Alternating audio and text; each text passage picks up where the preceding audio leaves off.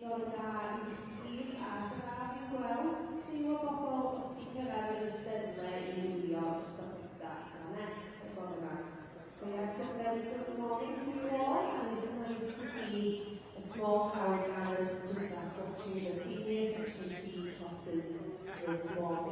there we are, just looking over on top of the main ring from, there's the clock on the tower is saying just 1 minute past 8. So we're looking over into the main ring.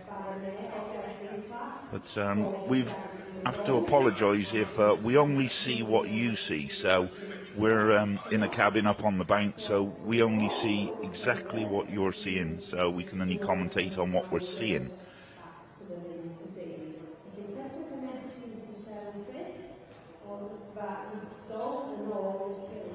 So we're looking down into over the Section C class by the looks of that. Class 60, the Baron Mare. There's 10 entries, and they're being judged by Cheryl Frith of the Risthill Stud.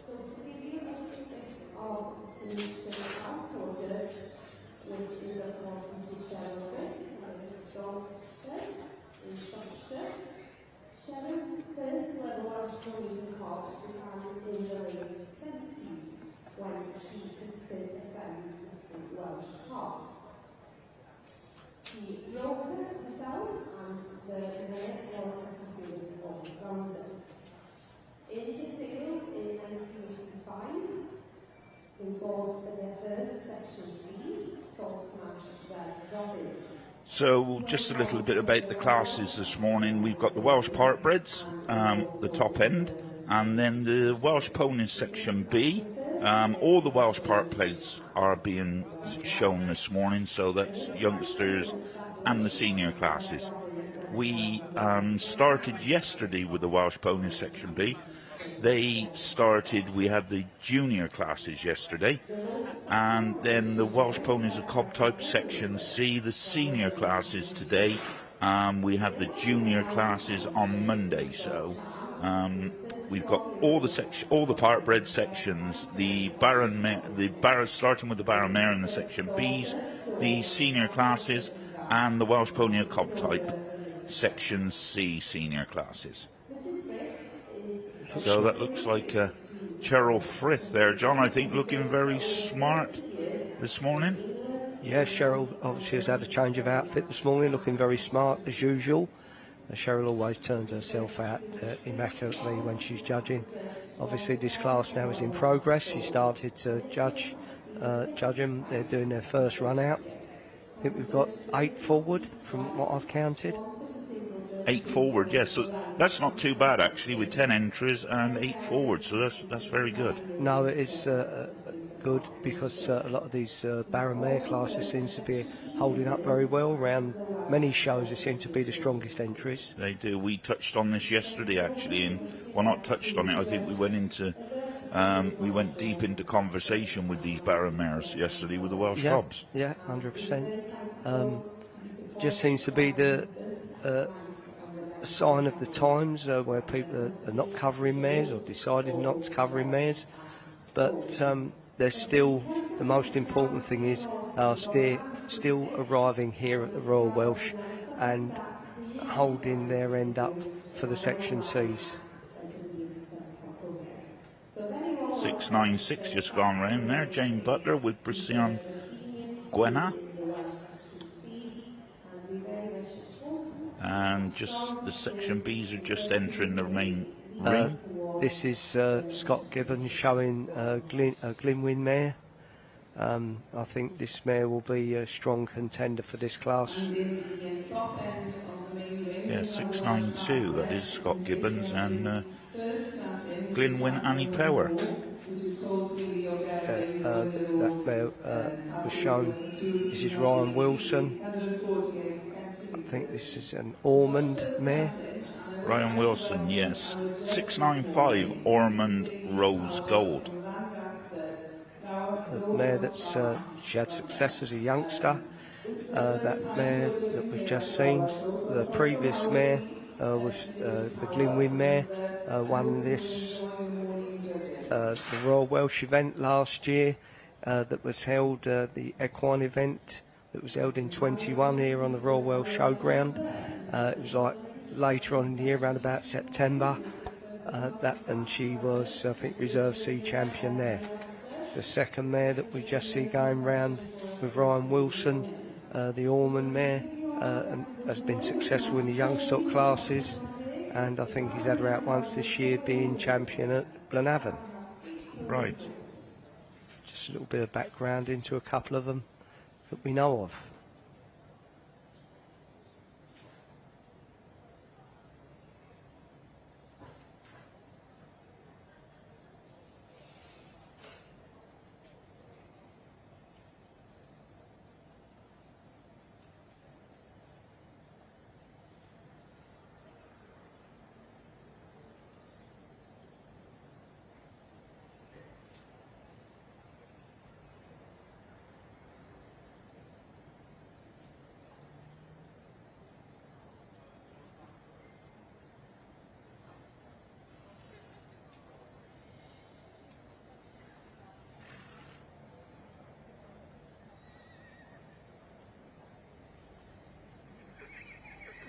Darren Warwick.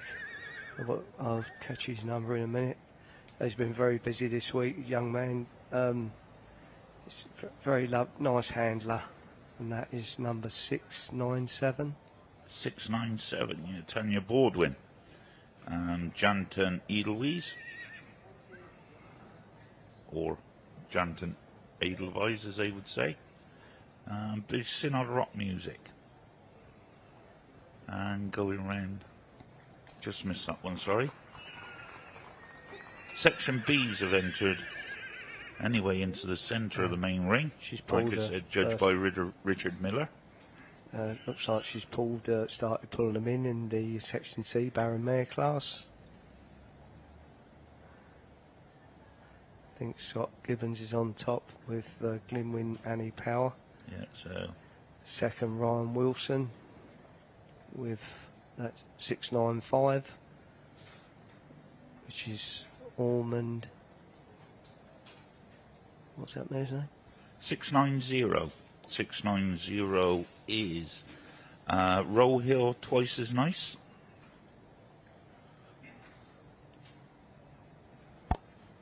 Just looking at them, John, first two mares she's pulled in there together, two good types of Section C, and mares. Got to stand together wherever they are, I think. 100%. Yeah. This is a lovely mare. Yeah, lovely mare. She's going to, following through from the Youngstock classes, she's going to match up quite nicely with where she's gone so far. Totally agree with you, yeah.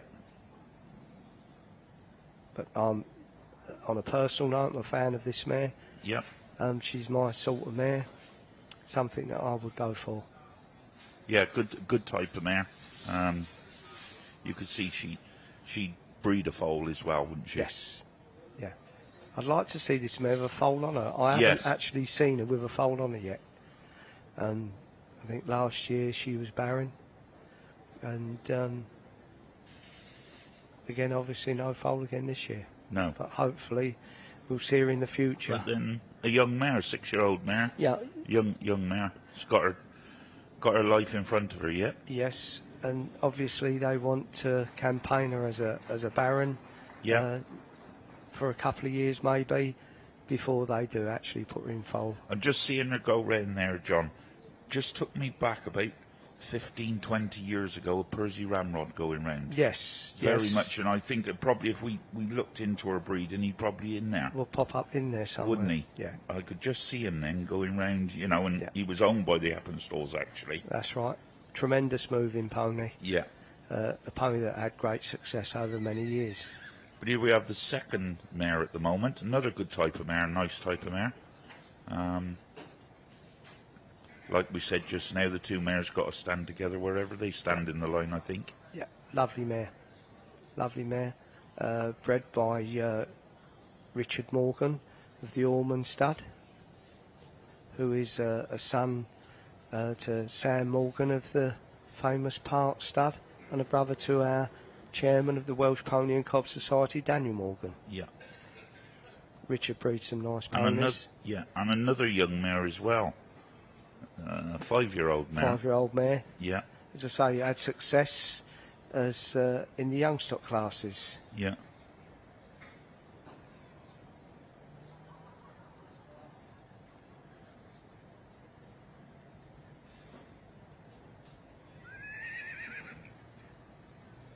But she is, you know, the second mare, she's showing a good type as well, the same as the first one.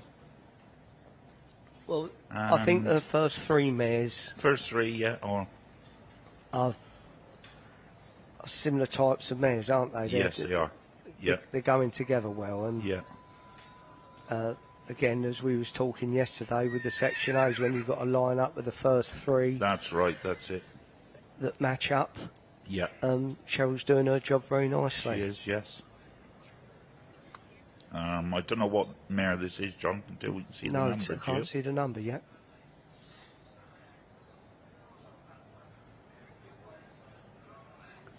$690. 690. Mr. Knees, Row Hill, twice as nice. Yeah, Carl Nee. He has been in the job for many years and always brings out some nice stock. Yeah. And by the top driving horse, SpringfieldPark.com. Yes, another lovely pony there with George, Mitchell and Claire Granger. So no doubt that's... Yeah. And out of Thornton Park, Pollyanna. So a mare truly bred in London. Oh yes, a real Cockney. Yeah. Proper Cockney. A proper Cockney mare. Yeah. But isn't that nice to see? Yes, of course. You know? I think, not because I'm one, I think the London boys have Yes, done their little bit for the job. they have. Very much so. So in 4th place of the Section C's. I'm not sure. We'll probably go back to them in a minute. We're just looking over the Section B's at the moment. And there we are. I'm forgetting. We'll probably go up to the part breds as soon as we can, as soon as the director will let us. And then we'll probably let Nick through. Sorry, Nick, we haven't got you involved much, but I'm sure if there's anything about these Welsh ponies of cob type and B's, you've got a gentleman sat next to you that probably like to answer some questions. Yeah, please do, Nick. Wade in where you feel necessary on anything that we're talking about, or so that the viewers at home can listen in to our conversations here, because they can see what we can see, but they're listening to us commentating on what we know, what we like, also on the people that we know, that we also like, and they're our members of our society, and hopefully we can get down to the part breds through our camera people, and you can educate us into the part bred.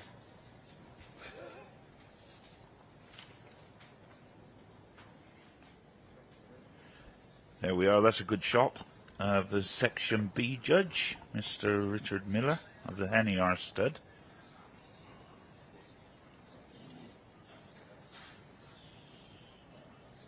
I see Richard earlier on looking very smart again today. Yes, yeah. They're all wearing this new badge, John. Did you find out yesterday about this new badge? No, I'm not sure if you have to earn it or they give you one. Okay. No, you can actually go and buy one from the Welsh Pony and Cob. Can you? Oh, there we are. We'll have to get ourselves along there, Jeremy. I think so. I've still got the old green one with the gold horse in that's the what I've centre. got. We'll look a little bit old-fashioned with them, I think. Hopefully, being that we've advertised them now, we might get one each free. We might, yeah.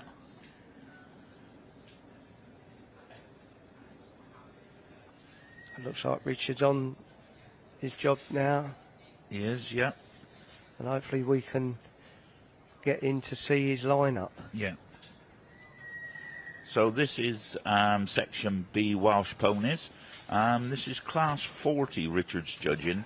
The Baron, Mare or Gelding. And there's originally 14 catalogue entries. So we'll be able to count up in a minute to see how many are forward in this class. And see what number, that's 521. That's actually Annandale Cinders. There's a lot of Annandale ponies that are shown very successfully as show hunter ponies. You go to Hoys every year, there's always one or two in the lineup there. Well, that's something we've learned here this morning, that it's a good thing having Nick here with us, coming from his side of things. So you get to know more about the people as well and their background of their ponies, not only showing bees but also the part breds. Yeah, I think we've got to, we've got to do a lot for these part breds, the Welsh part breds, because they are part of our breed at the end of the day. They are, they're registered Welsh part bred. And the blood that comes through from the Welsh, I mean, it makes a big difference. And they compete in many different spheres, from showing to show jumping to dressage to eventing. It's a very valuable sort of bloodline to have in there as a cross. Well, I always say that we have 5 sections in our stud book: A, B, C, D, and Welsh part bred. Yeah. The most important part, as I've tried to explain to a lot of people, that the first word is Welsh part bred. And our society needs to keep pushing on that for the disciplines that they're doing globally. We, as a society, we are part of that.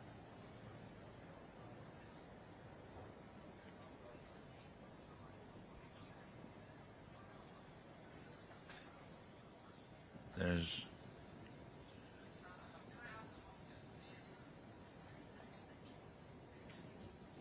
different type to the previous one. Yeah.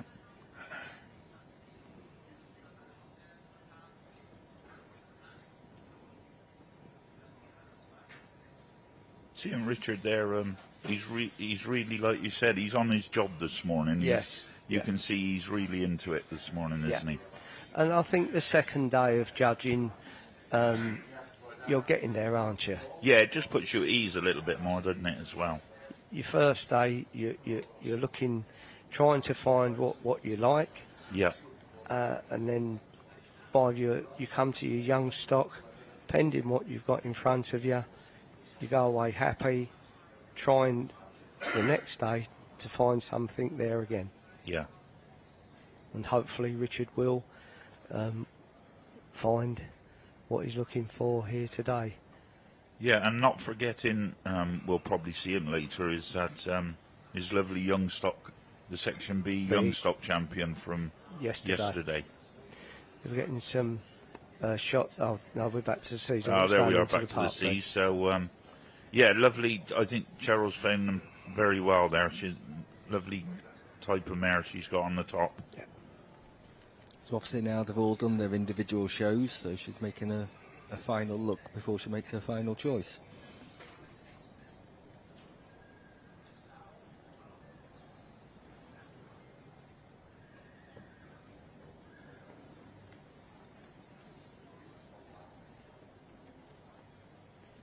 I don't think doesn't look like she's going to move anything by the look of it, but she might have them out again.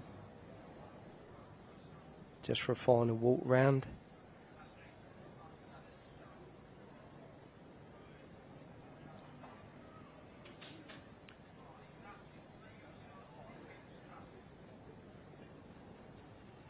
There's that badge coming to light again, John.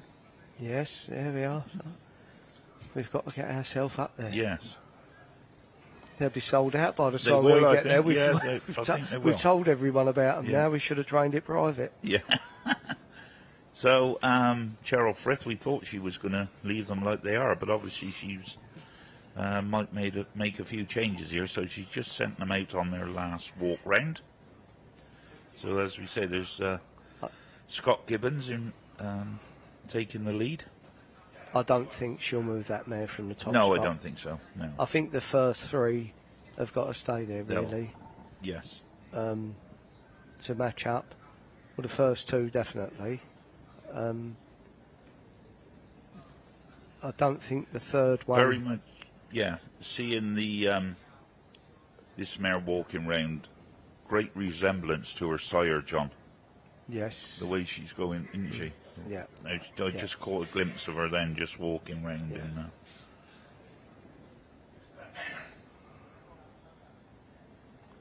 And she is related to the Supreme Driving Champion as well. Right. Okay. Yeah.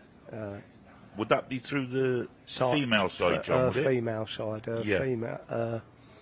Her mother is by the same stallion as yesterday's. Right. Okay.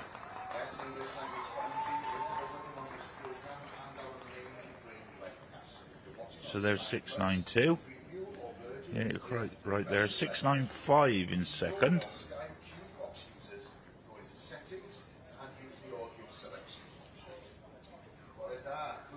I think she's changed the third one over by the look of Right. it. Okay. I think I just see a black tail. Yes, she's Yes, changed she it. has. Yeah. Oh, she's dropped. That one's come up quite a way, Yeah. actually. Yeah. Yeah, she's dropped the third place down. Right. Okay. So there we are then. That looks like the final lineup. In first place, the Welsh pony of cob type Baron Mare or Gelding. Congratulations go to Scott and Kelly Gibbons with Glynwan Annie Power. And in second place, 695 Ryan Wilson's Ormond Rose Gold. And in third place, if I can just see your number,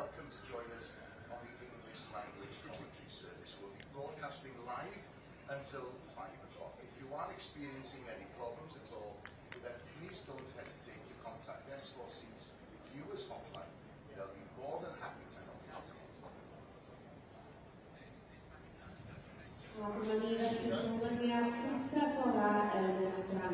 Lovely look there. yeah, lovely picture there. I'm sure as we'd all be very happy Very. to have her Very. in our field. Yeah.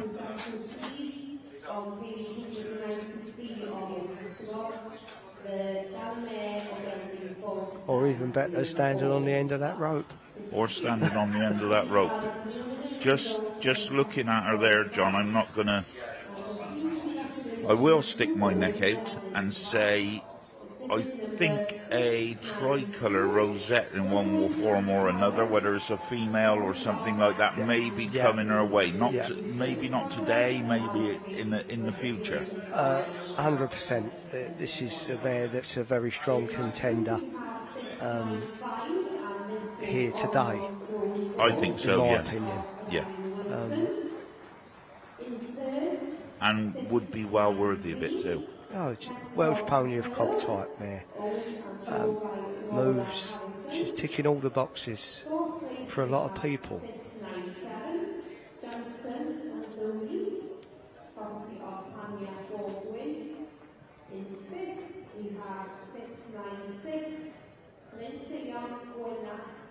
Owned by Jane Butler, and in sixth we have 688 Kentuck Romantica, property of the hour. So many congratulations to the Looks like we've got a winner there in the park, hasn't it? So that's 1204. Can't find it in my catalogue. and this was Glynwan Annie Power, property of S. Yes, the winner of that class was Duke of Amethyst. Mr. or Mrs. James. It's actually by Small and Envoy, which is Small and Stud, obviously just based just outside of Carmarthen. And does that stud specialise in park breds? The stud, Rosemary is the daughter of Kathleen Cook, who's the dowager of Section B. Yes. That's where the Welsh influence comes from, on the smaller side. And Downland had lovely section Bs. They did indeed. In second place, 1199 Section Bs have had a great influence on the Parkbreds. Yeah, especially sort of the ones 13-2 and under. Yeah. Predominantly Section B blood. I mean, there are some very good Section A Welsh Parkbreds as well. Yes. Yeah. Obviously, there'd be a very different type to the larger Welsh Parkbreds, which would tend to be carry in the Section D blood. Yeah. But the majority of the show pony and the show hunter pony types under 14-2 would be Welsh Section B Parkbred. Yes. So if we can just run over, Nick, obviously we've got two classes. This is the yearling under 148 we've just seen, and then we've got class 115, the yearling over 148. So obviously the yearlings are mixed coats and fillies. They are indeed. So it's colt fillies and geldings all together. Oh, there's not separate classes for the all in together. Yeah. Why do we think that is? Do you think because there's not enough being bred at the moment, or? Very difficult, isn't it? Because if you was to separate out the classes, you could argue you might potentially get more entries. Yeah, I thought so. Equally, if you don't get the entries, then it's a big financial hit on shows. That's right. It's a fine balancing act between keeping exhibitors happy and balancing the books at the end of the day to keep the show going for the following year. Yeah. So we're just taking a glance there of the, I think that's class 40 being judged there, the Welsh Ponies Baron Mare.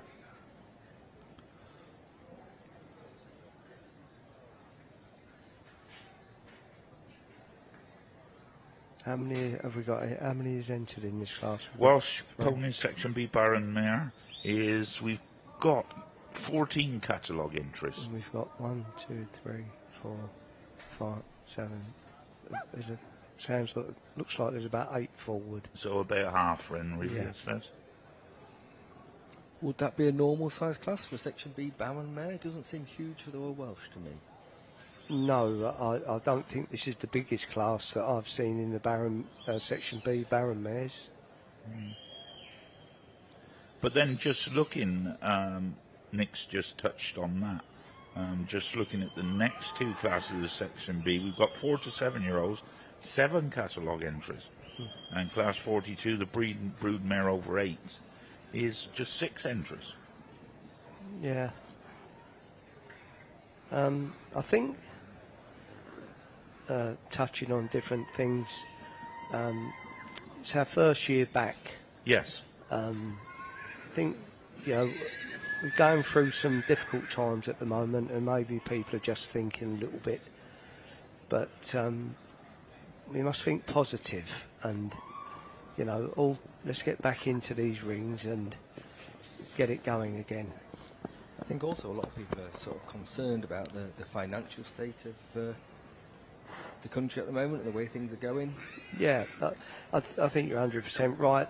Unfortunately, I think horse feed seems to be running away with itself at the moment. And maybe, the price of diesel, price of feed, some people may have to think we'll stop, but I do know that people will definitely eat beans on toast to feed their ponies. Oh, without doubt. 100%. Without doubt. Yeah.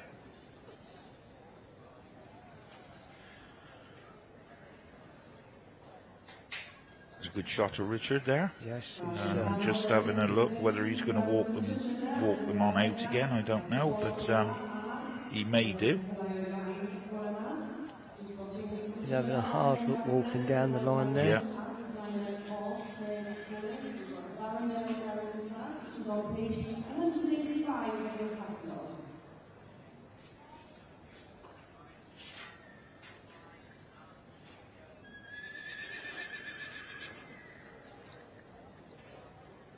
It's nice to see a judge concentrating. Oh, he's always been a very competent judge, actually, Richard. Yes, he's yes, not definitely. frightened to do anything, and he will.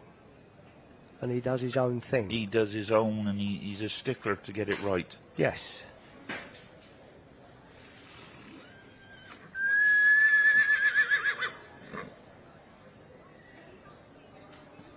I think are they going out? Yes. Oh yeah, he is going to send them out. So maybe a few changes are coming. It's quite possible. What have we got there? So we've got 8.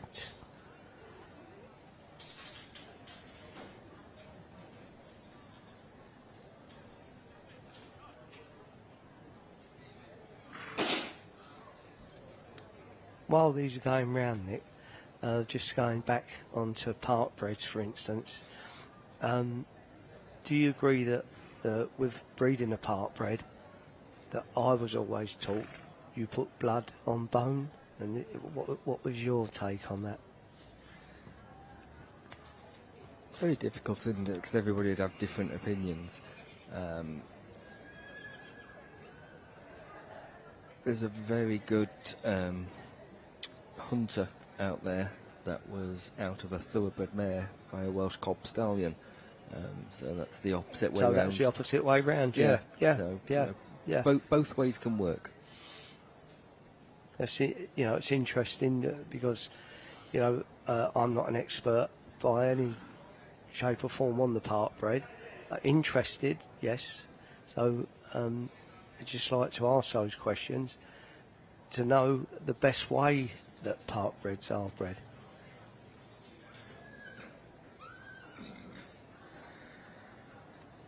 It's there's probably a big element of luck as well. As with breeding a lot of things, it's you get what you're given, don't you? We all need a bit of luck in breeding, but something we touched on yesterday. Breeding is always paramount. You can't breed out of stones. Nope. You've got to have a good female line if you want to breed. You just can't chuck it all in there and think it's going to come out. You've got to have a good female line in it, for purebreds. Maybe park breds it may be a bit different. And so there we are. Section B's in the centre ring, so he's turned them sideways, so he hasn't actually finished yet. So the first 3 he's put sideways on. So he's just pulled them in any order? No, he's actually poured them in how he wants them. I think he's just making sure, I think.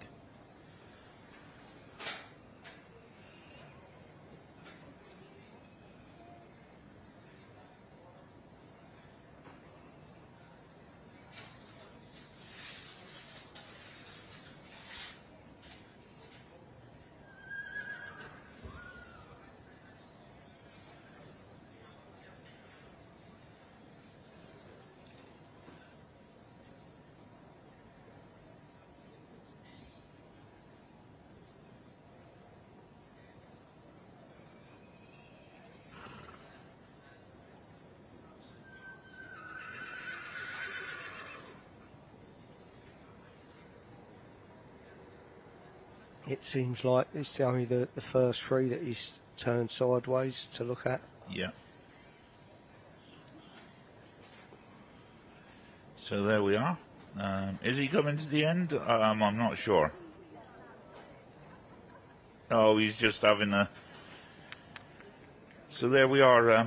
Richard Miller has come 513. Congratulations to 513. Is B. Spoor with E.R. Thiaris. Yes, this young gentleman, he's competed in the young handler classes. I think it's Bensport. He also works for the Welsh Pony and Cob Society. Oh, right. Yeah, he's a nice young gentleman. Yeah. Always turns himself out impeccably. And John 521, just while I've seen that, is Vicki Stevens with Annandale Cinders.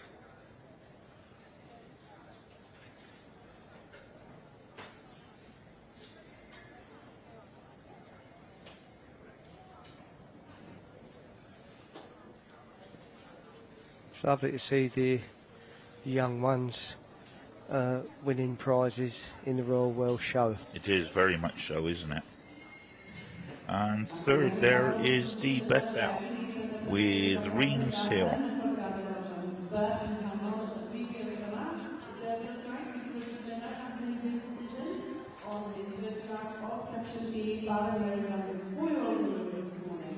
And this is the win for number 513. This is ARCIS, owned by B Sport.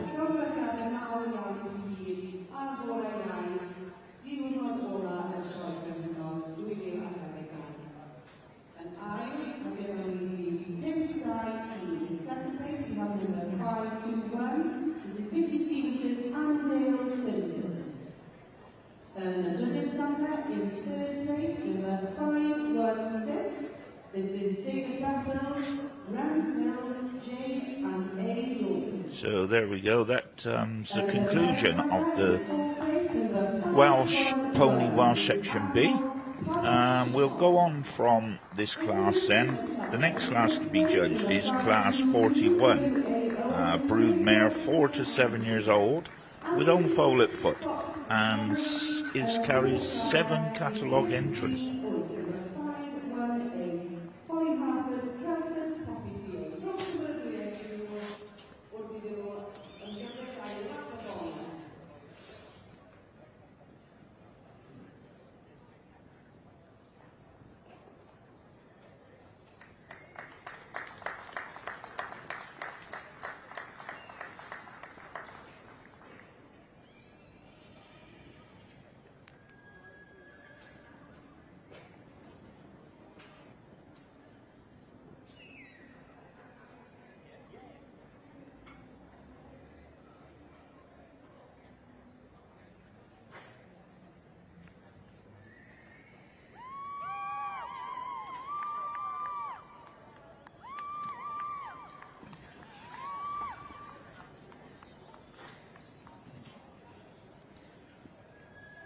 Yeah, so it looks like down in the bottom ring where we're seeing the Welsh Ponies of Cob Type Section C, class 61 is just taking place. That's a Barramere Gelding, 8 years old and over.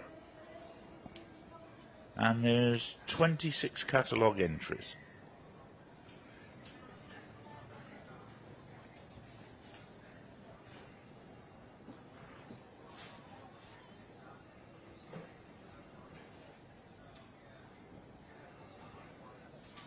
It's nice that they've split these classes into, isn't it? Yeah. A junior Barramere and a senior Barramere. Yeah, it just gives the younger mare a chance. Her chance in her own community, not in her own community, but in her own sort of way. She's got them. They're all the same age, in aren't that they? age group. Yeah, in that age group. Yeah, very important, and we must thank the Royal Welsh for adding this class. Yeah. Or adding the other class. Adding the other class, yes.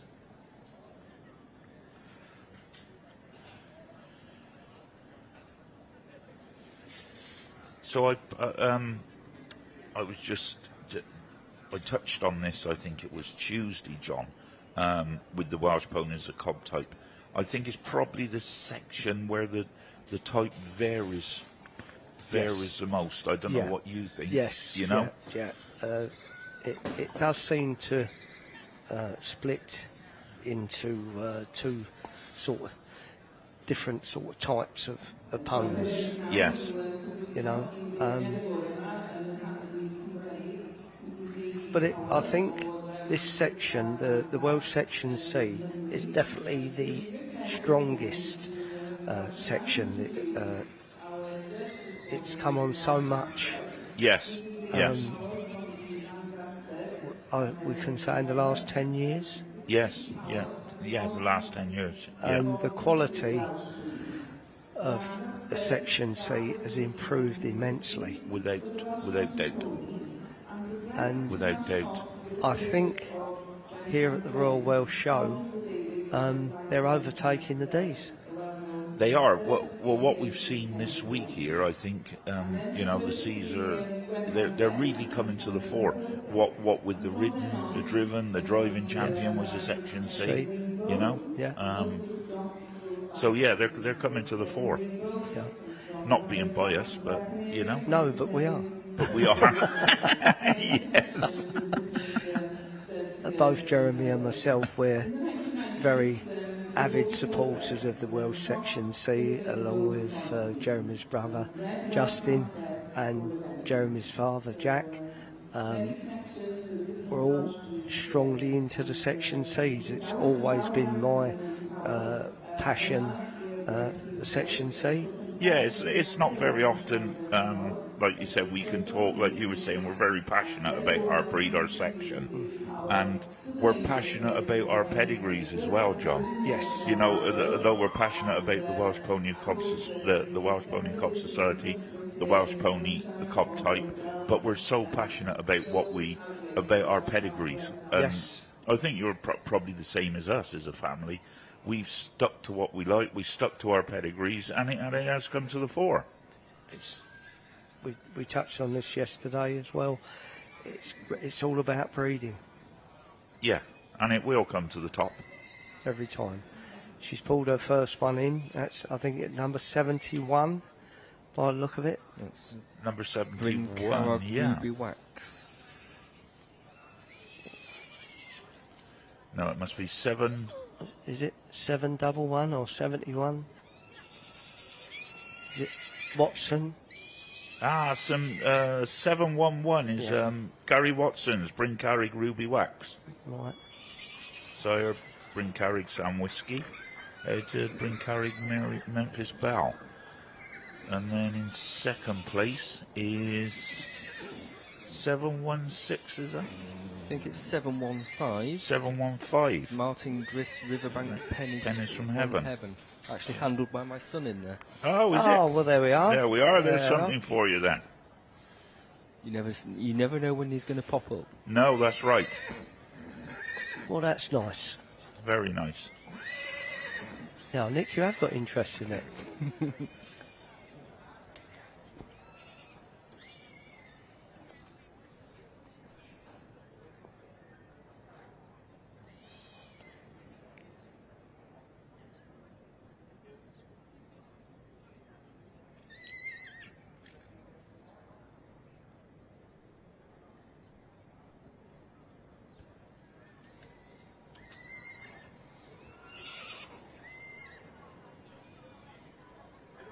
This is a much bigger class than the first class.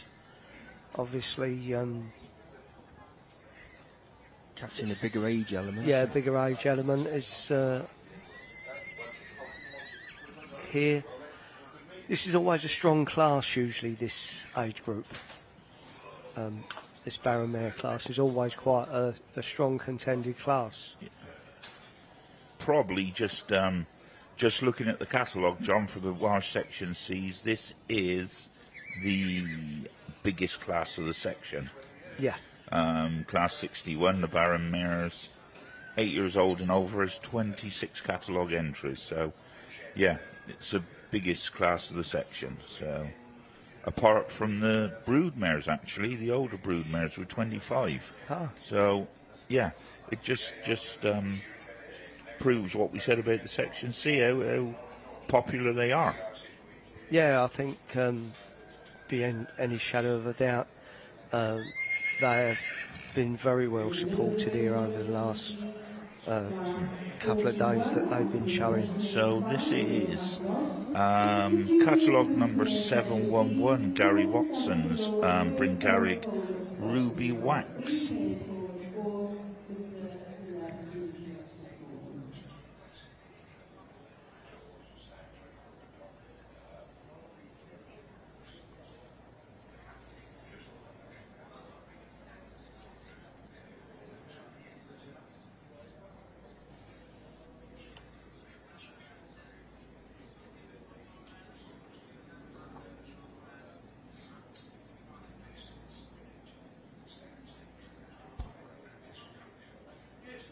Again, it's nice to see a youngster in there Cracking to see. Yeah. showing. I don't know this young gentleman, so No, I don't. I can't really talk about it much. A 718. Oh. Right, I think we're talking about Sorry, the wrong sorry. We're talking about the. Take it all back. This is 718, Mr. Fuller's Matsfield Lady May.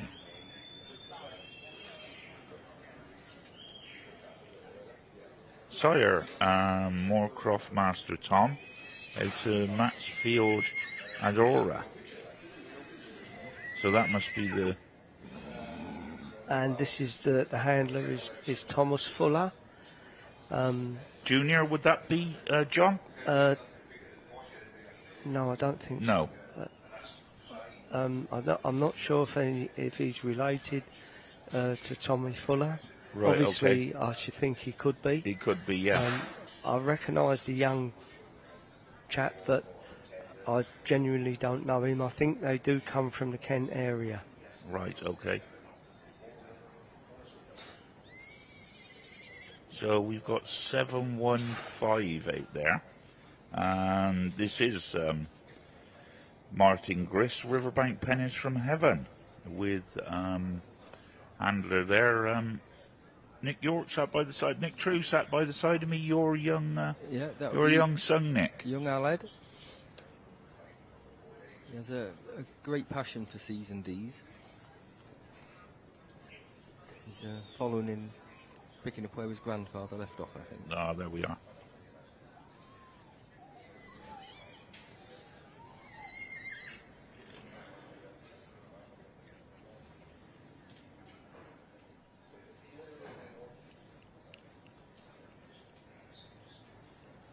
Probably just looking round, this mare would have matched the other mare.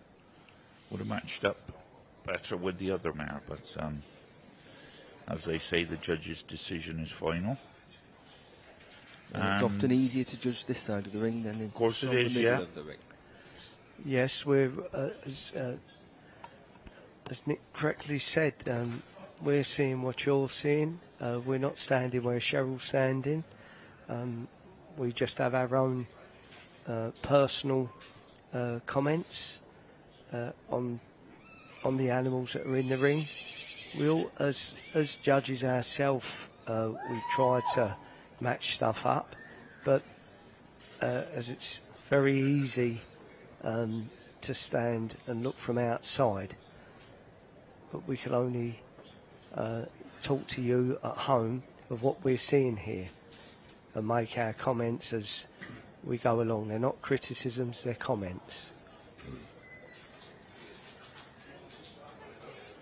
While we're just touching on the judges, and we'll today is a very big day within the Welsh Ponies. I know yesterday the Cobs, but we've got the championships today, the Tom and Sprightly, the Cuddy, where all sections come together and meet at the end of the day. So that's very much to look forward to later on this afternoon.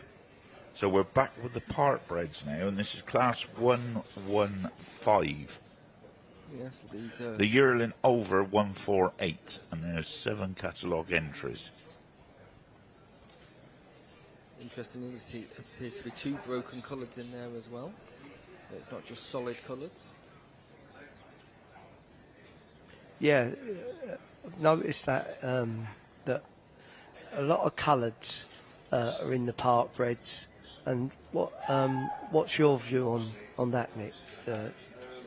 Colours have gained great popularity lately, haven't they? They're very versatile, sort of tight, and if you want to show, you can do a couple of classes. You can do a coloured class, you can do a Welsh Partbred class. Yeah. You get your value for your money from your diesel.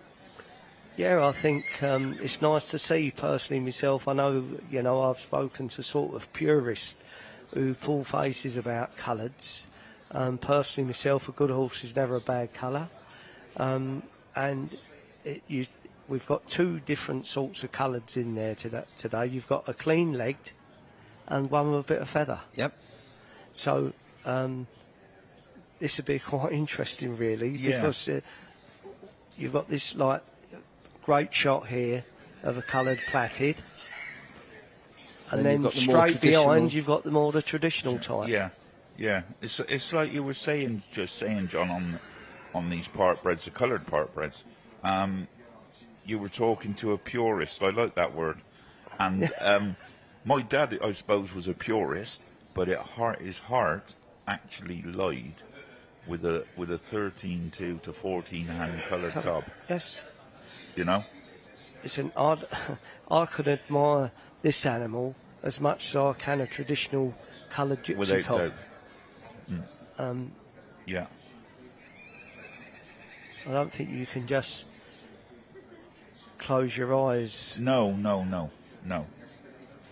And I think they are cropping up within the Welsh breeds, aren't they? Oh yes. You know, Yeah, we've yeah. seen some crackers. I think there was a nice coloured part-bred cob stallion sold not so long ago in Brecon Fair. Oh yeah. For good money. Yeah, for good money. Yeah. And we've seen some real good driving Yes. coloured Yeah. horses. Just touching on part-breds, I know he's a good friend of yours, and I'm big fan of his is Steve Watts. Yes. You yes. know, he's bred some good. I can remember one coloured horse, part-bred horse he had. Terrific. Stevie Watts, you just touched on him there. Stevie's bred some lovely animals, part-breds, pure-breds, coloured. He's been a tremendous supporter of the breed of part-breds and of driving. Yeah, one of the biggest I can, you know, in the cob section, and that he's fair play. So, And he's missed here this week. Stevie's not here this week, and he's missed. He's a great character, yeah, and we need more of them. we do, In this job. without doubt. So, we'll go back now to Class 115. So the Is Rosettes- the yearling part-bred over 148. Deirdre Powell from the Langar stud, just presenting the Rosettes. Deirdre, another stalwart of the breed and a stalwart of the part-bred, actually. Yes, a tremendous supporter of the part-bred and a great supporter of the breed for many, many years. So the winner there is Rebecca Lamb with Becklam Aurora. And second place is Sarah Baker and Mac McGivern's Copybush So Fashion. What is the breeding, Nick, of this first Of the prize? first one, it's by Monahawk Real Magic. So, you know what he will be. And what mare? And the mare is Lindell Andorra. And the second one is by Small and Matino. So again, that's Small and Yeah. Influence on the over. Yeah, through the downland. Yeah. The third is 1210. Sultra Celtic Pride, which is by Brookvale Celtic Island. Another good supporter of the part-bred, or showman, producer, breeder, is Mark Tamplin, who we don't see a lot of showing anymore. No, a big part-bred supporter, Yeah. and also not forgetting his father. You know, Eddie. Mark's Eddie Tamplin. Yeah, sadly What a missed. man. A lovely man, very sadly missed. And always see Mark around the show still, but don't see him in the ring a lot. Professional showman.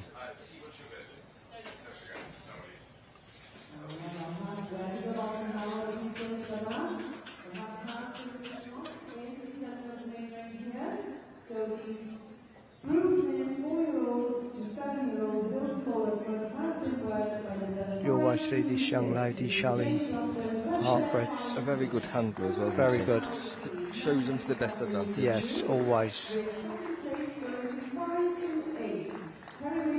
She shows for Martin and Kath Hall, I believe. She does indeed.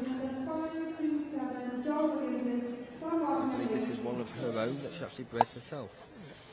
Martin and Kath Hall have been tremendous supporters with the Penstrumley stud, with the Park Breds. And one of them being supreme at the Royal Welsh before. Yes, yes, bred lovely animals. And supporters of Welsh Cobs and Welsh Park Breds. There we are, so we're coming straight back to the middle. Class 41. Class 41 there, the brood mare, 4 to 7 years old. And it looks like 526 is the winner there. And did I not? No, I might be wrong. I didn't see the note. I'd see. There's a second, I think, was Kerry Wainwright. Skellon.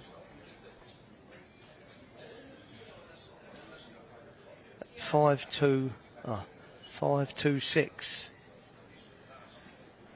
Yeah, 526 was the first prize, and 542 was second. 526, Jane Blackburn. Right. West Ayr Valentina.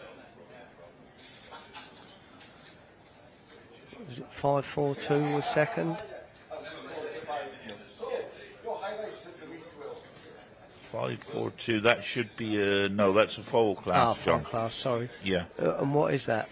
The brood, this is class, what are we on? I think that was Skellorn with Kerry Wain. 542 would be the Skellorn foal.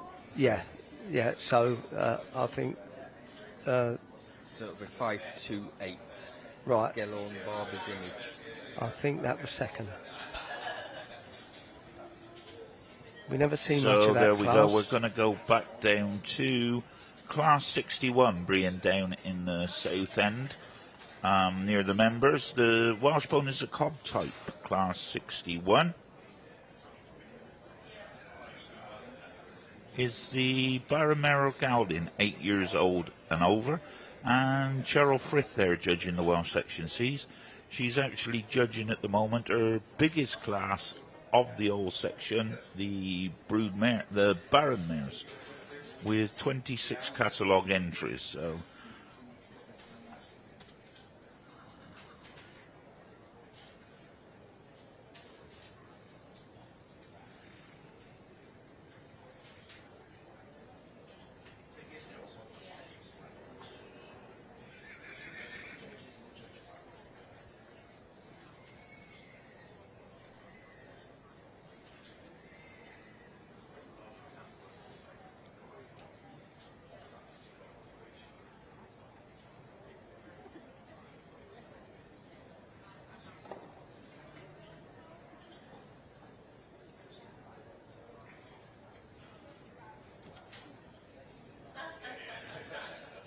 nice.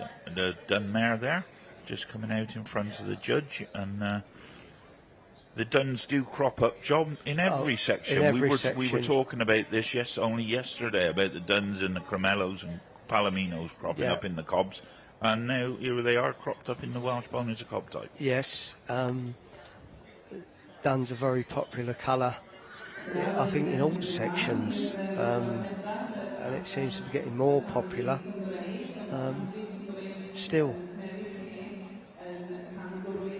And that's 702. Mr. Hayler, Stormy Oak, Just Divine. I remember you having a very good dun, Jeremy, and Parvadine, Lotta Bottle. Lotta Bottle, yes. Yes. Yes, he was, yeah. A very successful pony under saddle. Yeah, versatile pony. Oh, it's very good. You know? But, you know, very versatile pony. In hand, he was a sire, he was done well in hand, he done well in ridden, and he also was driven, as you know, John, because Yes. he was, you know, Yeah. I think the first gig that ever went behind Lotta Bottle was your That's right. roundback. Roundback gig? Yeah, the Peters The vehicle. That's right. Yeah, It yeah. was a lovely roundback gig by Pieces That's of London. right. And he started his ridden career with you and Jackie and Roy Willman, Willman. actually. That's Yeah. right. So he did. He was in our London. yard. So in, yeah, he was. Yeah, for a long time. So yeah, and a lovely pony. yeah. and he was done with 4 white socks. He was, yeah, yeah.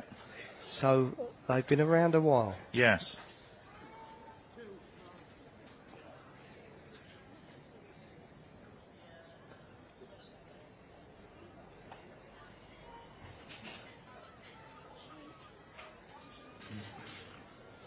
Cheryl seems to be motoring through this class.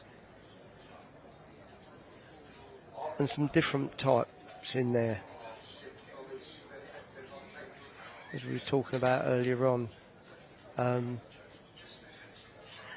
they can differ here and there, the section C's, because they're a Welsh pony of cob type. And their white markings tend to differ quite a bit as well. Well, I think it's in the breeding. I mean, you know, I'm not adverse to white personally myself. Some people's, it seems to be their pet hate, and there's no harm in that whatsoever. But I'm not adverse to a bit of white on a pony. No, not me. Not at all.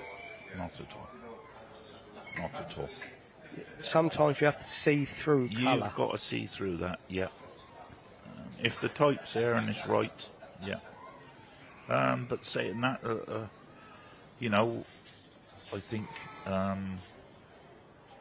foundation line carried a lot of white. I think because it was sort of the foundation, part of our foundation line is based with part of your foundation line, if you look at that. And you know? Going back, we're talking about bloodlines again, a very famous Welsh cob stallion who, a tremendous progenitor of our breed, is Meath Royal Eithwyn, who's in our section as well. Yeah. And he was smothered in white. Yeah. And look what the job he's done for covering the amount of registered mares he covered in his lifetime, which was about 40 odd. Yes. The influence he's had. He has. In both sections. Yes. So there's Cheryl just having Cheryl Frith just having another look down them, and I think she'll probably send them out because make a few changes. But, it looks like she's going to change them, and we'll see exactly if she is going to make any changes. So there we are. So out they go again. Looks as if it's going to be another magical day at the Royal Welsh Show 2020. Well, good morning. Once again, it's been a show. At this particular point of the competition, you find what you like, but you're also trying to build a pattern. Yes, I totally agree. The Prince of Wales Cup with his Welsh cob together will be making the headlines today.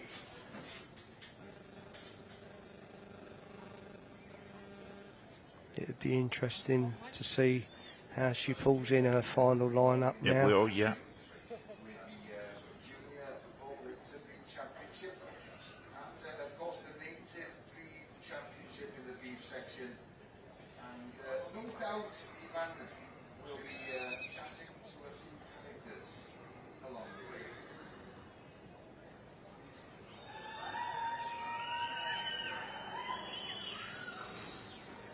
Yeah, she's had a change round. Yeah, it looks like she's had a change round here. Oh no, she hasn't. No, she's not. No, they're still the same. So congratulations there go to number 718. 718. Mr. Fuller's Matsfield Lady May. Matsfield Lady May, 2014 mare. If we can find the index of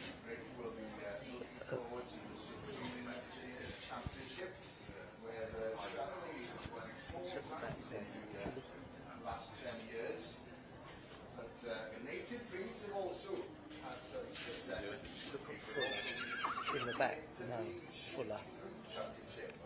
We can see where they come from. It will be busy once again in the main ring. Looking forward to the Untitled Championship for the best Welsh pony or cop in the show. Of course, the highlight of the day is the Royal Welsh Supreme Horse Championship. Yes, this young gentleman comes from Sittingbourne in Kent. He is obviously a relative to Tommy Fuller, who we see in the ring showing the cobs yesterday. Very successful, good showman, and obviously this young man has been taking lessons from Tommy Fuller, and he's done very well for himself here today. As I say, it's lovely to see young people in the society getting up the line in the Royal Welsh, or winning prizes in the Royal Welsh. It's lovely for this young man. Yeah. Turned out lovely, showed his pony lovely. How great is that for us? Yeah. Lovely picture, that young lad. Yeah, lovely. And he's travelled all the way from Sittingbourne in Kent. There you are. Proud family. Yes. Very yeah. proud family, Very should be. proud.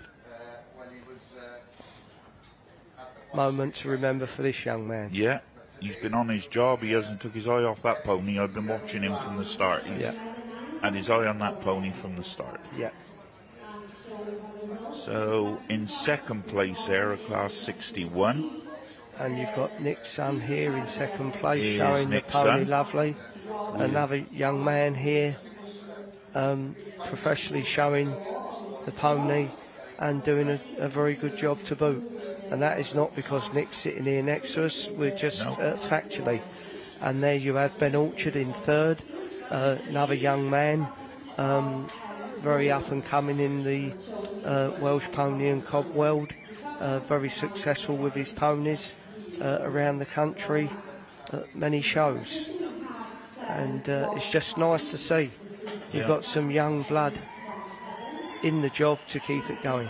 Yeah, Ben there, as John said, great supporter of the breed, and great supporter of his pedigrees as well. He does like his pedigree, so yeah, congratulations to the winner there, 718.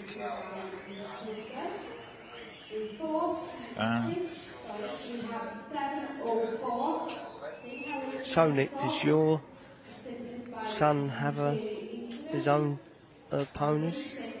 He's got, this year he's acquired 2 Section C males, and he bought a Section C colt foal last year, so he's got a Section C yearling colt. Lovely. He's actually just qualified as a farrier, so he hasn't concentrated too much at the start of the year on getting animals ready for showing. He's concentrating more on his studies. He's graduated now, so he can enjoy himself. And This is what we were talking about yesterday, John. This is the Royal Welsh. Yeah. Yeah. You know, the younger ones having a run with them after, and this is what we remember in the older days, isn't it? Yeah. You know? Yeah. Yeah. Yeah.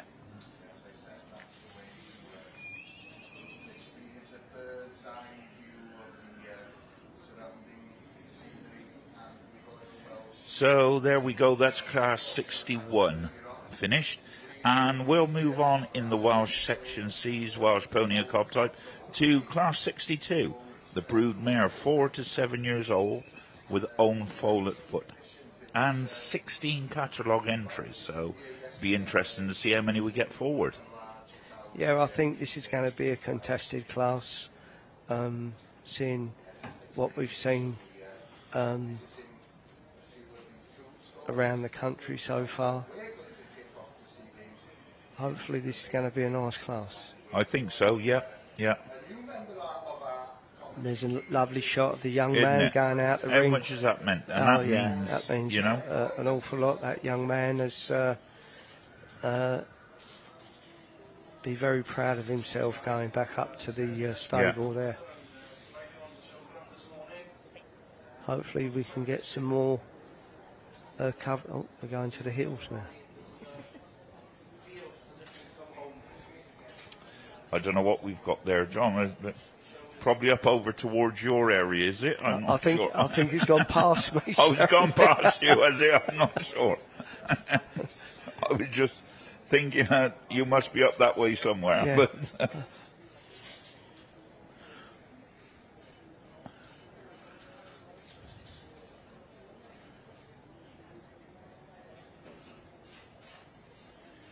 we will, too, if you just stick with us, I'm sure we will get back down to the main ring at some time. It's just giving everyone a lovely view of the Welsh hills there. Yeah.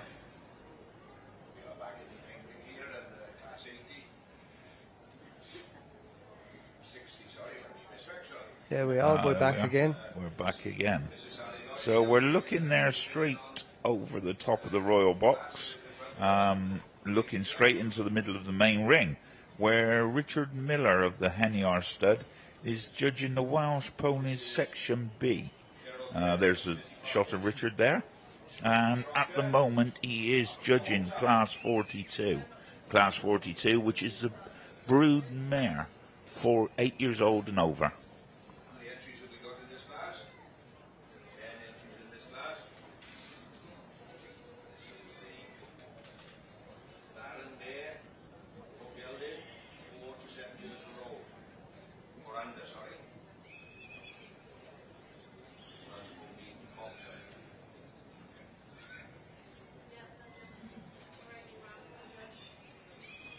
And that is number 535.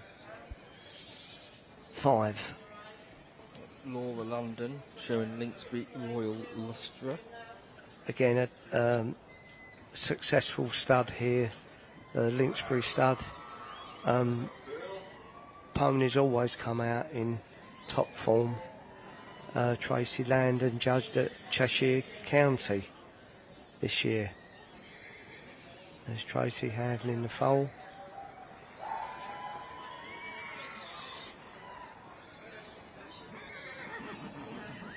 And Laura's a very keen young lady, again coming up in the society.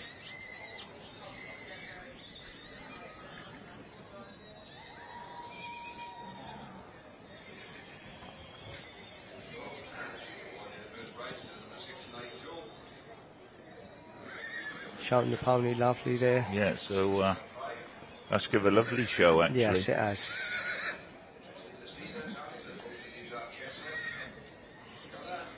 So next one there is 534.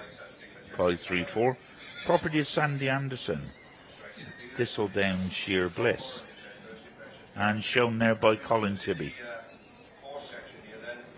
Colin's having a busy couple of days. We see him in the ring yesterday and again today.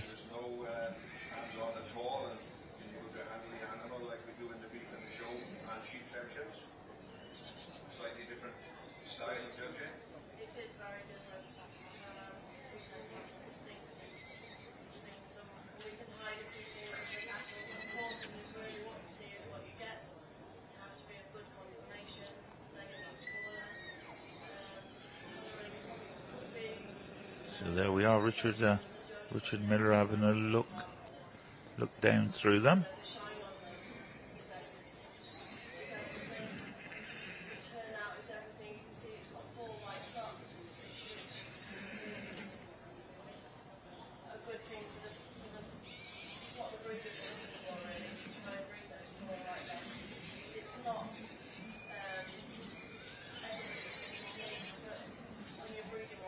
So he's sending them out again. So 1,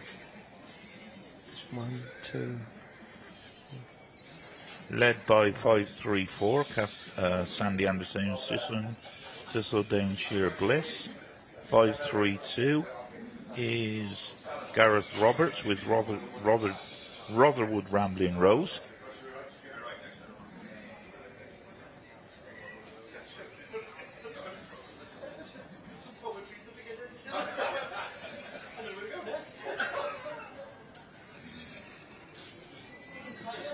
This is quite a small class, really.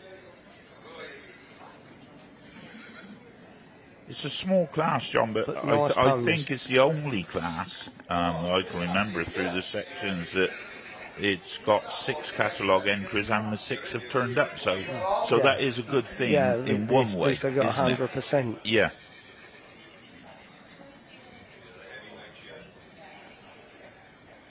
And would I be right in saying that the section B's numerically are the smallest of the sections in the Welsh Stud Book? I think possibly, yes. Yes, possibly. So that would yes. reflect yeah, in yeah. the entries in the forward? entries, yeah. I would have said so, yeah.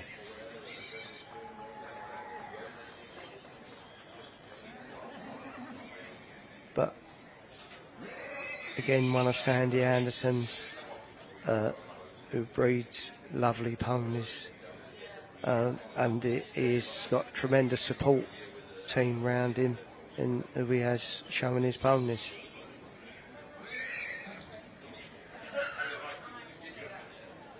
He's had a very good week at Sandy, Sandy Anderson.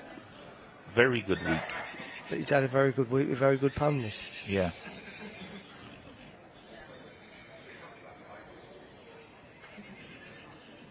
Looks like they've had a change. Yeah, so, They've had a change. yeah, 5-3-2.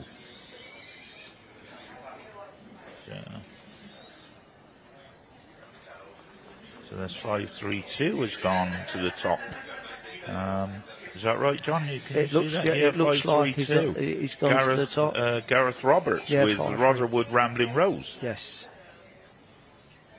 Yes, he's had a change round. And then into second place goes Sandy Anderson's Thistledown Sheer Bliss. And up to third place is the Lynxbury. Is the Lynxbury stud, Lynxbury Royal Leicester. So he's had quite a change round. He has, yes.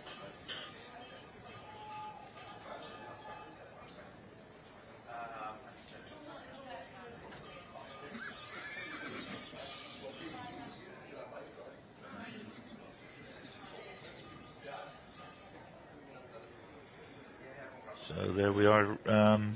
Richard Miller just looking back down the line to make sure he's got everything right. And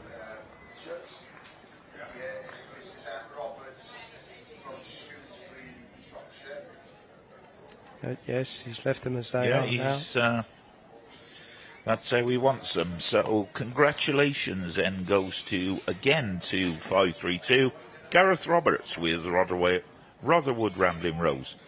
In second place, 5-3-4 Sandy Anderson, Thistledown Sheer Bliss. And in third place, the Lynxbury stud, Lynxbury's Royal Leicester. So that's the conclusion then of Class 42. Broodmare and Richard Miller will be going on now with Class 43. Cope Foal, produce of the mare, entered in 41 and 42. And there's 8 catalogue entries. 3 lovely mares.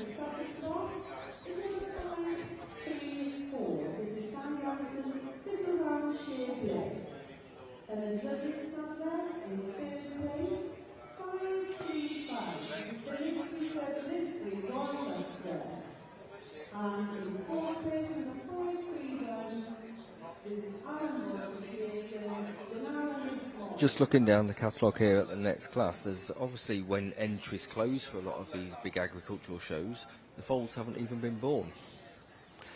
No, but this is one of the difficulties, I think, when entering mares and foals.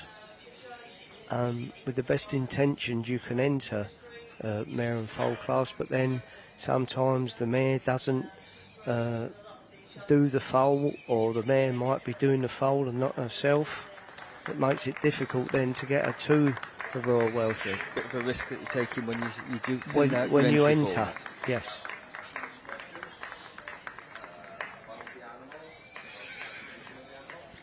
And another thing, just looking down the catalogue, Nick, just to touch on, Class 43, the Colt Foal class, probably 8 entries.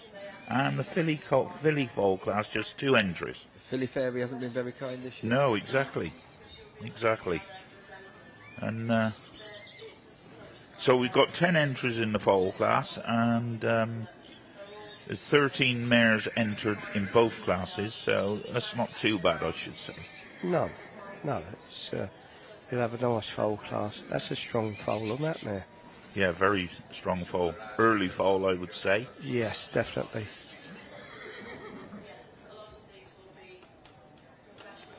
But what is your opinion, Jeremy, of these early foals? I'm not an early foal person. No, my we weren't early foal people. We didn't like early foals.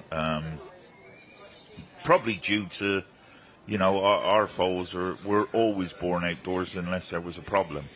And so the grass had to be, father was a stickler with that, the grass had to be right, so as the mare could produce the milk, and we farmed our mares, really, as they say it, That's what we do, yeah. What about you, Nick? I'll put another spin on that, because I'm currently showing a foal that was born on the 31st of January. But we foal in, so it's just a totally different perspective. Yeah, was that 31st of January, okay. Was that because you wanted to show the foal? Yes. Yeah, yeah. It was planned. It was planned. Yes. So, right. Okay. As like John said, as we are with breeders, it's probably a bit different thing. Like we farm mares, the same as yourself, John. So we don't want them too early because the weather can still be.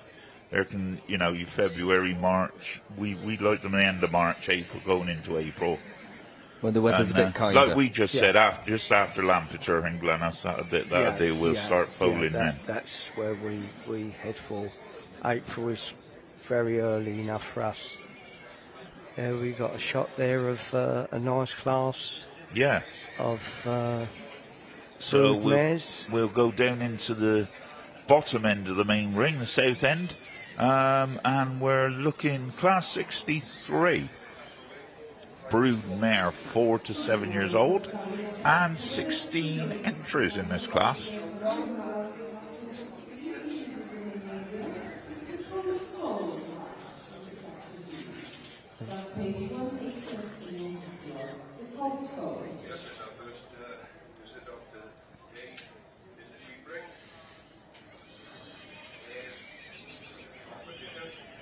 And back up to the top there, class 116 with Deirdre Powell from the Langar stud judging the Welsh Partbreds.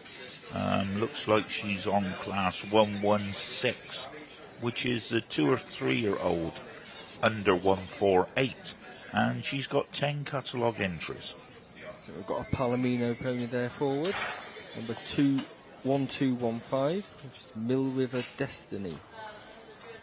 The father of that is the Longhouse Candyman. You'd imagine it's some Section B blood coming through there. Yeah, I'm not familiar with the breeding of some of these ponies. It looks as if it would have Section B in it.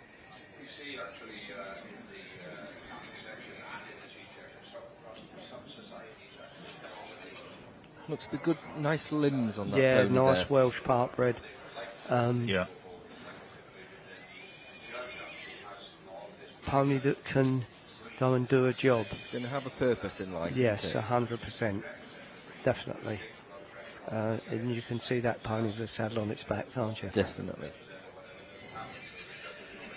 But it's nice to see in the Youngstock classes that when you see a pony that it can do something else. I mean, looking at that pony, for me, you could ride that pony, you could drive that pony, you could do anything with it. Yep.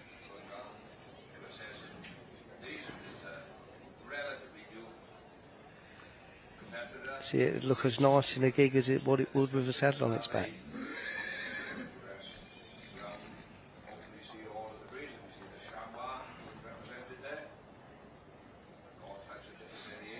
Its action isn't for a harness as what harness people would want, but not all British Driving Society people would look for our term of a mover.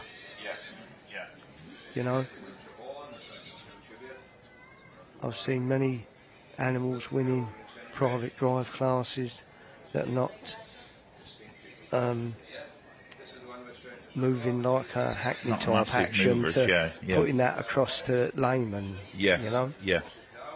but an overall picture. Again, another nice part bred, coloured, as we touched on earlier. Yeah, nice pony. But a nice pony. Very nice.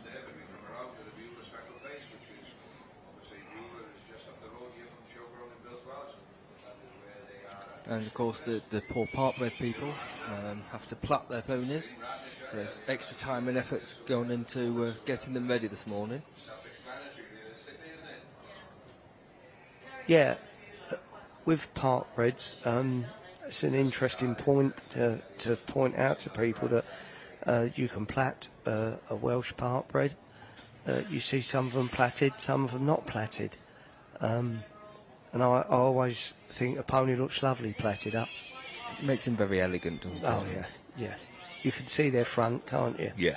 You know, it makes it look very posh.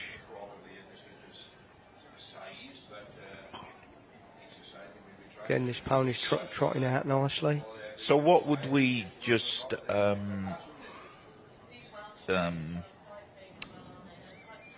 sorry, what would we say this cross is, or what would we think this cross is? I've not seen his number. I would imagine it would be some Section B blood in there, and obviously on a coloured pony. A riding pony. I don't know where the riding pony, because the coloured has obviously come from Right. the, Okay. Yeah. the non-Welsh side. The non-Welsh side. But it could be a part, again, another part bred coloured pony. that- Yeah. Could it be? And it only has to be 25% Welsh, so Yeah. it could be second It could be generation. like pure part bred, Yeah. then, as we're saying. Yeah. Well, it's Yeah. not, is it 20? I thought it was 12 and a half. Or has it gone up to 25 now? Is it? I thought it was 12 and a Oh, I half. thought it was. Yeah. But Yeah, you're right. Many, many years ago it was 25. Yeah, that's right. Yeah, and then they changed. That's right. I think you're right, but then they changed Yeah, it to 12.5%. yeah. Because I know there has been some discussion regarding the percentage of Welsh blood. Another nice coloured part bred Yeah. pony again. Hard. Really, this is a hard class to judge because you've got.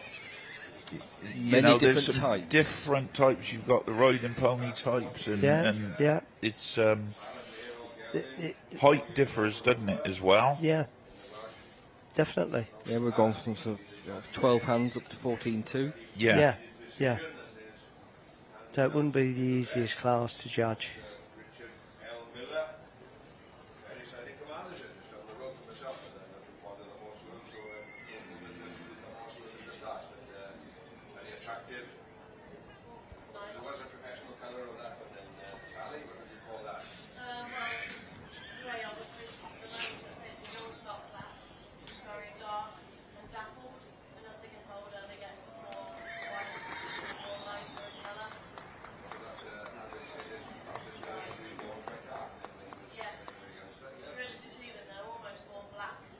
That's Steve Hayes, 12.21. I think he's from the Rockaby. With a Telenai pony. Is it? It's a rock. Yeah, it's a Telenai pony, is it? Telenai again, tremendous supporters of part breds and the Welsh Section B. Yeah. And don't forget the Welsh Section C, John. Oh yes, and You know. with Geraint Thomas, the Yeah. Welsh Section C. Yeah. Geraint was Geraint and David, Geraint Thomas and David Jones formed the Telenai stud, but Geraint was formerly Pontiwell That's right. Yes, he was. Yeah. stud, and he had a lovely pony in Castell Celt. Yes, a Castell lovely Celt, Section yeah, C. yeah. Synod Greetings. Synod Greetings. Another pony, Pontiwell Caradog. Caradog, Peter Gray had many Peter years Gray ago. with a Now grey we're pony. going back. Now we're going back a bit, but Yeah. slightly giving our age away. But Yes. nevertheless, you're as young as you feel, as they say. Well, that's right. Yeah. Yeah. but I think that was probably I think Caradog was probably John Gray's first pony he showed, if I remember. Lovely pony as well. Yeah, he was, yes. Lovely pony. Yeah. And then Geraint and David forming the Telenai stud and going more into the Section B and the part bred. And the part bred, yes. And I think they did have some Section A's at one time, I think. Yes, I think they've had a few Section A's as well. Yeah. But, big supporters. Yeah, very. Very. So there's Deirdre just giving the rosettes out. Yes, there's number 1219 winning this class, which is Trindod Celtic Lord. It's Liz Hampson's, and it's by Brookvale Celtic Isle.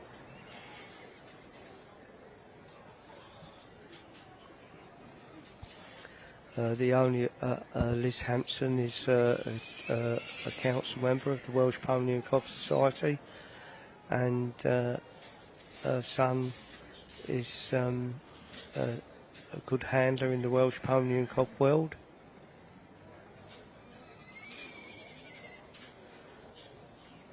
That's not her son handling, by the way, today.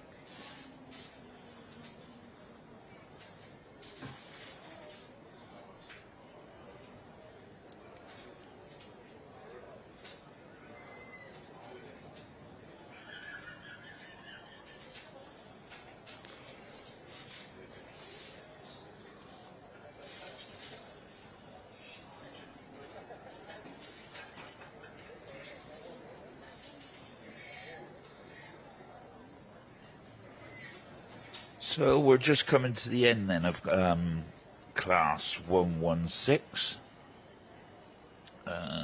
which is the 2 and 3 year old Welsh part bred. Under 148. So the next class we'll go on to is 117 in the Welsh part breds, and that's a 2 and 3 year old over 148, and there'll be 7 entries in the next class. Well, that's 7 catalogue entries, and then after that class we'll go straight into the Youngstock Champion of the part breds. 1218 Alistair Lee Hester of Maryland. 4th place is 1221 is Sarah May to the night County. And in 5th place we have 1214 A.H. Griffiths Limco Snowdrop. And in 6th place 1220 Leah Lewis with the Longhouse. A lot of work goes into these, Nick, doesn't it? There is, I say, the plaiting and the quarter marks on the rear end of it. I mean, that pony's turned out to perfection, but I should think they need a lot of working in. A little bit of exuberance going on there now, and it's getting a little bit overwhelmed. I think the crowd in the grandstand probably not experienced it before. Yeah. And she met Israel on Tuesday, and more importantly, she's presented a picture that includes her own father, who is also a chief special steward here, but a lot of people that I know showing these around shows, I usually see them up early, lunging them to get them a little bit settled. So from the Calgary, we have 3 generations of the family utilizing here in the main ring. Like the fold. So there we are going, just going across the front there, looking at the Welsh Ponies Section B in the centre of the main ring. I think that was the foal class that's just gone out by the look of it. Possibly. Yeah. So it looks like we may, hopefully we may go down to class 62 in a moment, but it's on our screen, as I say, you can see. There we are. So we're going down to class 62. Is Welsh Ponies a Cob type, Section C broodmare class, class 62, with 16 catalogue entries being judged here this morning by Cheryl Frith of the Bristol stud.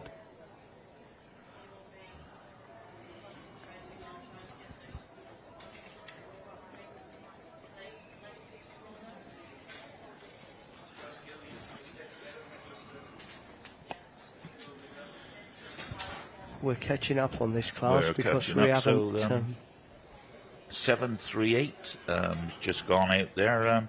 Duffrig Williams is. Trelorn Miss Havana.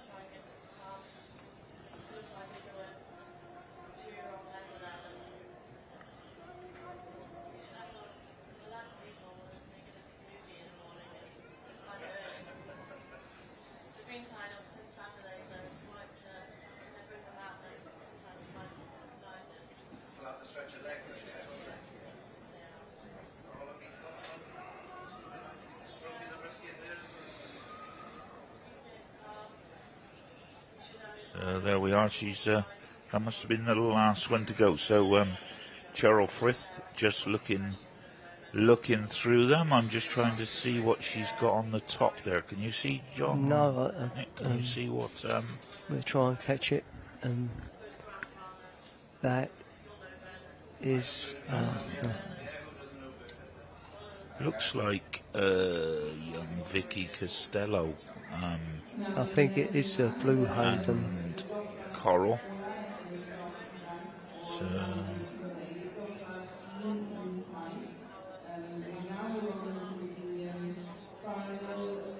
it's a Blue Haven stud.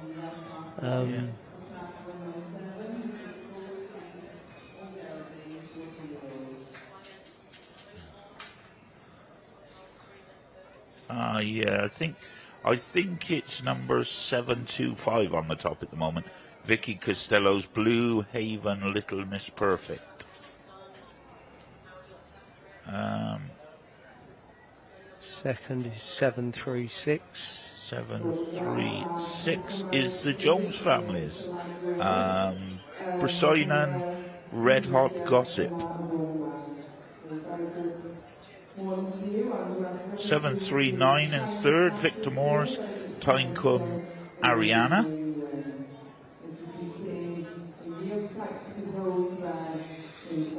So the junior mare class, some nice new names cropping up, John, in the Welsh Ponies a Cob type classes there. Yes. Yeah, which is nice to see. It's nice to see. Very nice to see. So, but you know, looking through them, John, I know we said they're new names, but the pedigrees, some of the old pedigrees are still there. Hang on, I think we got different. No, I think we might be talking with Fault Tongue at the minute, actually.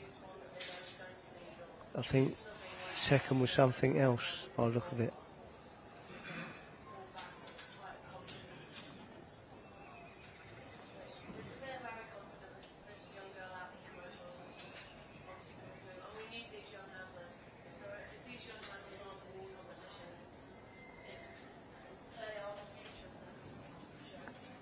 Yep, sending them out again. Right, okay, yeah.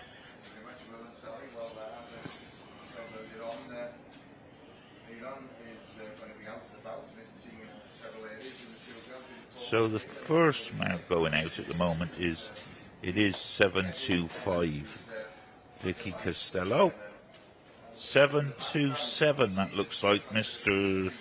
Oliver. Looks like David with Roswin Carr. Esther Nebo there is in second, I think. Yeah.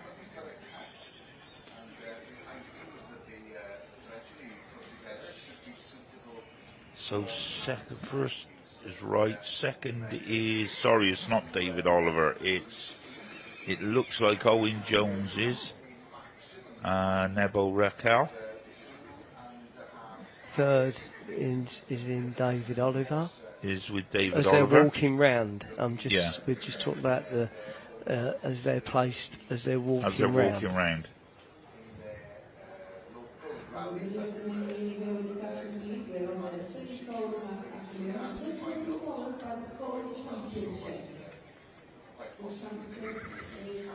Nice class this is Yeah, actually. it's a nice class of mares. There's some lovely mares in there. Yeah.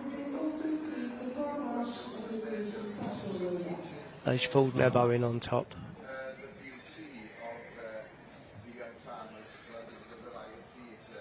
So there we are.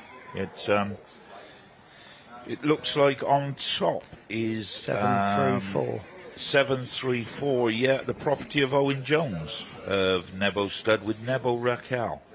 In second place is 725 Vicki Costello with Blue Haven Little Miss Perfect. And in third place, there's Owen there, very proud man, very he seems very happy, John. Yes. Third place, I'm not sure. David Oliver. David Oliver. So third place I think is fourth place is the Bryn Sion. I think that what we talked about earlier on. It's a Jones family. Jones family, is it? Jones, Evans and Jones family. Bryson Red Hot Gossip. Yeah, I think you'll find that mare's fourth. So there we go. Then the congratulations go again to Owen Jones and Nebo Raquel. If I could just wade in there and give myself a small pat on the back, she is by Highwayman. Oh, right, yes, she is, John. Yes.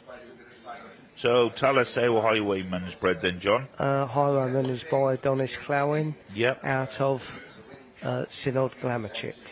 Synod Glamourchick. Hence where we, where we both started at the Synod There we Stud. are, yeah. I can remember you buying Synod Glamourchick, John. Two foals together, weren't they? Yeah. Synod Glamourchick and Synod Rosie O'Neill. Yeah. Back in the day. Back in the day. Are they still hale and hearty, John? We lost Glamourchick, unfortunately, a couple of years back, but we still have Rosie O'Neill. She's 30. Good. I did see them, actually. It was very nice. I see them out, probably the last time I ever come to the cob sales was they were both down there in the main ring to have a photo session. It brought back a lot of memories, you know. And to give you a laugh, as we was getting them off the lorry to have the photo section, someone said, "Fancy bringing them two old mares here to sell them."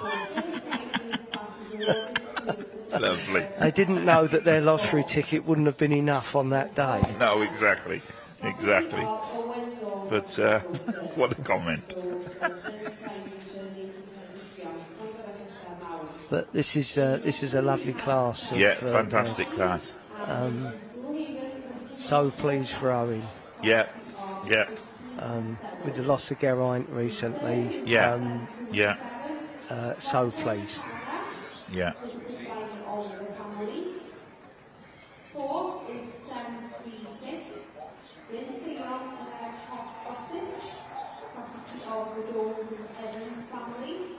Popular winner as well, John. Yes, by the sound of it, yes. Yeah.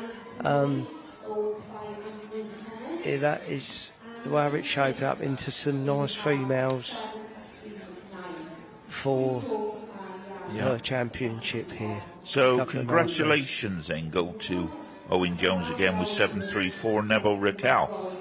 So Cheryl Frith now will go on to class 64. Broodmare 8 years old and over, with 25 catalogue entries.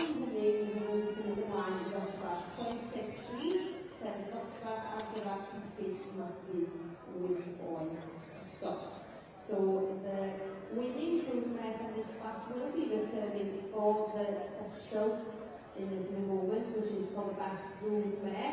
But before then, we will have class 63, which is the senior broodmare class.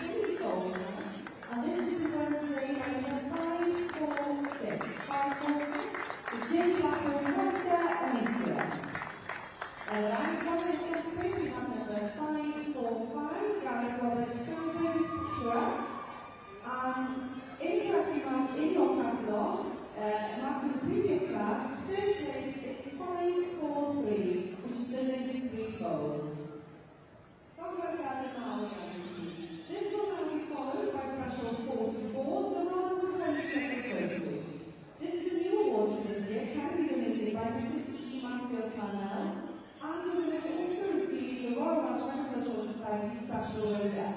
This is for the champion foal.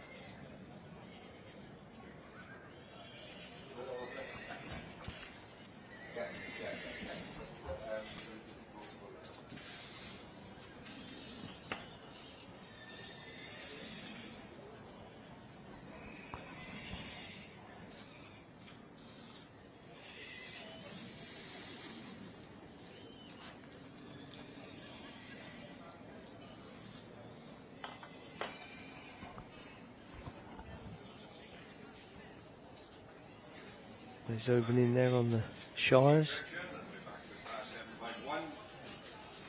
There's a lot of work goes into these, I'm sure.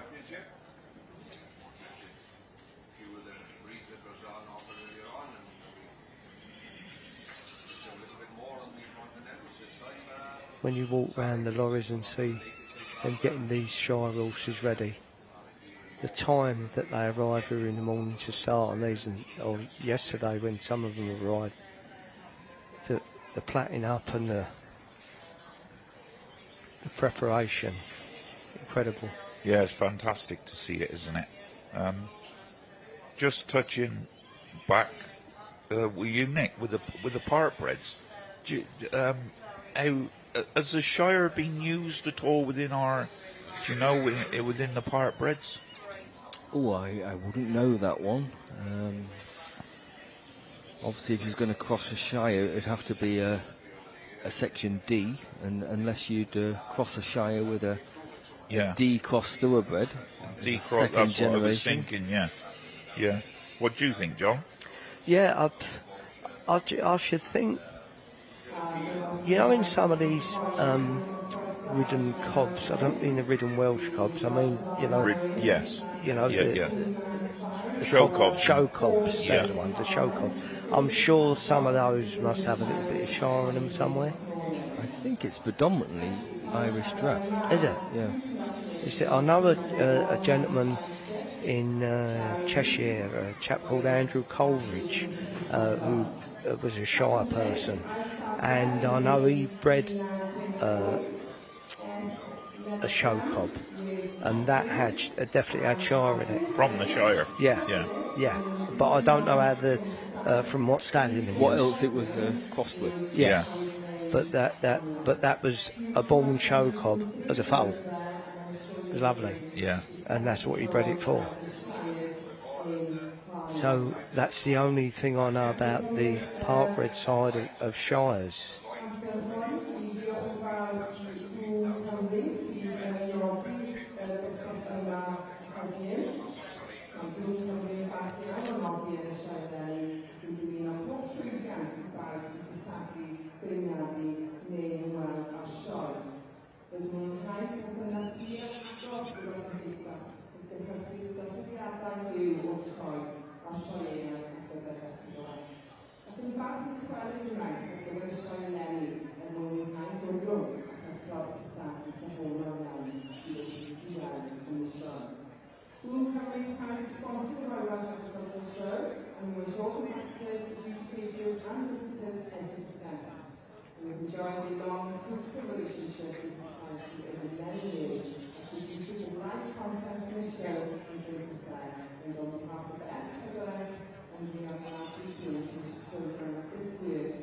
the segment and standing competition, which is always to be seen on the show.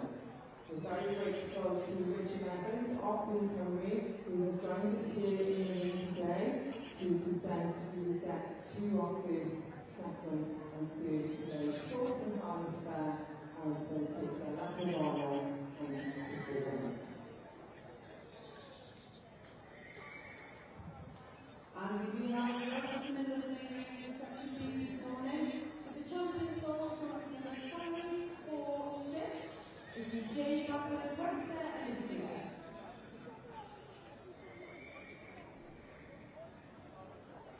The last is Harry Lane. This is Elizabeth Mansfield Parnell from Worcester to present the Royal Elizabeth Trophy, awarded to you for this year. And we're very, very grateful for your sponsorship and the giving of this event. I'm sure many people will be looking forward to winning the year to come.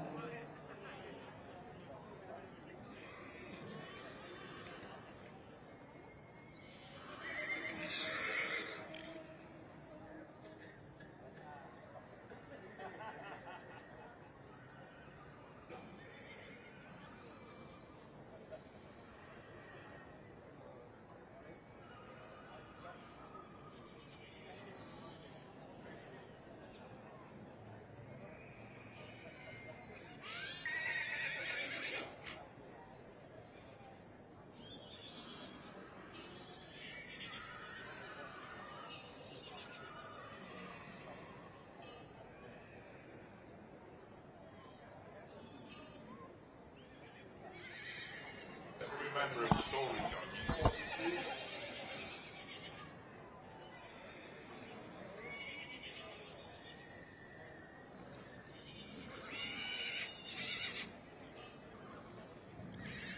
Many congratulations there to the Blackburn on the left list the Robert and the second place, the champion full in the section B. Taking reserve spot here from the 5-4-5.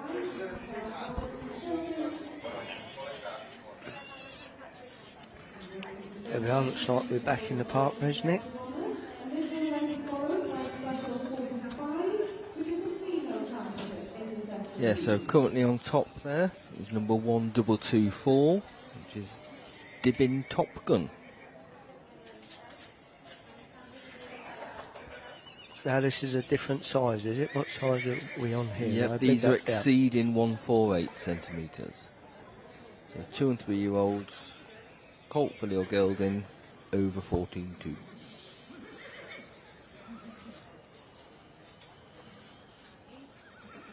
Pony currently in top, being handled by Alan Charlesworth.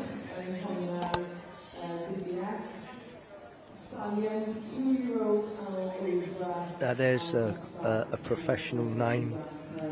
You see Simon Charlesworth, he's charioting to the Welshes. Yep. Alan's his father. Yeah. And they always bring their professional at their job. They've always turned out immaculately and their animals always go very well. Yeah. There we are. Rosette's been awarded. That's Dibbin Top Gun winning the class. And would that be something they own, or would they be producing that for somebody? I would be guessing it would be produced for someone.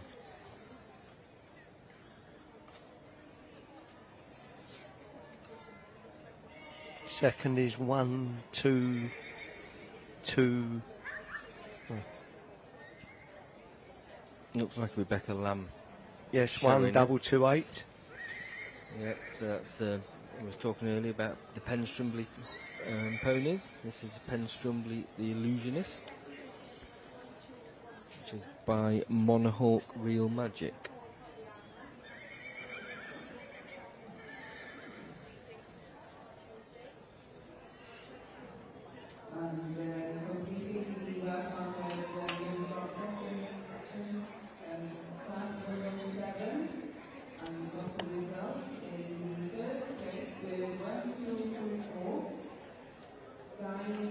So just coming to the finish of the Welsh Park bred filly or gelding, 2 or 3 year old.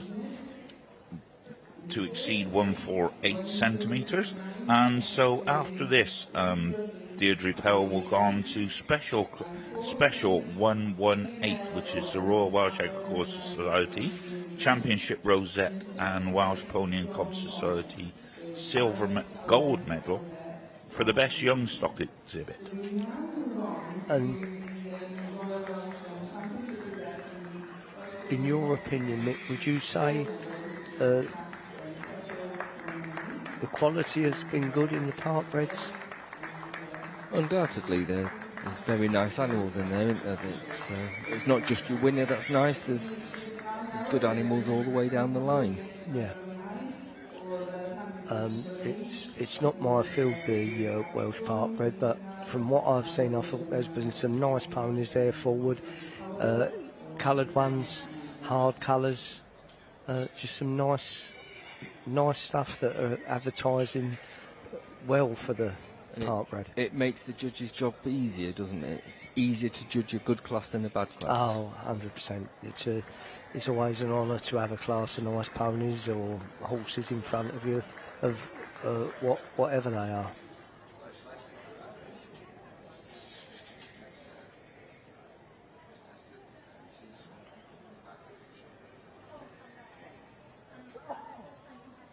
It's nice to see the park breds in the main ring, because they used to do them in the horse ring.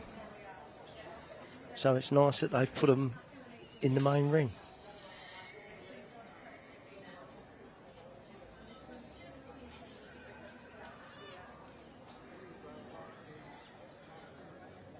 But on Monday there were some lovely ridden horses here.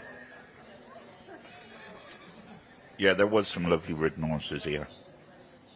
Did you see that? Was you in Monday, Nick? No, we were showing down in the horse ring on Monday.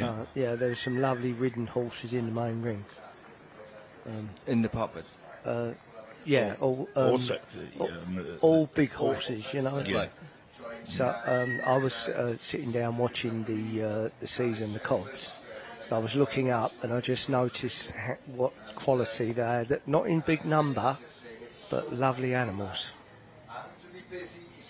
Yeah, I noticed there was a lot of quality. Even I thought the side saddle was very good as well. The quality of the side saddle entries were fantastic.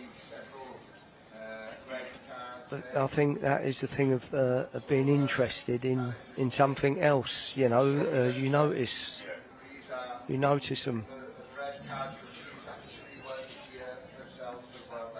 But the ridden classes are very popular. They just get the numbers are tremendous. So just to carry on now, I just heard from the director. Well, I think we're going to go down to the south of the main ring to class 63, the Section C Welsh Pony Cob type brood mare, 8 years old and over. Yeah, so there we are. There we are. Looks as if Cheryl's got another nice class of mares in there to judge. Yep. So this is a brood mare class, 8 years old and over, with own foal at foot, and 25 entries for Cheryl Prif of the Bristol Stud to judge. And there she is.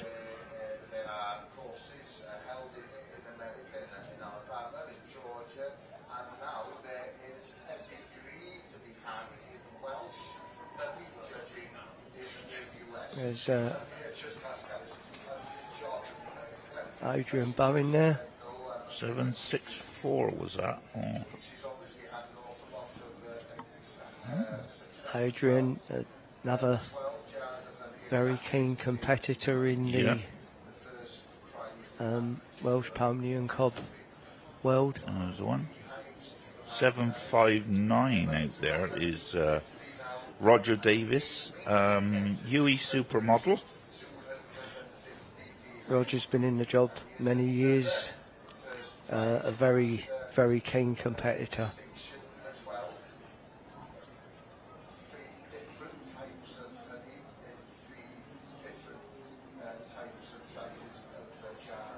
There isn't many shows you go to where Roger's not there. Where Roger's not there, no, that's right. And a gentleman that's had many successes. He's had a lot of success, Roger. Here at the Royal Welsh. Yeah. Roger's a past council member of the Welsh Pony and Cob Society.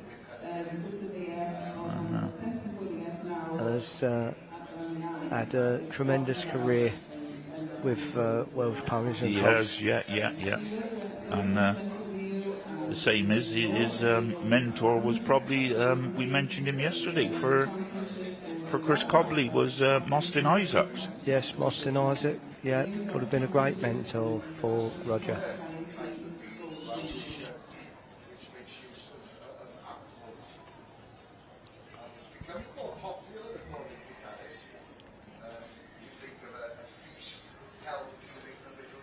So we'll come back now. This is a Cascob mare. 743. 743 is E.S. Owens, Cascob Miss Important. This is Ellie Owens, recently got married. She has. I think this is still the honeymoon period. Yes, on, that's but, right, yes. It shows that the Royal Welsh supersedes everything. Yeah.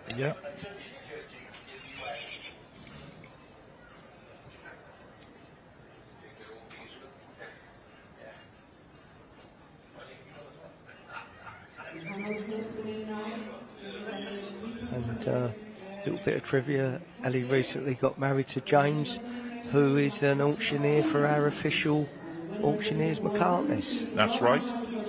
There's a lovely shot of Deirdre Powell that's there. Lovely. And another lady, she doesn't seem to age, Deirdre, John. No. You know, I've known her 30, 40 years or more, but she doesn't seem to age at all. Well, I think she's taking the same stuff as Colin Tibby. Probably, yes. Yeah. And then we'll shoot back now to class 118. Looks like it's a Youngstock Parkbred Championship there. Isn't it?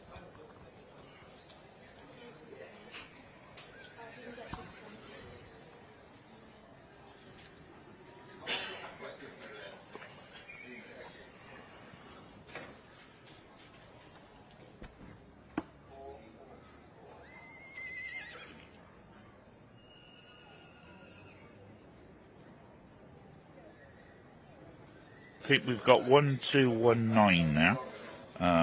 His first is Liz Hampson's with Trinidad Celtic Lord.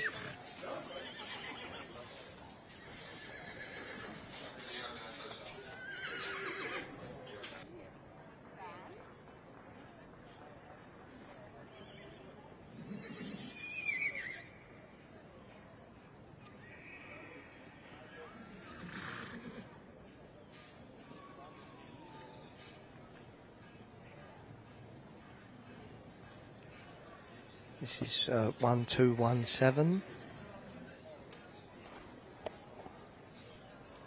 Right, and we'll go on. Still in the Parkbred. I'm sure this is a Youngstock Championship. Don't take me wrong. Yes, it is a Welsh Parkbred but Youngstock. we've lost Nick True's left us, so we've got our friend from yesterday. So good morning. How are you? Good morning. Right, yes, you're right. This is the Youngstock Championship in the Welsh Parkbred. So we've got the winners here of both the yearling classes, the smalls and the largers, and the winners of both the 2 and 3 year old classes, the smalls and the largers. So we can see now at the front, waiting to do her trot, is the winner of the large over 14-2 yearling, which is owned by Rebecca Lamb. She started breeding her own ponies, having worked for Cath Hall for many years with the Pren's Drumbley stud. So this is Becklem Aurora. You can see this one making a future hunter. Yes, definitely. And Rebecca, as we were saying earlier on how well she turns the animals out, always in good form and shows them lovely. And obviously has had a good education at Pren's Drumbley with Martin and Cath Hall. Oh yes, definitely. and it's been one that I've looked up to as an exhibitor to with my yearling this year being not behaving at the start of the year. So and then this is another one that Rebecca Lamb is saying. So Jason James has taken over the handling in the championship. So this one was second in the 2 and 3 year olds. I think this is then Penstrumbly Tiger Lily. Yes, I think there was a Penstrumbly one in the, again, another stamp of a hunter. You can yes. see the same bloodlines in both of those, can't you? Yeah. And then this is my niece that's taken over the handling of my little yearling. So Lisa Smart handling the little yearling I bred myself, Crigeva Blueprint. Oh, well, congratulations to you on that one. Absolutely chuffed And to bits. she's enjoying it. I'll bet you are chuffed to bits. I am Anyway, chuffed to bits. I'll bet you are, yeah. She's a 16-year-old and the first time in the main ring, first time competing at the Royal Welsh. And I just told her to go in there and enjoy the Just championship. enjoy it, yeah. And we was talking earlier on regarding the breeding. So how would this pony be bred? He's actually got a full Welsh Section A mother. And then we put her to a show pony, British riding pony stallion, a 12-2 stallion. Oh, right. Because the mother's only 11 hands. So therefore, it was going to be a the child's riding percentage pony. of Welsh is 50%. 50%. And that's what we was talking about, the percentage. It was, earlier on. yeah. Yes, that's something that's in the catalogue you don't actually know, do you? No. So, But that's nice. It's a Welsh part bred class with 50% Welsh. Yeah. most definitely. And that's quite a lot, really, for a lot of these part bred classes. Yeah, because yeah. when you see a lot of them, the percentage is quite small. Is it 12.5%? As near as what they possibly can to the percentage. Yeah. So Deirdre's got her work cut out here. That's one thing I can say. I was watching in the collectoring and I wouldn't want to put my money anywhere. No, she has some quality to judge here, and but that's a good position to be in. But one thing that I liked, them having been in there with the ring this morning with Deirdre, is she was asking all of us what was the pony going to be. So it was lovely that she wanted it to go on to do a job. Yes, yeah. And you can see there's hunter types in there, there's children riding pony types, there's little lead rein types. Yeah. And I think the variety that she's put in front of her, I believe the winner of the large 2 and 3 year olds is Di Nicholson's Debin Top Gun, who is then going to go on to be a riding horse, as I understand it. And is that the one with Alan Charlesworth? That's correct, yes. Yeah, nice horse. As Di Nicholson told me, she produces them all at home. There we go. We'll come back to the centre of the main ring now, class 45. Picture there, a nice shot of Richard Miller from the NER stud, who's judging the Welsh Ponies, Welsh Section B. And he's judging now class 45, which is female champion. So he's looking for his female champion.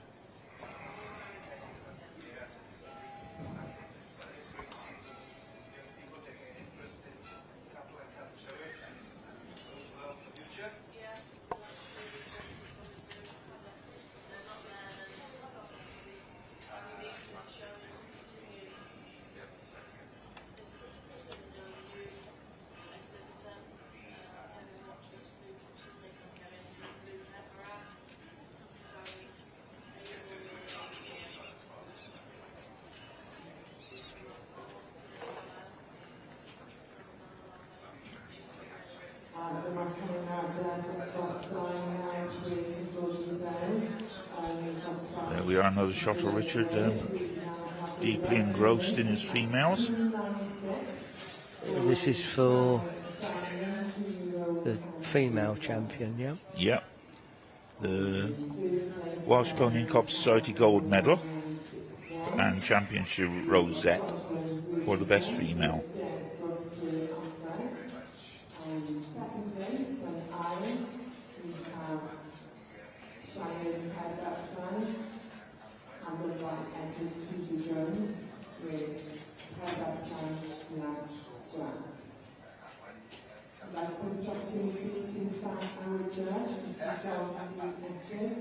Of Ashbourne Gylch, who've been here with us today.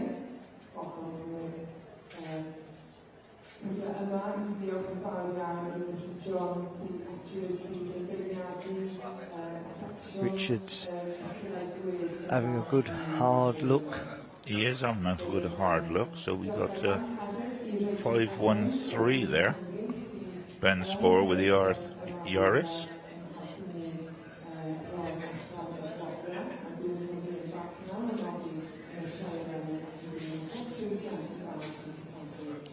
Keen young man in the job. Yeah.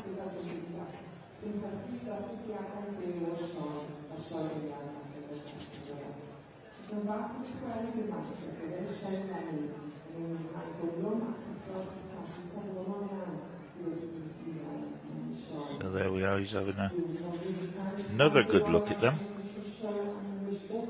And that's anyone as a competitor, that's all you can ever ask for. That's right, yeah. So he's going to walk them round now again.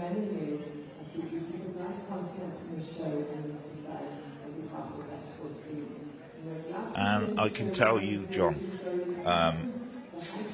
Richard, as a judge there, he wouldn't be worrying what anybody else would think neither. Oh no. And knowing him, you know. When you're in there, you cannot do that, can you? No. You can't worry about what someone else is going to think. It's what your own particular choice, your own personal choice of what you would take home. Yeah. Please do show appreciation and give our shy stallions the huge round of applause that they deserve there in the bottom corner of the ring. A sanctuary holds there in the colour ribbons, and we'd also like to congratulate the winner. Oh, the hat's come off straight away. He's made his decision.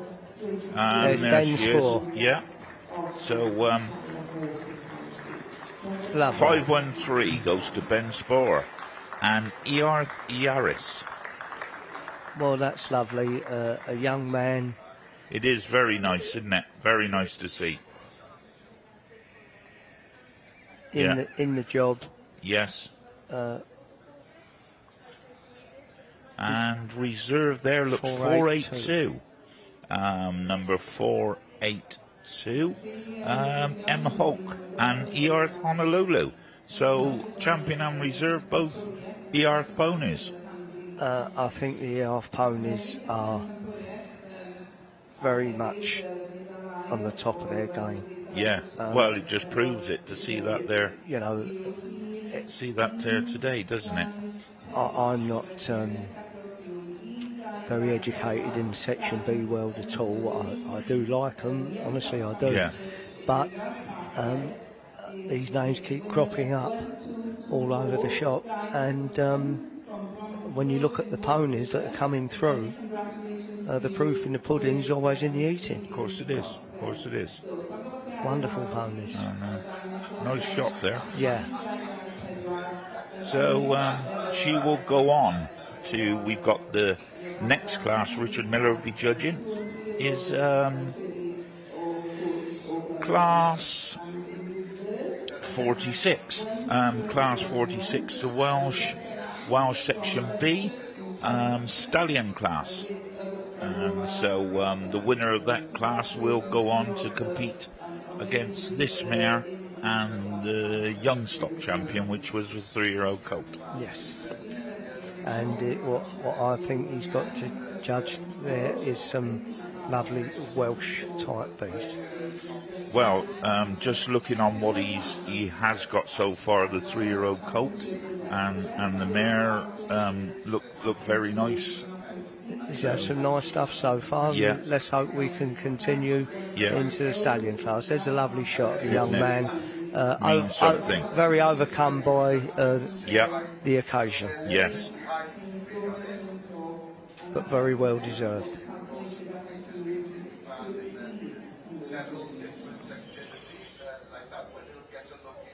I'm sure we've said it the last 3 days. This purple colour is in this week here at the Royal Welsh. Yeah, you've got to be there. Yes. be By the there, look of it, yes. it's be there or be square. That's right, yeah. But, I'm going straight home to get on the internet. yes, get I've a got purple order some tie. shirts. Yes.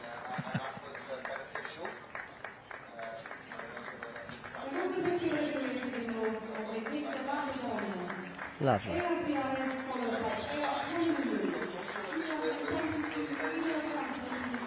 So there we are, and the mare going nice too. Yeah, going lovely. Yeah. And she's rising Congratulations, to there the goes to occasion. Ben. Yeah. We all know the feeling. Yeah. Not a better feeling, I think. There isn't, if you've got any heart in this job. No. In the Welsh breeds, here in the Royal Welsh, the Mecca. That's right. For our Welsh breeds. Yeah. To come out of this ring with Yeah. a red card is So, something. just to interrupt there, John, we're going down into the bottom, the Section C ring. It looks like the brood mare class. Brood mare class 8-year-olds are over. It looks like she's concluded. So I can't see what... Who's on top?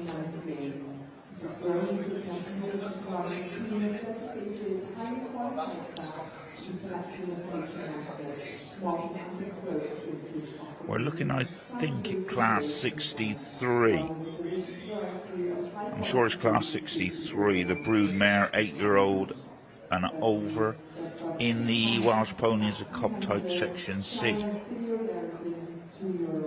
Don't take me wrong, she...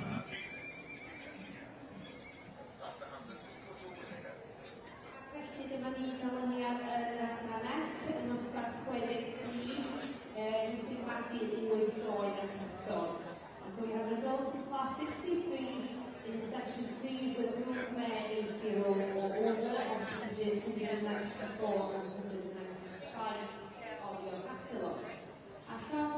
So I'm just hearing in my ear 761 is on top. R.W. Roberts is in Cullen Pretty Polly. I'm not sure. So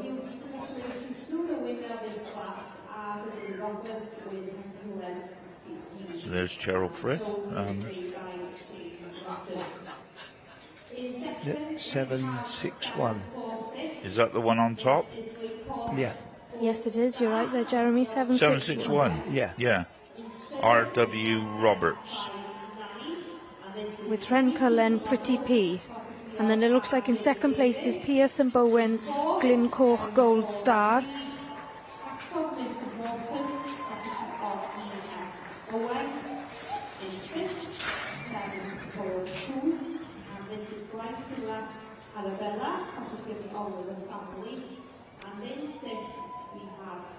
Lovely.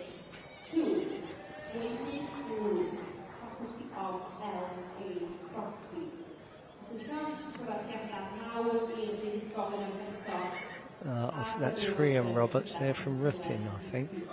Are they? Right, okay.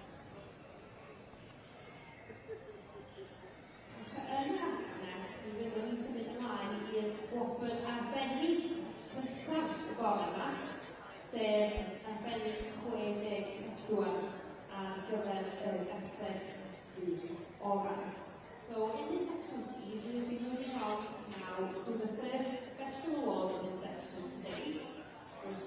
I was trying to look for the second place, John. I don't know whether that's second her there. place was Glencoch, I think. Yeah. Pearson Bowen's Glencoch Gold Star. Yeah, I know. I think fourth was the Cascod mare, Right, okay. but I don't know was third. I couldn't see that. Philippa Owens, Cascod Miss Important. Yeah, that's Ellie Owens' mare. I never caught who. Well, I couldn't see who was third. We might Okay, so see that's, that afterwards because they put the foals in. So Yeah, that's the conclusion of the senior broodmare class in the Welsh Ponies Cup type Section C, which will move on now to Special 64. which is the Paddock Dawn Annual Award, and Royal Welsh Special Rosette for the Champion Brood Mare. And we'll go back up to the top with Deirdre Powell judging the Partbreds. And looks like the champion there is 1224. That's right, that's Alan Charlesworth handling Di Nicholson's D-Bean Top Gun. It was the winner of the large 2 and 3 year old class, bred by Di Nicholson herself in Gloucestershire, produced by herself at home and handled in the ring by Alan. So like we said in the Youngstock Championship that we saw earlier on when they were just all walking around, this is the stamp of a riding horse. Yes, without doubt. Yeah. It's got the quality, Yeah. but it's still got the substance that will be able to take a day's work. Yeah. Lovely horse. And then I glanced, I believe it might have been Rebecca Lamb that was I in think reserve. I think it was, yes. I think it was Rebecca's in reserve. So her yearling filly that she bred herself, Becklem Aurora, a multiple medal winner, take that back, one medal winner, but a multiple champion so far in this season, I believe. And it's nice for her to bred it herself. Oh yes, definitely. She's worked so hard over the years with producing all these pen strumblies. It's fantastic that she can now put all of that knowledge. Like you've said yesterday, we were talking about experience and learning masterships and apprenticeships. Look, she's done it, hasn't she? She's done hers, yeah. And she's proving it that you gain the knowledge working in the background, and you can come out and win.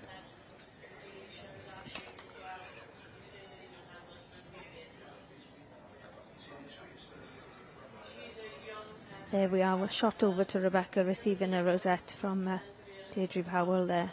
And she'll be a very proud And young what I lady, loved about Mrs. Powell this morning is she was so talkative to you. Yeah. And she was really chatting about the pony and everything, and it was brilliant to actually have a judge speak to you like that. You know, I was talking to John about this earlier on. I've known Deirdre for, 45 years, I should think. She's from Monmouthshire, and lovely lady, and I remember her mother as well used to be about with her, so yeah, she is a lovely lady. Yeah. And she's done it all.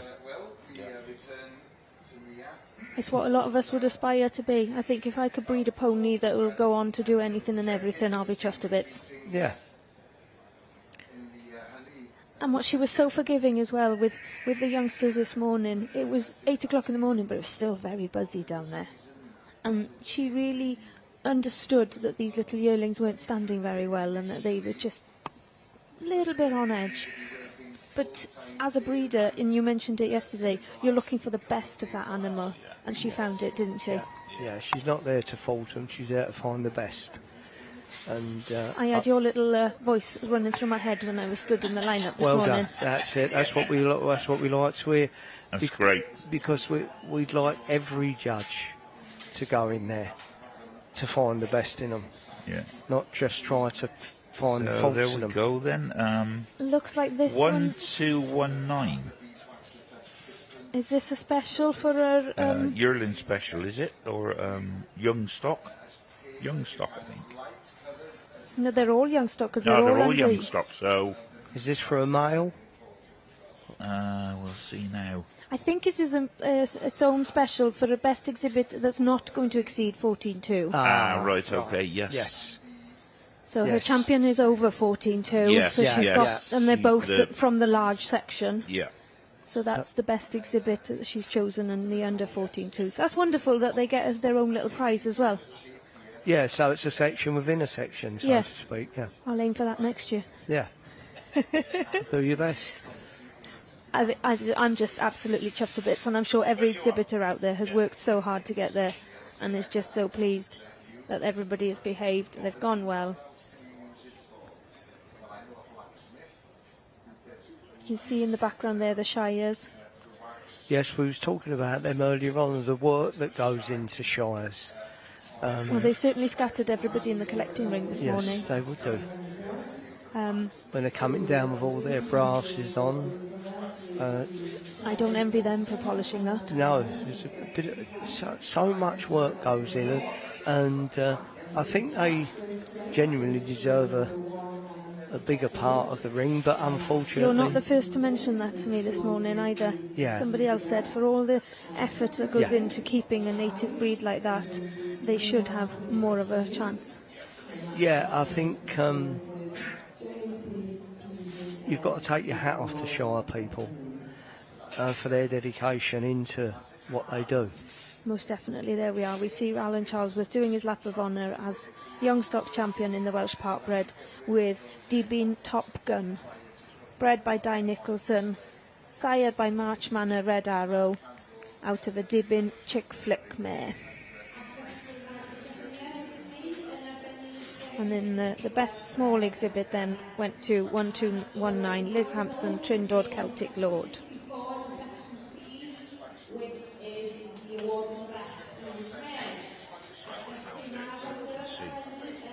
So it looks like I'm just getting in my ear. We'll be going down to the south of the main ring to the Welsh Ponies of Cob Type Section C.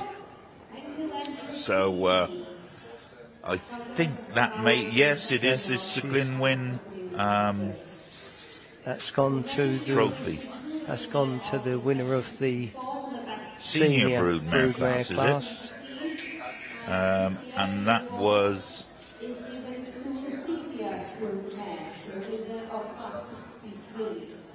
Roberts. No, that's for, sorry, that's the foal Is that class. the foal class? Yeah, that's the Special 64. Special 64 donated by the Tiddy Stub for the best foal classes 65 and 66.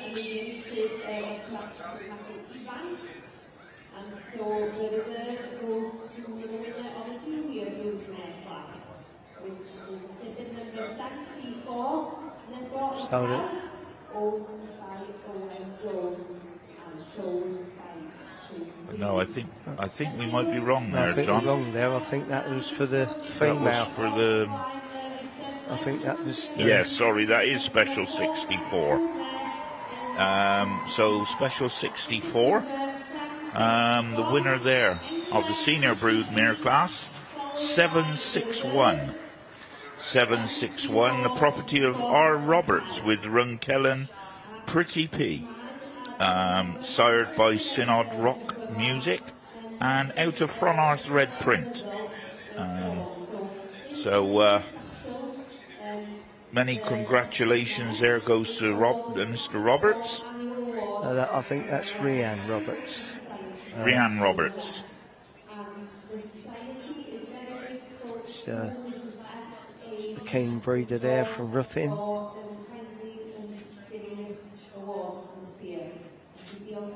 Showing a very nice mare.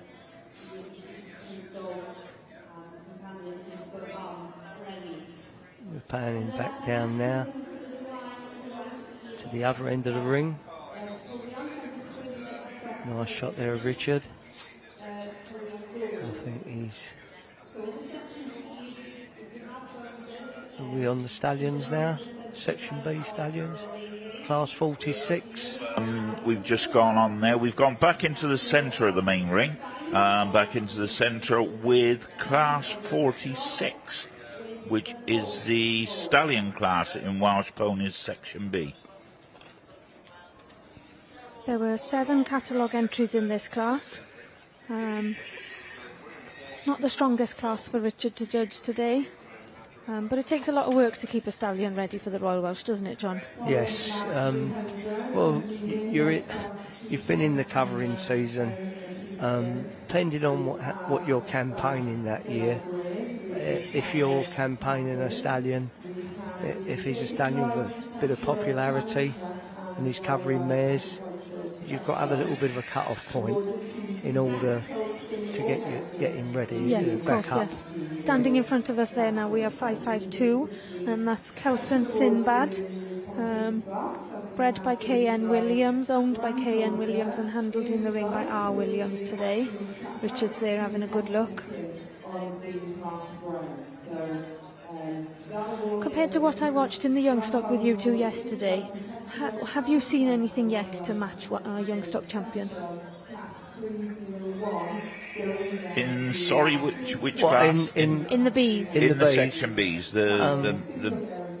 the mare, John, we were talking. Yeah, the mare was a nice mare that was Yeah. just gone for the female, which was a nice mare, an IF mare. Yeah. But nothing has touched the bone that No. Youngstock No, presented nothing. today. No. Not for. it's a lovely mare. Yes. But I think he's quite unique, personally, myself. Yeah, we were. Yeah. That You colt. both touched on that yesterday, Well, I didn't think you? so. And being, we're both section C breeders, but we appreciate a good pony. Yes, of course. And for me, he's just that pony. Just I don't know, like you said, when he just touched the bone, and there's something about that pony, and I think John agree with me. Yeah, I totally agree. Do you with think it Jeremy. might help the breed now that Yes. some of them will go back for that more bone in Yeah. the bloodline and try and Hopefully. get it back in? Hopefully. I've noticed as years are ticking along that they, unless it's my imagination, this is that the bees, they are going for the more Welsh type bee. Yeah. They are definitely coming back I in. can remember a section B coming onto the circuit many years ago, and stallion called Mr. Swinking with Chris Gibbons. I don't know, the butcher from Hay on Wye, Yes. John. I don't know, and he caused a bit of a stir, didn't he, when he came onto the show circuit? But another one, an old-fashioned sort of bee. Yes, and Chris liked that type of pony. So the one in front of us trying to do its individual for the judge at the moment, perhaps not behaving to his best ability, bless him, is Walsica Colorado, handled in the ring by Colin Tibby today and owned by L. Wilson. Yeah, and Striding out beautifully. yeah. It just seems to be that grandstand is just keeping them too buzzy, isn't it? And they Yeah, always it trot is. better at the back. Yeah, they're right in the middle of the grandstand there. Yeah. Maybe not their best spot. A couple of them are not. But when they're set, if the judge is giving them the opportunity to go all the way round, and then he can look at them as they're going along the back there, where it's a bit quieter and the pony at that point are settled. Yes. And the other thing I used to find with the grandstand, John, if I was running across the grandstand when I could, it was the canopy comes out over. Yeah, it does. And my father always used to say, keep out of the canopy. Canopy, yeah. You know? Yeah, try and find your spot just Yeah, outside of just it. outside of it, yeah. And go for it. Yeah. But, So the one that's standing in front of us now, 547. That's Hen Derwen Sir Lancelot, owned by A. Minton, bred by Mrs. Minton herself, and sired by Hen Derwen Celtic Illusion, out of a Moyleview mare. Do you think he's struggling? Or is it just getting hot out there? no, he knowing him, we were saying this, he wouldn't struggle, he wouldn't worry, would he, John? What, No. anybody? He'll just do. Yeah.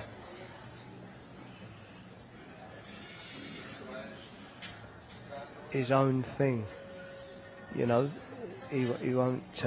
He be wouldn't miss struggling. anything, I know that. No. No, oh no, he's a very watchful eye. Yeah. And when I was in the Park Red Ring this morning, it was lovely to see, you touched on it yesterday, that he was stood at the side of the ring, watching them all doing their go-round from the other side. From the other side, yes. Yeah.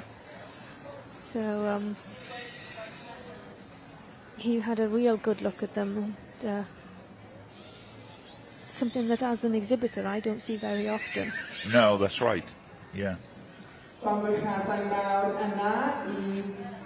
There's nothing worse when people are competing and the judge turns their back.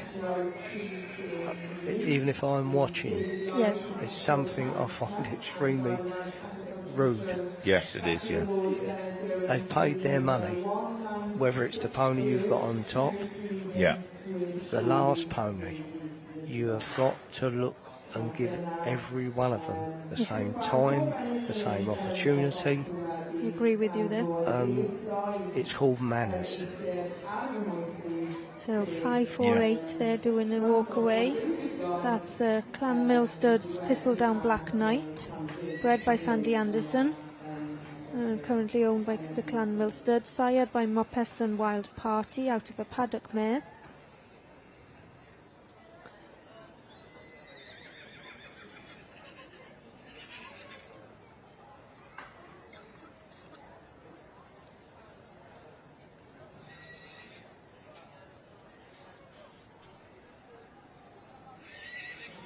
I wish sometimes the camera shot would just come out a little bit so that we could see them all trotting up the hill a little bit That's better. right, yes.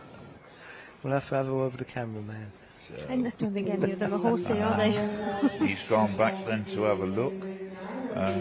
Looks like the first one is 549. So that's Blind Pentre Harvey Moon, owned by Miss Holly Harford, and I think she's handling it in the ring herself today. So you mentioned yesterday about males handling the cob stallions. What's your opinion then on the females handling the B stallions? Or you don't have one? No, I do. I mean, I'm never frightened to have an opinion. My opinion of the bees is totally different. Yes, well, I think the women are doing a fabulous job. Because the ladies and the young ladies all do a very good job with the bees. I don't know what they lend themselves for the ladies and the young ladies to show. Yes, I understand where you're coming from there. I just don't think the cobs lend themselves to the job. I don't know what you think, Jeremy. I agree, yeah. I'm just looking now at the Section B stallions. He's just sent them out for the last walk round. And how has he been this morning? Has he been swapping things around? He's not frightened to swap anything around. Okay. He's had a little change round. 2 mares. Yeah. The junior mare class, I think, took the one off the top and changed the first and second round. He's had a third and a fourth change. Yeah. Yeah. So I don't know what. But we just touched on type yesterday, and I think, like you said, the type isn't quite coming forward through in the bees, is there? There's such a different variety of what's coming out in front of him. Yeah, he has found. I think he's found and he's worked hard to try and find what he wants, and to suit. And looks like the sponsor perhaps coming out to. Looks like it. So he may well be ready to give out his rosettes. Having a nice little chat first, though, isn't it? Yeah. Is this a nice opportunity for the handlers, or to have calm the ponies down, or is it just more frustrating? They've got to keep them walking? I just think at this point you just want to know where you are, innit? As a handler, yeah. I mean, you're walking round, and he hasn't actually pulled his first prize winner at the moment. He hasn't even been looking, bless him, hasn't he? No, and you would be I like think a he's cat got on the hot first brick. one in, hasn't he? It looks like he's pulled in the Colin Tibby with the Wild Secker, Colorado.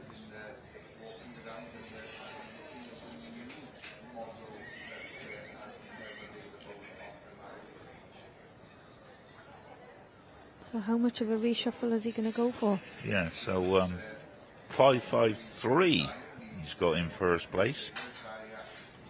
So the one that was pulled in top looks like it possibly... gone to third. Yes, gone down the line. 552 in second. So 552 would be Kelton Sinbad. And 549 that started in first place has dropped down to third, but or perhaps I'm not sure whether he brought them in any order because we didn't see the start of the class, did we? So he may have... That may have been any order. Possibly, for yes. all we know, because we joined the class a bit late. We did, And so apologies. We'll apologise for that to the viewers for that. But A lovely stamp of a stallion, isn't it? It's nice and Nice short. pony, yeah. Very nice. Short. Welsh again, Welsh pony. So And for me, you can stick a saddle on it. we have got the rosettes coming out now, so we know for sure this is the final lineup of the Section Bs. This is it. So Congratulations then Yeah. to Elle Wilson and all the connections involved then. congratulations. Yeah, many congratulations on that win to win the Section B stallion And the class stallion here class. at the Royal Welsh 222. So we'll go on to, in the Section B class, Special 47 after this will be the male champion. And then we will go on to Special 48, which is the overall champion There we are. in This Section B. blue rosette is being handed out then to K.N. Williams' Kelton Sinbad, handled in the ring today by R. Williams. And then you can see the yellow rosette is being handed out there to Holly Harford with her blind pentre Harvey Moon.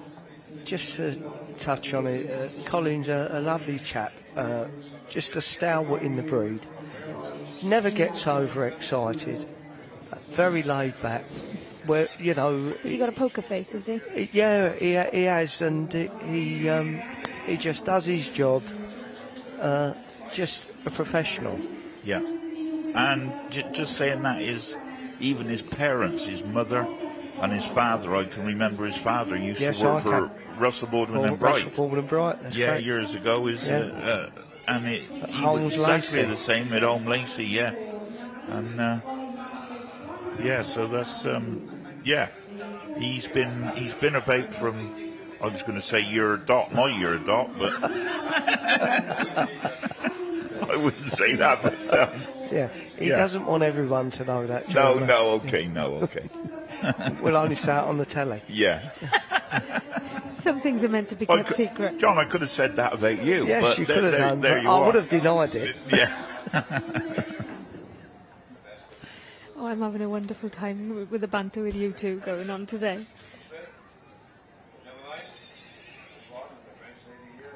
Another But you Welsh see, characteristic head there, isn't it? it's the people that like Colin are the shining lights for the younger people coming through.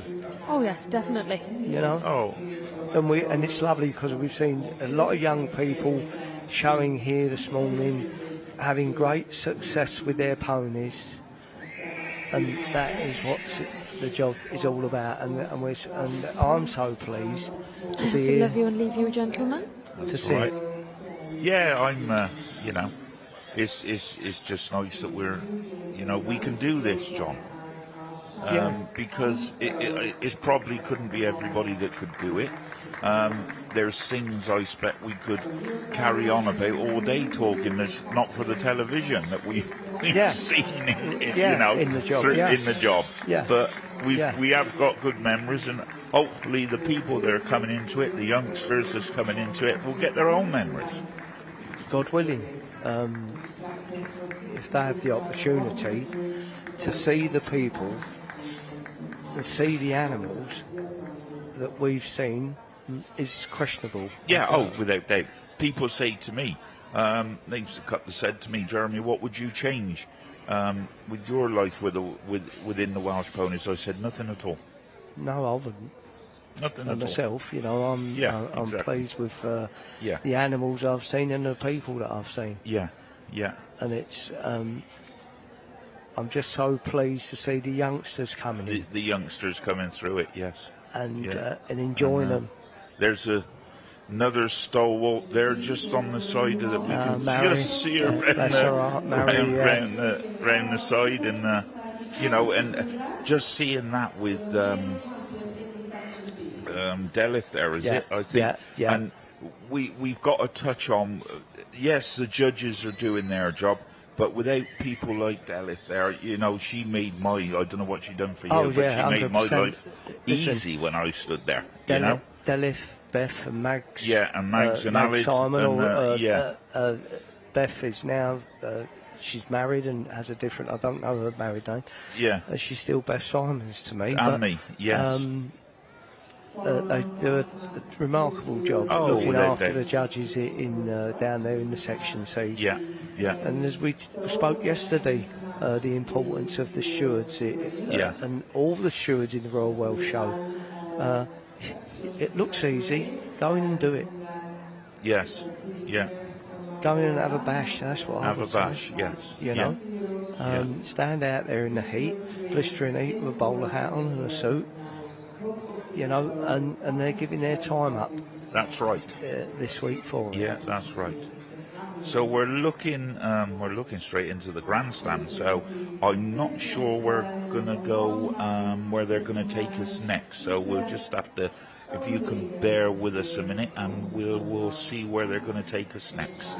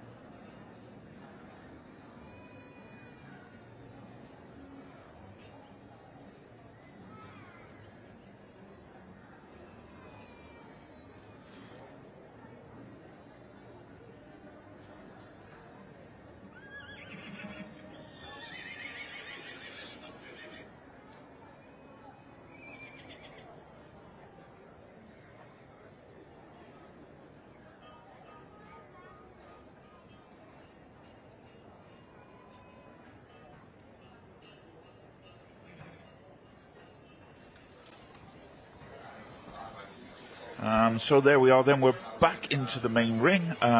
Camera looking down onto the centre. Still some Section B's going round. This must be the B Championship, or the male Championship maybe. We'll just see where we're going to. So there we are, we're going back up into the top end, the north end of the main ring. To see Class 1-2-1 being judged by Deirdre Powell is Mare or Gelding under 148, and she had 10 catalogue entries.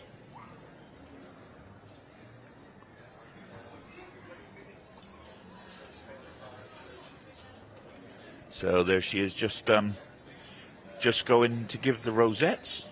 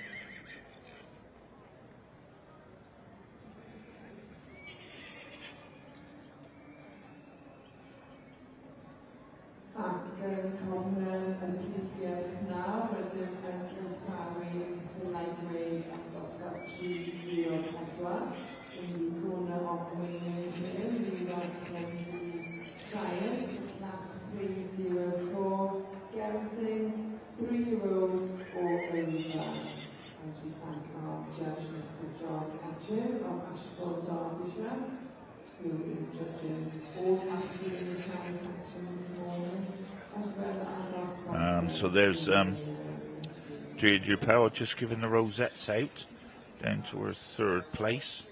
We'll probably try and get some results for you in a minute.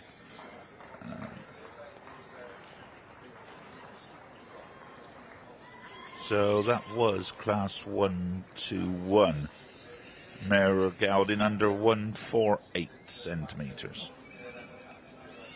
And then the next class into the ring in the Partbreds will be Class 1-2-2 Mare Gelding over 148 centimetres.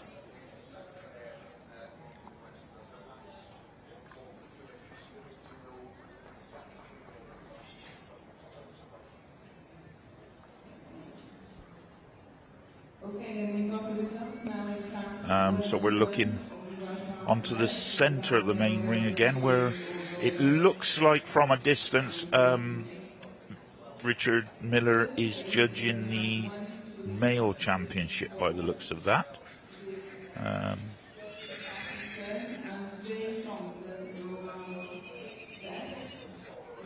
So there you look like you have the winner of the 4-year-old and over male gelding under 14-2, 1, 2, 3, 4, and that's W. Parkinson and J. Thompson's Romano Quickstep.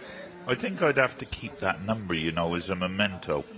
1, 2, 3, 4. Oh, yes, yeah. Wouldn't you? Very, very lucky to get that number. I would have thought so. And a red rosette. Yeah, and a red rosette to go with it. Yeah. Again, you can see exactly what type this pony is. It's a beautiful riding pony. beautiful. Yeah, it's a beautiful pony. Has depth. It's up in front though, isn't it? And it's carrying itself beautifully. And then in second place it looks like we had Robjan Miss Dior. And in third place it was Tidsbrook Top Cat.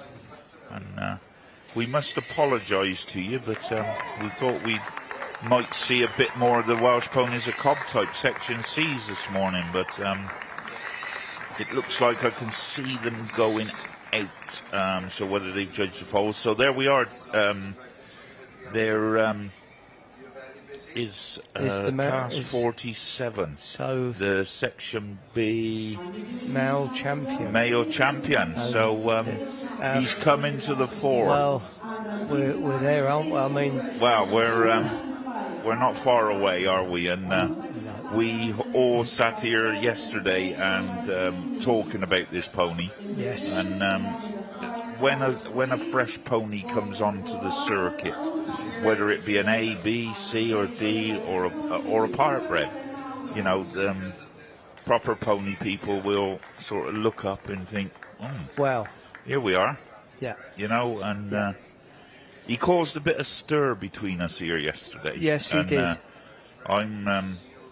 I'm sticking my neck out a little bit here, but well, I think yesterday we were sitting here commentating on the classes, and we picked this pony out yesterday.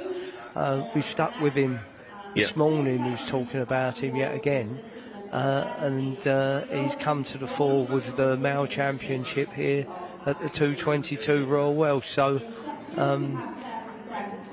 we're talking about opinions. We've cast our opinion on this pony. We've supported him and stuck with him. So far, we're ahead. Yeah. You're going to have a go. You know, I can see this pony going all the way. Well, yeah. You said it, John, and I'm going to back you because I said it yesterday. So. So for the likes of you that may not have actually been with us yesterday, this is the winner of the 3-year-old colt class in the Youngstock Championship yesterday, owned by Sandy Anderson, but it was spotted by Liesl Mead, and so it's actually a Calared bred pony, so it's Calared Heartbeat,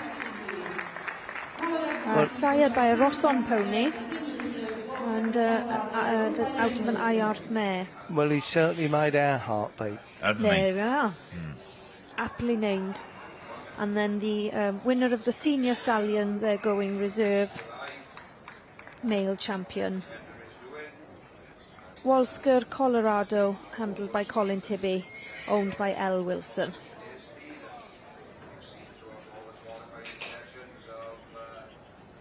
And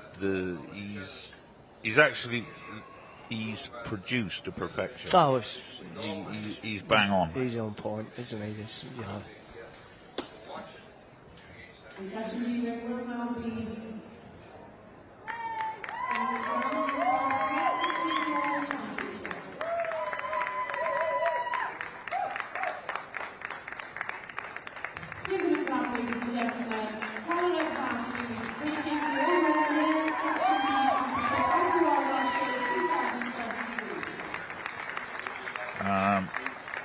For a Section B to be doing a lap of honour like that and the crowd shouting like that, John. Yeah.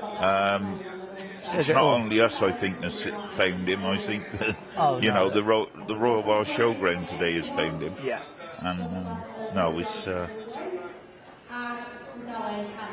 not always you can sit and say I'm seeing something special. I think so. Yeah. But Yeah. I think he's a lovely pony. Yeah. And as pony people, you should never be frightened to say. No, not at all. No, not at all. It's the only thing I do find sometimes I get a little bit frustrated with. People are frightened to say what they're seeing. Yes, without doubt. And I can't understand that. No. I don't care who owns it or what it is. Yeah. If it's nice, it's nice. Exactly. Yeah. Yeah.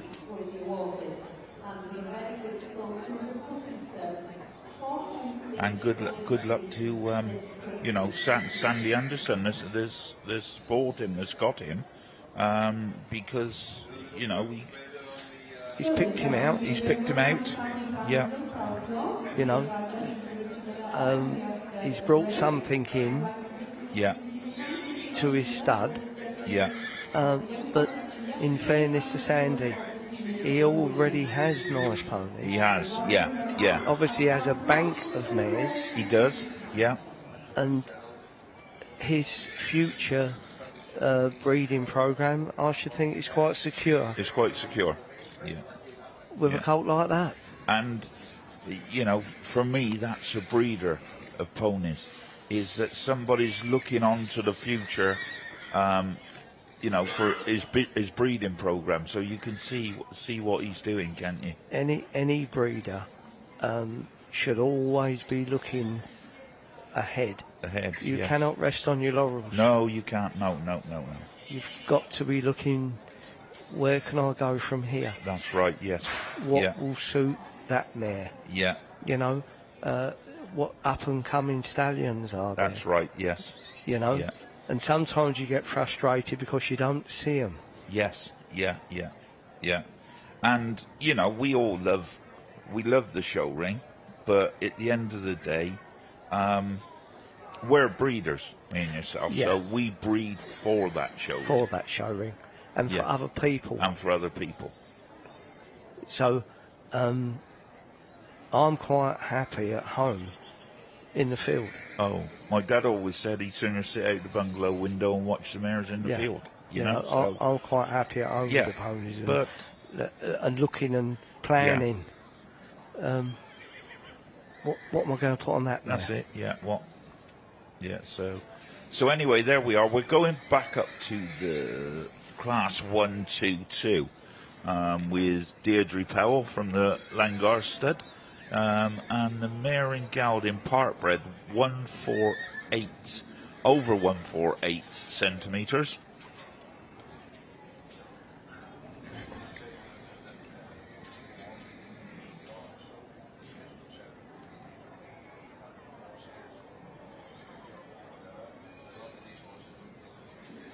Deirdre looking very smart today as well.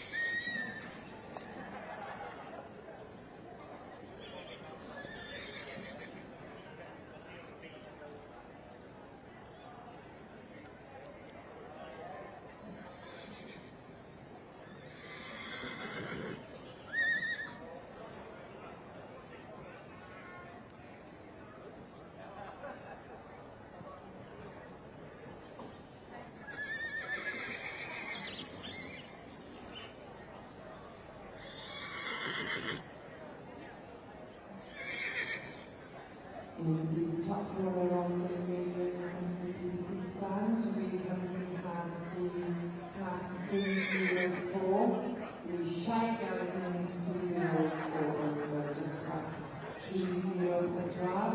And the like wave is on the fifth pattern of these, offering with Emma, the Army Novel, the Real Dairy Ice-Cream Company. We'd like to thank as our sponsor for the current class and the previous 3 classes within the main ring this morning. The Real Dairy Ice-Cream Company can provide any right to for all of children with a certain experience independently. With over 30 experience, they're able to recognize. So we go back up to the top end of the main ring, where we're in the Welsh Parkbred class, and this is the 4-year-old and over 14-2 mare or gelding class. There were 10 entered in this class. There you see in front of you the exhibit 1249. Cundled Green Ferdinand, owned by A. Crawford and handled in the ring today by Zara Owen. Zara, a prolific rider of the Hunters who was here on Monday. Now you see another different type here, the coloured. Again, you were touched on the percentage of Welsh blood. It's hard to know. Yeah, but you're seeing a lot more colours coming into so these Welsh Parkbreds. Exactly, we were talking about this earlier on, but a lovely animal, nevertheless. And I personally love a good coloured with this plaited. Yeah, I do. A non-native coloured. Yeah. As much as I do love the natives, I think for the Welsh Parkbreds, I think it has to be plaited personally. Yes, I don't disagree with that at all. I think an animal plaited looks absolutely stunning, whatever colour. True, yes. But we just happened to see a coloured going past there, and we touched on it earlier on. So it looks like in this class they're predominantly more of the hunter type. I think we've got one which has got a coloured brow band on, so you'd call it a little bit more of a show riding type. Looks like she's doing her first pull in. She's pulled one in. Looks like the colours is been pulled in second. So with the 10 entered and 9 forward, I believe, which is a good entry for this week. So it looks like she's pulled Zara Owen in top with Cundle Green Ferdinand. But she's got some nice stuff in there, hasn't she? Oh, absolutely. To work away with. And it looked like her pulled in fourth there was a previous Royal Welsh champion, Supreme champion actually, Penstrumbley Gelding, who'd done very well. They're pulled in third at the moment then is 12.46. That's Bethan Powell with the Penstrumbley Kevin. So as we were talking with the Youngstock with the Cath Hall and Penstrumbley stud, you're seeing quite a few in the adult classes as well, which is fantastic for Cath. Yeah. And they're 12.41. Victoria Thomas's Penstrumbley Our Latif. Again, another Penstrumbley that was bred by Cath Hall, but has been owned by the Thomases now for a few years. And this was a very successful winner under saddle, both in the Hunter Ponies, 15 hands. It's also done Welsh Parkbred classes. It's now moved on, I believe, to do some show jumping. So the versatility of this Welsh Parkbred breed, again, we keep coming back to it, don't we? But the performance element, that it can do any job.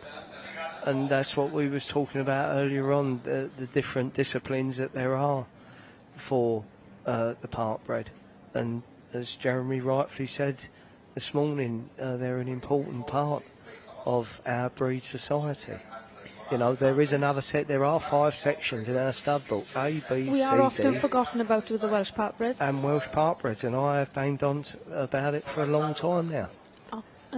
I'll side with you on this one. I think more should be done because one element, there is no Welsh Parkbred ridden class at the Royal Welsh. Well, so that's something that perhaps we could look into for the that future. Needs something doing. I can remember going back 12 or 15 years ago, and just reminiscing again with John. it was John and his friend David Smith, and Jackie and John's wife and Alison that were big supporters of the gelding classes. If you remember, John, wasn't it? It was you that really stood behind the geldings and done something about it. And it's been wonderful to see people follow this championship throughout the season, gaining their points for the gelding classes. And they were very good turnout in the gelding classes here the other day. Yeah. Well, the geldings, you see, are the unsung heroes of our breed society. Yes, very true. Because they are advertising our breed 52 weeks throughout the year around riding club shows, jumping, RDA, working on a pony, fun rides. The one horse owner that they're an important part of our breed society. So the one we can see in front of us now being handled by Zara Owen, you could probably see this being a middleweight hunter possibly. Might be a little bit small perhaps. Just a tad middleweight. small would it be for a middleweight? Would it be, yeah. But there's a lot of him though, isn't there? There is a lot of him, yeah. And I do like him. He stood very nicely for Deirdre there in the I must say I do like this horse. Yes. It's got a beautiful up in front, isn't it? Yeah. And a very handsome head. And again, just the tricks of the trade to find a good bridle to make these horses that stand out, isn't it? Yeah. But he's on the ground, isn't he? I do like this horse. He's got a lovely rib cage. Yeah. Would he be what cross? Would he be sport horse or? I can have a look in the catalogue and see what we've got going now. I can see her exhibitor number. It's difficult to say because a lot of the non-natives are non-native colours. Because he could do the coloured classes as well as the hunter classes. Oh yes. Yeah. So he's 12.40. That's Charlotte Leonard's Little Miss Rhino. Oh, there we are. I do apologise. We've been thinking it's a gelding. It's actually a mare. So the sire is Liberace, and it's an unknown dam. Oh. So he might be out. She might be out of a coloured mare. I was just going to say a coloured cob, or And now you can see this one has actually been hogged. Yeah. So again, a bit more of a heavier stamper there. Okay, so that's been hogged. I don't know where I'm putting the cat among the pigeons now, because something you touched on yesterday about a new rule that's come in. Yeah, with the whiskers. Yeah, with the whiskers. So where would this come into play? The whiskers only involve the whiskers around the eyes and the muzzles. Right. Okay. So you're still allowed to trim the jawline and you're still allowed to trim hair. Right, okay. So the fact that it's hogged wouldn't necessarily affect the fact with its whiskers, so you're not going to be breaking any rules. So this one would be... But he's not a Welsh Parkbred, is he? He's in the Welsh Parkbred class, yeah, so he's a Welsh Parkbred. So. We're still on Welsh Parkbred. We are, but he's obviously just of that cob type. Yes. That would be what we class as the English cobs. So we can't take his whiskers off, but we can take his mane off. Yes, that's correct, yes. You see, I love hog manes. I think a beautiful English cob done nicely is very nice. And they are fantastic. Beautiful rides as well. It's like sitting in an armchair. Here now we have another Penstrumbly. So, but the one that we just saw then, that hogged cob, that was actually a Penstrumbly as well. So again, what calf is breeding is the variety of type within a type. So this is what we class as a 15-hand show hunter. So that last one we see, could he go in the lightweight cob classes? Yes. So he would be in what you do, the lightweight cob. Yeah. I doubt he would be big enough to be the maxi cob. No, he wouldn't be a maxi and cob, but he'd be a lightweight. Yeah, because he didn't have enough bone then to be a heavyweight. No, but he'd be a lightweight. I'd imagine it'd be interesting to find out whether that does a bit of working hunter possibly with it. Yeah.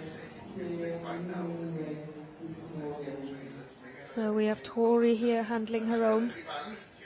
I believe that Tori's actually gone to BSJA show jumping with this horse.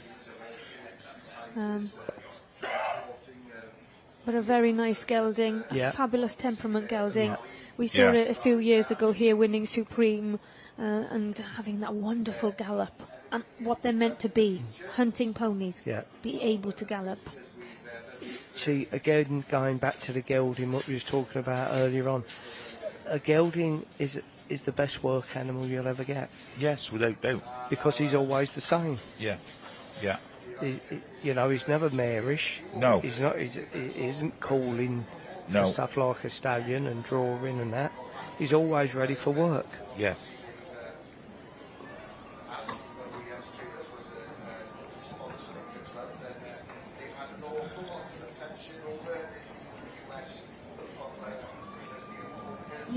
But I'm still, with you, I expect a lot of the listeners we've got and tuning in. I'm still on the fence with this whiskers thing. Oh, yeah, because if you're showing an animal, he's in the stable, isn't he? Yes. So does he need his whiskers? No. If he's in the field, different story. Whiskers for feet, but it's not as though they won't grow back. Well, they're going to grow back in a week. Yeah. And not to their full length, but they're going to start coming out. Yeah.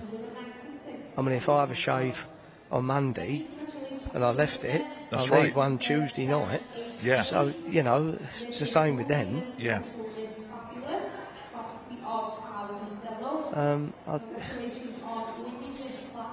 There we are. It's gonna, there's gonna be so many comments over it. There's going to be a lot of comments. I think it's going to cause us a few problems.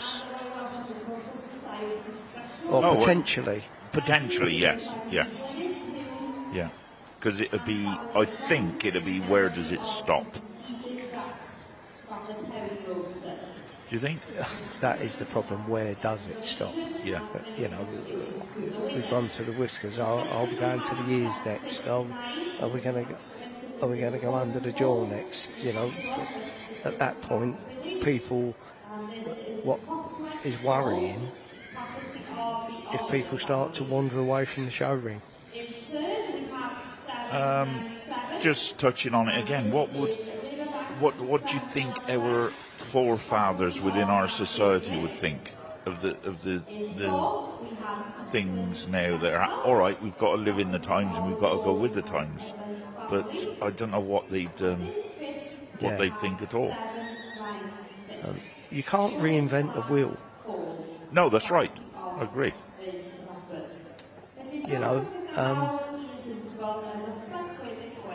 I just hope it doesn't create too many problems in the future. I just worry about things like that. I don't worry, I don't sit all day twiddling my thumbs over it, but just thinking about it, it seems a little bit pointless. Yeah, I'm not worried about it. I'm just worried about our breed. Yeah. That's what is it going to affect our breed in the future? I know it's a stupid little thing we're talking about, but it could do. Well, listen, little things can make big things. Yeah, most definitely. And people love the show. Yeah. And the production of showing. It's all part of the production of showing. Anyway, let's... sorry to interrupt, but we're going back into the main ring. We're going back down to the south side, down by the members' enclosure, where we've got Cheryl Frith of the Risthill stud judging the Welsh Ponies Cob type section C, and it looks like she is judging at the moment. I'm not sure whether it's the champion foal class or yes, it looks, because she's only got 4 foals in, so it looks like she's judging the 66. Champion foal class, which is class 66. Class 66. It's not a championship, is it? It's a class. Class 65 and 66 foals, so I thought there was a champion foal, but perhaps there's not.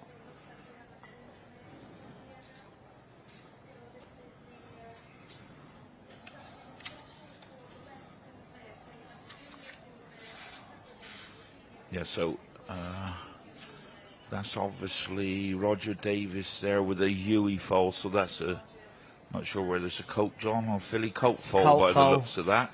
It looks like Carlos Costello there with the filly winner. That could be the filly winner. So it's probably for the what have we got here? That must be this one of the second. There's the second prize colt.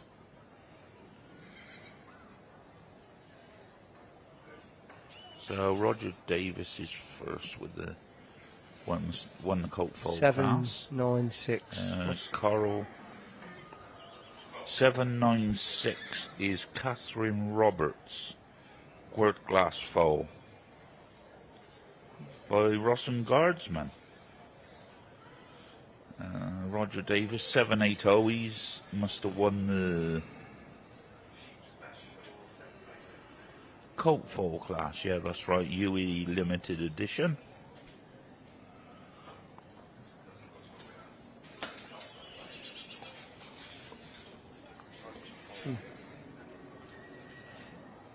So that's the colt winner and the filly winner. I think that must be the colt, second prize colt. Julian Haley Williams. Yeah. That could be 775, is it? That's 769. 775 is Julian and Haley Williams with the Kilmerry foal. What's 769? 769. 769 is the David Oliver with the Rossum foal by your horse, John, by Donistic Durpin. Ah.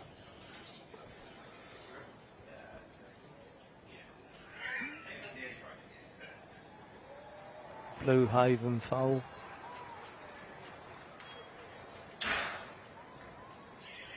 And the Howie foal.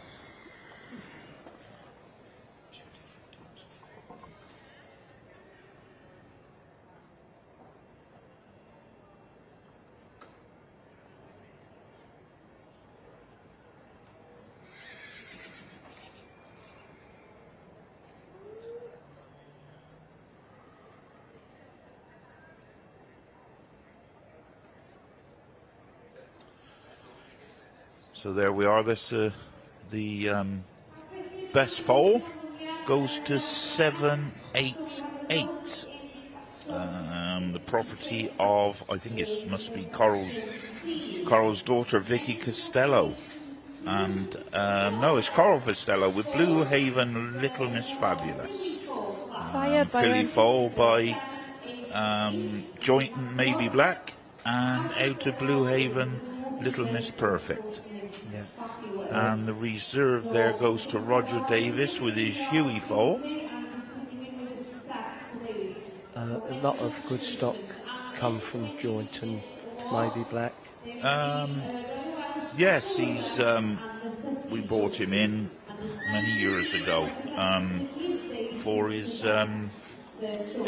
diplomat that line, RD line, you know that. Yeah. And he came back in, and he's done not too badly a job, actually. No, he's done a good job. Yeah. It's a lovely little trophy there for a cute little foal. Oh, it's a beautiful little head.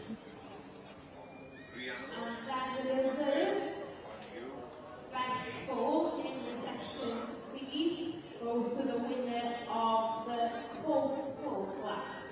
And this was, as you will remember, number 780. Hoey Limited Edition, property of R.J. Davis. Felly cael gyfeiriad am lawr i'r lliw gyfeirigol yn yr adranna. Blue Haven Little Miss Fabulous, ac yn ei gilydd East Hoey Limited Edition. Bydd yn diolch yn eto i Brasby. Just showing there the trials and tribulations of handling a foal, eh? No matter how much hours of practice that goes in, it's a big day for these little foals. It's been a long morning as well for them, isn't it? Yeah, a lot of people seem to run the other way when you ask them to handle a foal. They do, yes, yeah. Bless her little heart, she's really trying, isn't she? She'll get going in a minute.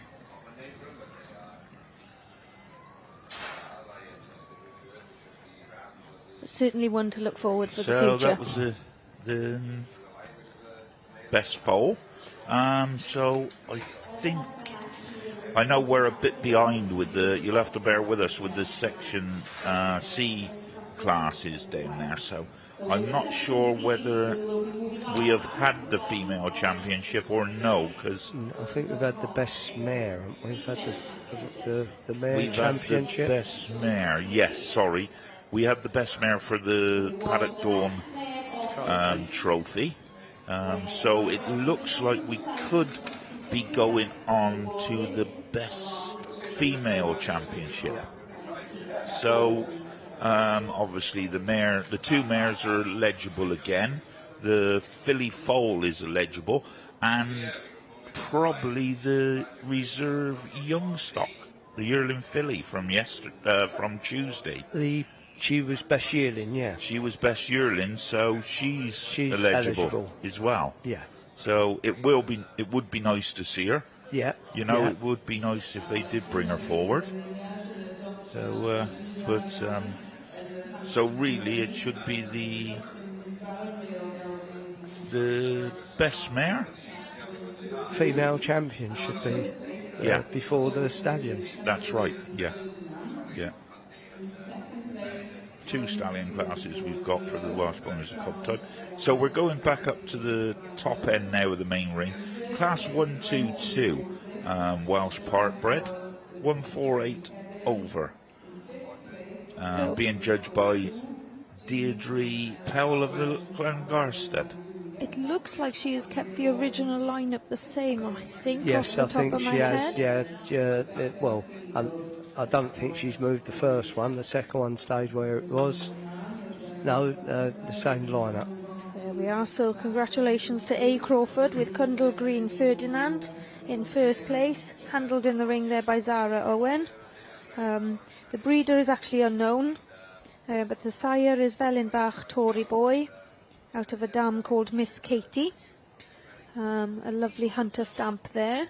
In second place we have that wonderful coloured, owned by Charlotte Leonard, Little Miss Rhino, bred by D. Rees. Sire is Liberace. The dam is actually unknown and handled in the ring by Charlotte herself. Congratulations. And then in third place was Penstrumbly Kevin, bred by Kath Hall. So the sire was Monohawk Real Magic, and the dam was Penstrumbly Canna. And then in fourth then we had Victoria Thomas with Penstrumbly Our Latif. So we will look forward to Zara bringing it back in then later on for the championship. I wonder if how comfortable that would be for a day's hunting. Oh yes, I should think for the... It was a lovely front in front of the saddle, isn't it? Lovely. It's got a lot in front of the saddle there. I'm not sure why we're seeing trees. Just taking a view of the Welsh countryside. Yes. For the viewers at home that have never been to this beautiful part of Wales here in Gylch, Wales. It's certainly something that I think everybody should try once. 100%. Experiencing that Royal Welsh atmosphere. So it looks like the broodmares are now coming into the Welsh Part Bred class. There were 5 entered in this. And it looks like we have 4 that have possibly come forward.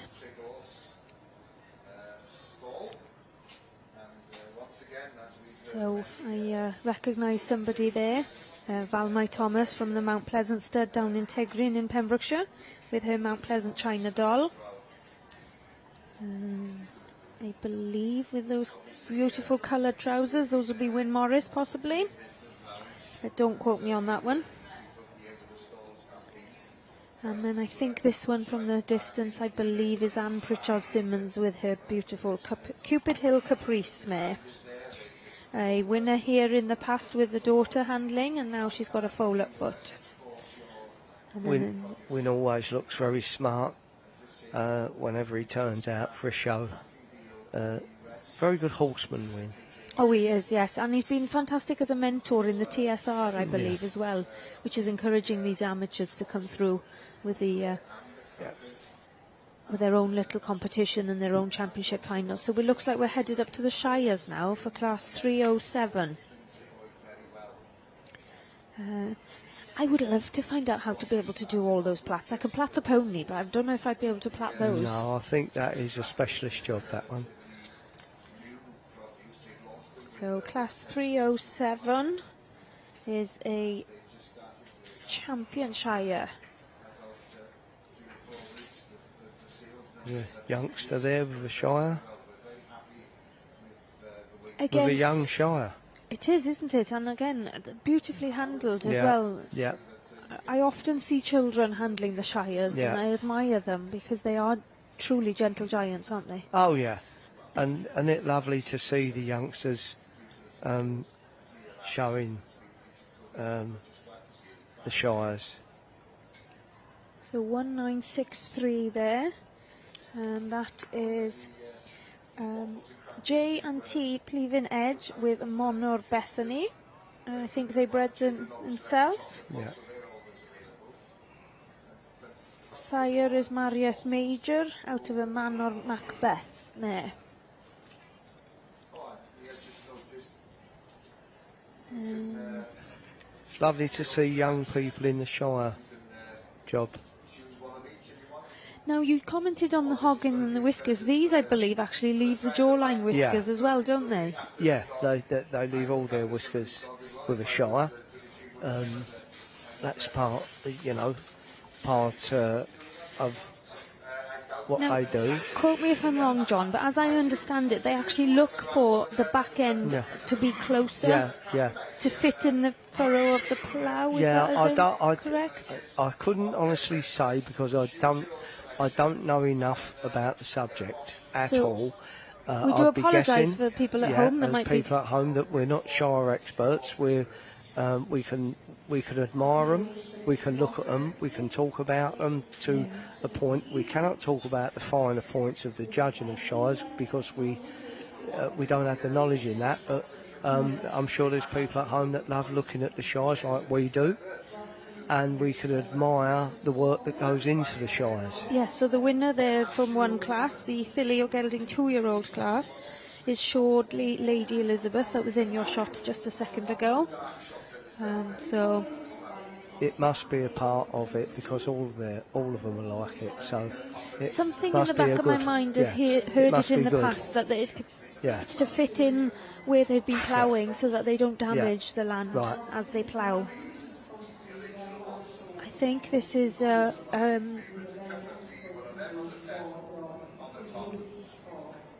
colt, I believe. Looks to be a bit more mature, so possibly a 3-year-old colt.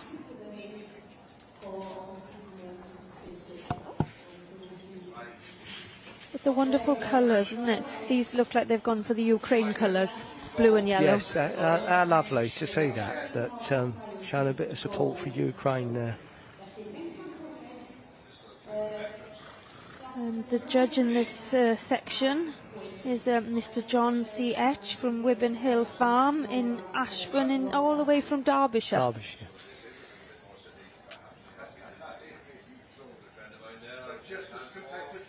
And the craft work that goes into their bridles as well, isn't it? Yeah.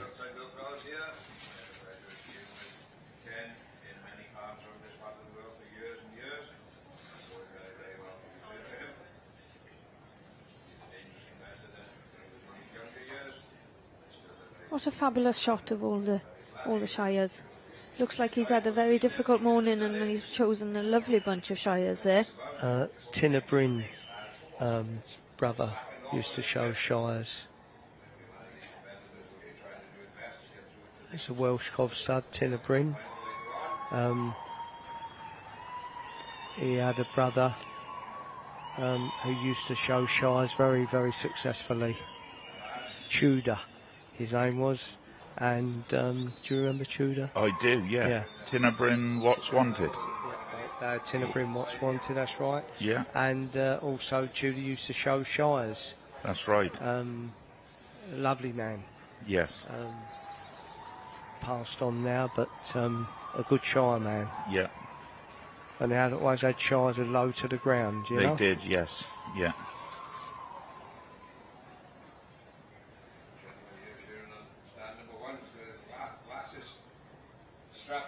So he's having his final look at the Shires here now. Again, there must be something in the breed society that they go the different way to the others. Yeah, maybe, yeah. Yeah. 1987 there in front of us. I think that's Edward Jones's Kai Berllan Blackjack. Now that's lovely, because the man we were just talking about, Tudor Jones, was his Prif. It's Kai Berllan. That's we right. are. So That's there right. we are. Yeah, that was it. So we are giving a little bit of knowledge into this. Yes, And it's nice to see, obviously, this may be his isn't it? grandson, by the Probably look of it. would be, John. I would say And I think he'd be very proud to know his grandson is still is still yes. doing the Shires, because Yeah. Carl Bethlan and Tinnebryn were Tinnebryn. brothers, and they was Welsh were. cob people. They were Welsh cob people.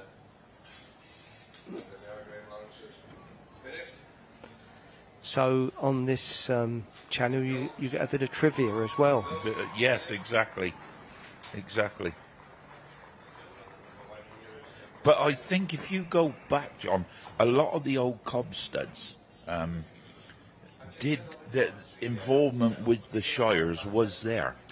I think There- you'll find Pantanamlug Exactly. had, Yeah. involvement, Yeah, they did. Yeah. Yeah. and that family, which was Garnvark, Peris, and Pantanamlug, Paris. Yeah. right?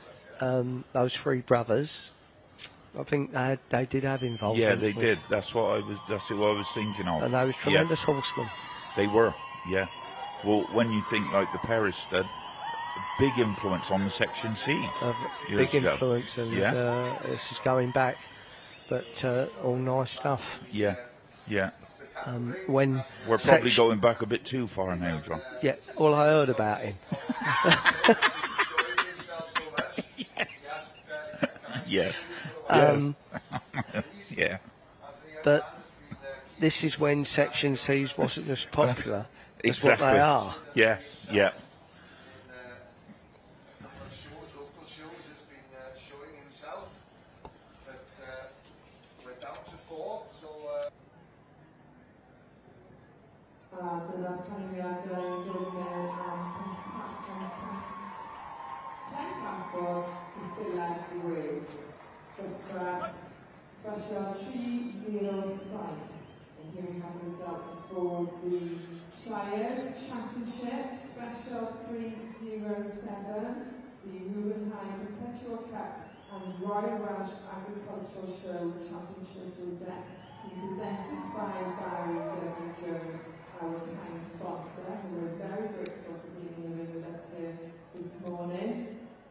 And the championship goes to Jonathan Worthington with Des Brooke Sir Alfred, and our reserve champion going to Shires, Cyberfan Shires, being handled by Edward Tudor Jones with Cyberfan Blackjack.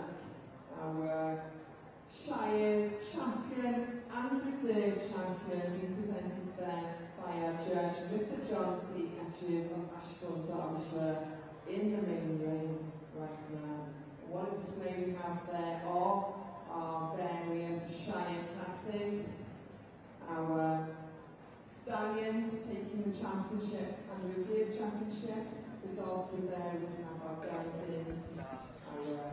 So it looks like the judge in the Shires has made his decision for the champion Shire. It's the Rubenheim Perpetual Cup and the Royal Welsh Championship Rosette for the Best Champion Shire exhibit. Apologies, I can't see the exhibit number, so I'm not sure who's actually gone champion. I can tell you that it's the Cyberllan Blackjack that's gone reserve with Edward Tudor Jones. Unfortunately, I cannot see the exhibitor number of this one who's gone champion. So it looks like he's gone for the stallion. Champion, is he, in the Colt Reserve? It looks like it, Yes. yeah.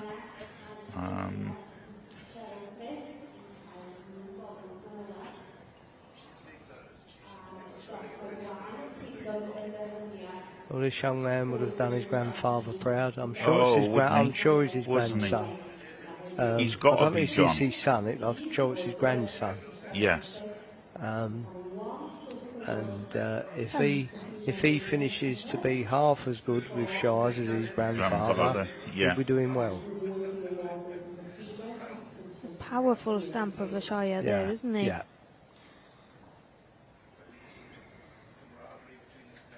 And actually quite free moving for such a heavy Yeah, horse. for a heavy horse.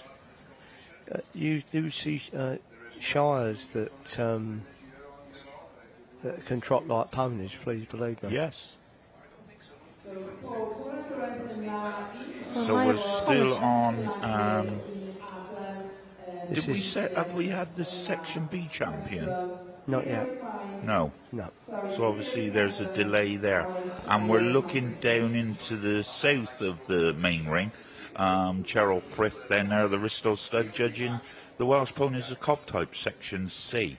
And I think she must be on her female championship. Would that be down there? That's what it looks like. It looks like the female championship, which is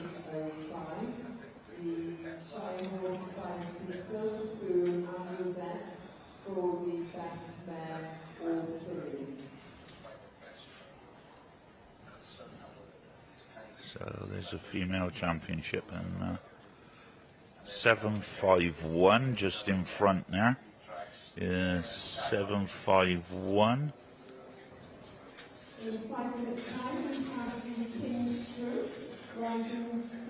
695.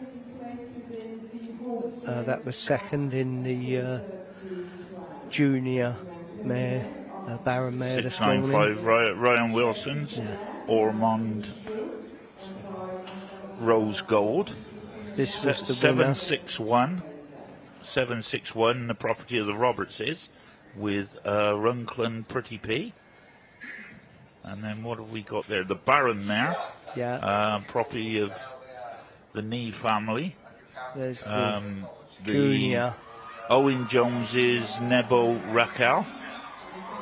So it is. it looks like the championship and the filly. Yeah. So the champion of the female champion 2022 Royal Welsh Show, 2022 the female champion is the property of Scott and Kelly Gibbons with 692.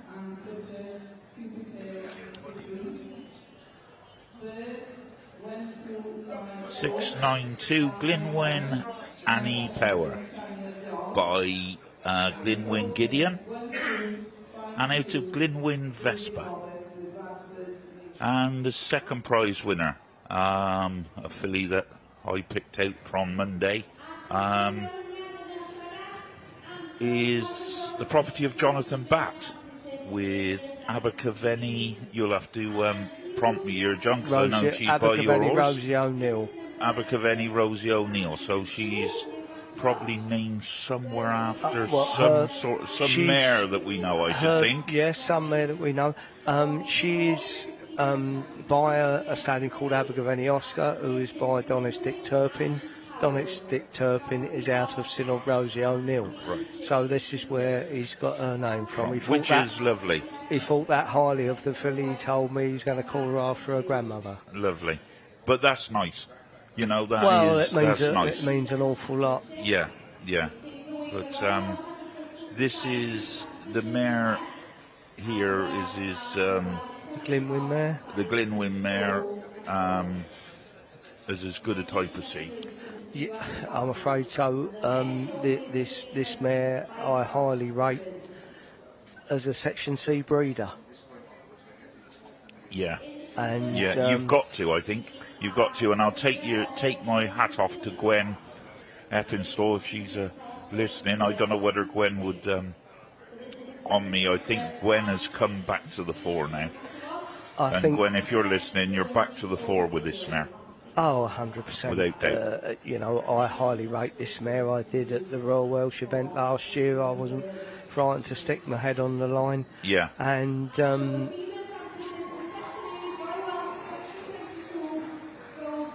this is my idea of a Welsh Section C mare. Yeah. She reminds me, John, of a little mare we used to show, and I know you're a lover of that pedigree, or Parvadine Reward. Yes. The little Robbie Box mare. I know we're both Robbie Box fans. I know you were the biggest. There wouldn't be a bigger Robbie Box fan into the Section C than John Kirk and Jackie Kirk. But you know, but she reminds me of that type. Yeah, that's it. And the old Synod mare of yours, John. They're the same type, aren't they? And it shows all these years on. It shows. Yeah, it's coming through there. There it is. And there it is. Yeah. Yeah. I think this mare is up for big honours here today. To be quite honest with you. Yeah, I'd put my yes. Yeah. It's a lovely mare.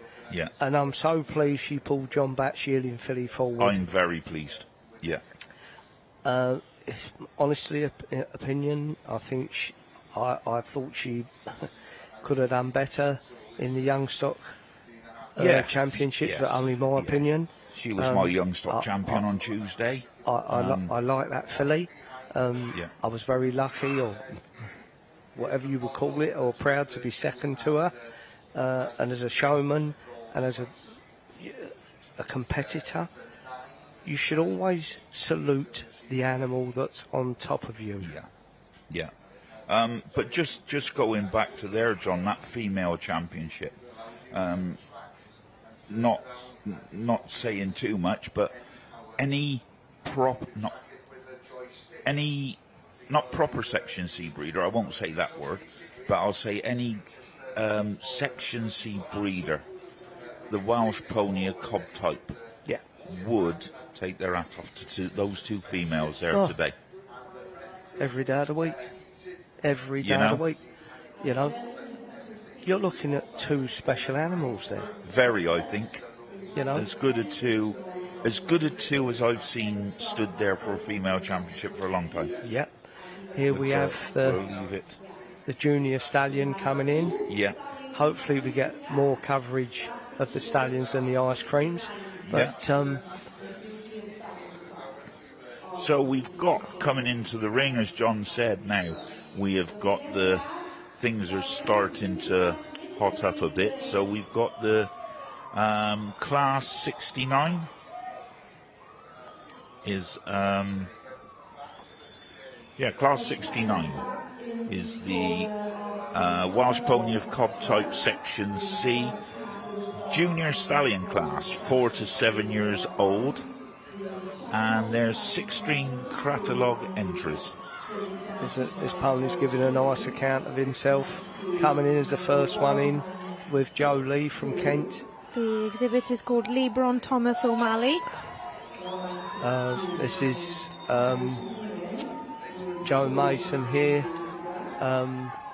with Savoy Peaky Blinder. That's his name, Savoy Peaky Blinder, bred by Glenn Ransom in London.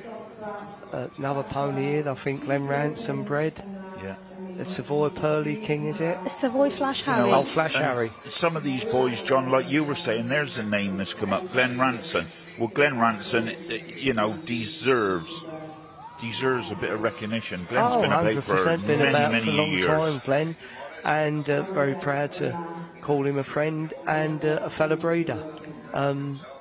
He's done a lot for Section C's. He's, and I can say this, and I'm not talking out of turn, he's gone off the board a little bit, but I'm trying to encourage him not to chuck the towel in, because he's breeding I'm good glad stuff. about that, yeah.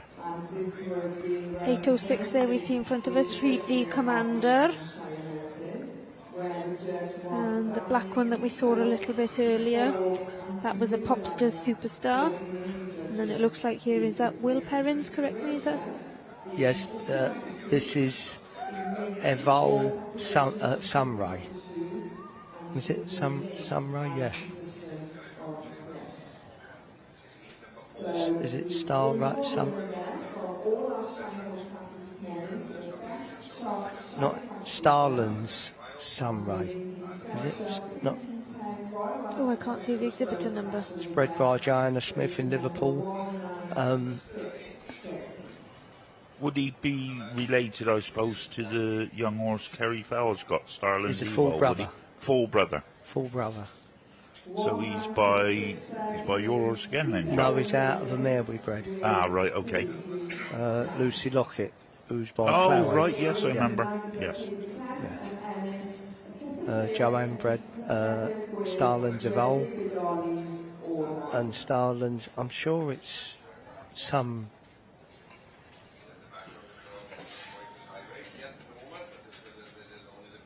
Currently in the horse section. belongs to a young lady. Ah. Wayman. Starland's Sunray? Sunray, that's it. him, That's yeah, it. 815, Starland's Sunray.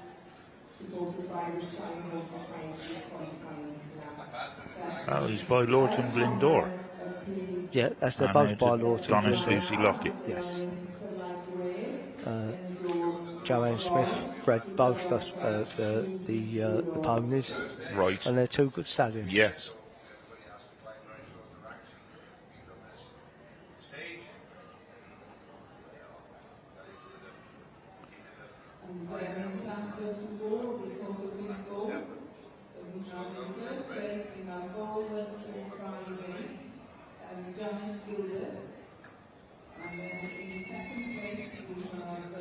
This would be a nice class.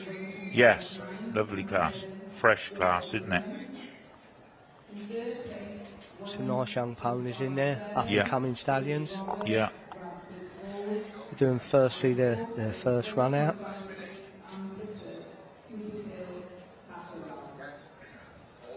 So this pony next with Joe, is it? Yeah, the Joe Lee. Yeah. Is it a Lebron?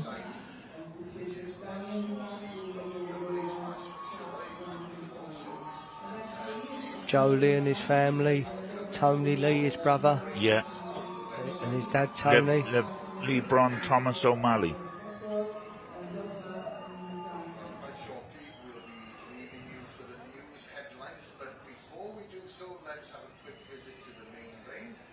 So that's 811.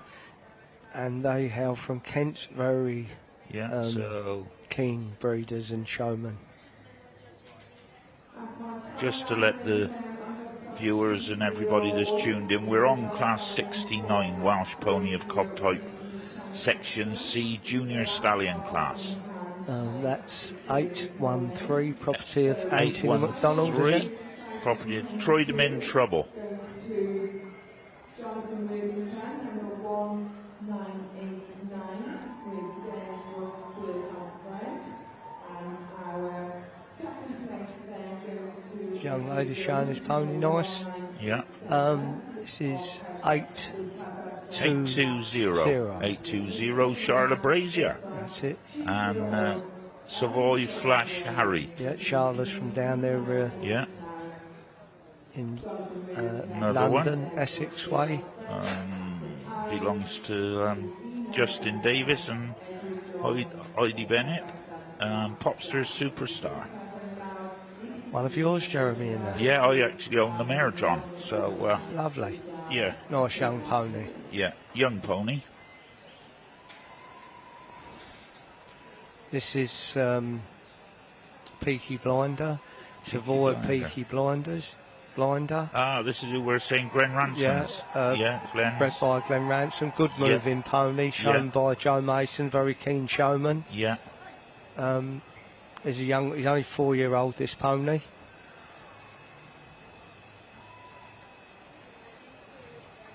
So the boys have come down from London, John. They're still in force, aren't they? Oh, yes. You know, it's lovely because without them, we just it doesn't happen. I don't think. You know, I was always a great believer in them because, and my dad had a lot of respect. You know. There's Sam Morsley. Sam Morsley. 819. Yeah. Sam. 819. Glenall Studs, Glenall Real. Sam is a very Competent show person. There's a pony, the sire of that pony just gone round, that I've got respect for.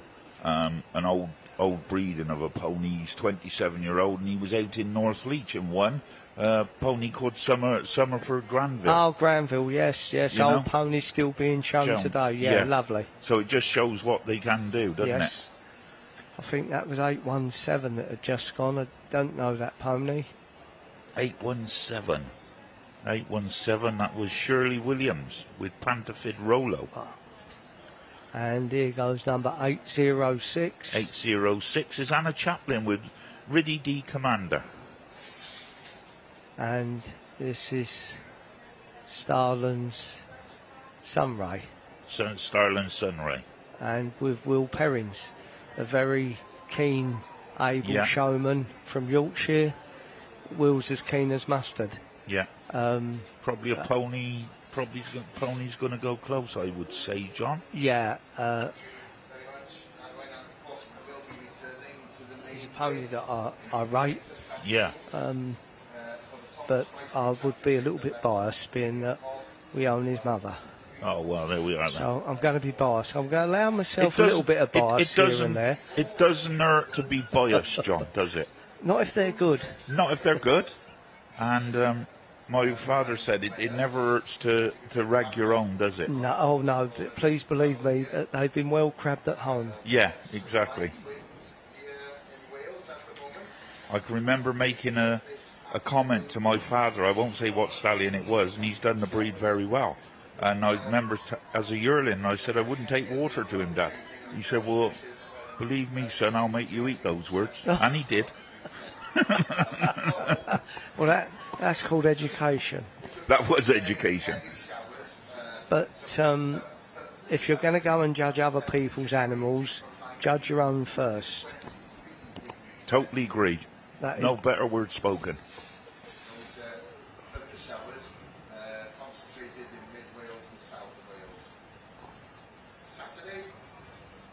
But no, the going back to the support the Royal Welsh has got from outside Wales, what I've seen this week has been fantastic. Within the Welsh breeds. Yeah. You know, in fairness, there's a lot of toys that we don't recognise enough. There's boys in London breeding section C's in Cobs. You've got the likes, I must mention them, I know they're friends of yours, is the Giles family. Oh. Young Joe as we call him. Great competitor. And anybody that ever knew his father and his mother, old Joe and Pixie, would be, I've sat there as a young boy talking and listening to stories and, of them hot picking and one thing and another. Right. And, a great respect I've got for the family. Well, I think we all have, and I speak to Joe regularly. I think you have to take your hat off to the Giles family for their input into the Welsh section C breed. Old Joey Giles, he encouraged people, helped people. It has to be said, credit where credit is due. Oh, without doubt. And he done an awful lot for the Welsh section C breed. Didn't he? They're years ago, looking at ponies like old Leeswick Pixie, tremendous mare. Leeswick Pixie, Leeswick Susie, Leeswick Socks. Yeah. Little horse called Leeswick Bantam Cock. Yeah, we thought that's who would that would be the one, yeah.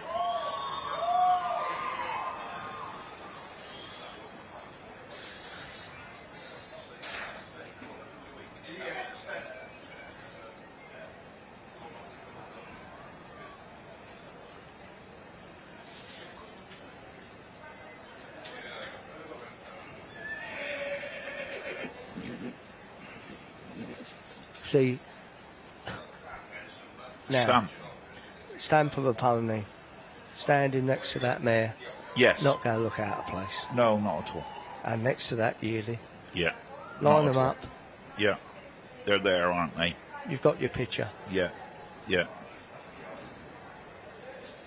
Yeah. Pony looks tremendous. Yes. And again, listen, breeders must have credit. Oh, you've got to. You've got to. Joe Smith, there up in Liverpool, is not a prolific breeder. No. But knows what she likes. Has bred the pony. Right, she's gone off of breeding a little bit. Yeah. But neither here nor there. No. An achievement. That's right, yeah. For any breeder. Yeah. Yeah. But this pony, he's a young pony, isn't he? Yeah, he's only what did he be, 5, 6 year old? 5 or 6 year old, yeah. Yeah. You know, I know you say he's full brother to the Evol. Yeah. This pony carries a little bit more type, I think, John. Yeah. You know, yeah. to me, I'm not sticking. I'm just no. Listen, I'm just saying as a we're not crabbing. We're not no, running not down. not at all. That's how I see it. We're as critiquing. Breeder, we're being a critique. Yes. We're saying what we like. Yeah. And there's no harm in that. But I haven't seen this pony before, but I do like him very much. I have. I've judged this pony. It's very difficult when you're judging your own sort of breeding type. It is. But listen, I didn't breed him. No. And I wouldn't be on my own putting this pony on top anyway. No. Welcome back, the champion of Youngstock, the overall section being champion of 2022.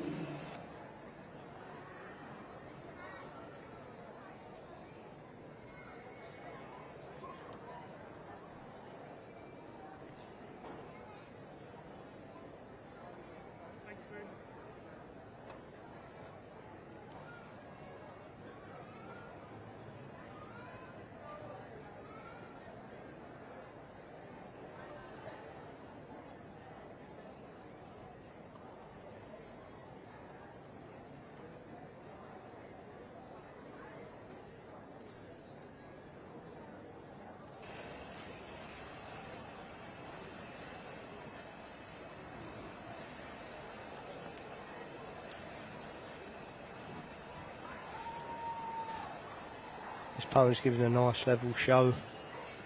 He's not bubbled or broke. He's just trotted out nicely and gone nice and level.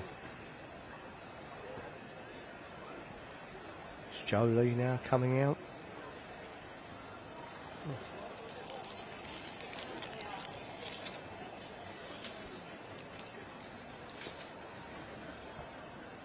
One of the worst parts now showing in the Royal Welsh, not in a bad way, is when you're pulled in on top, you've got to stand there now waiting for everything else. And your stomach's going, the nerves are going. You are definitely like a cat on hot bricks at that point. And then, Yeah, stood on the top and then watching every other one that comes out and see. Yeah. Is this How's that one gone? How's that one gone? Yeah. You know, and you're judging them as well. That's right. Yeah. We've got the B Championship going on next door. Over there by the looks of it. So.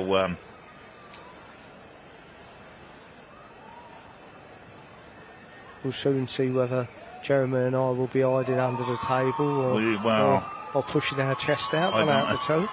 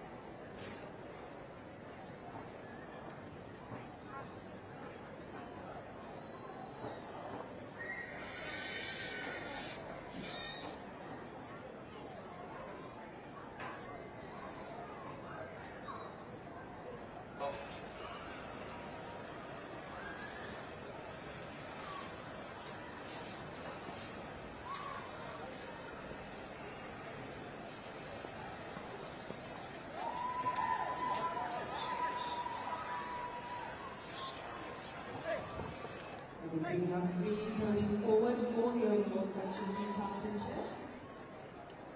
The female champion, we have Gylch. The male champion, Kelton Sinbad, and the reserve male champion, Youngstock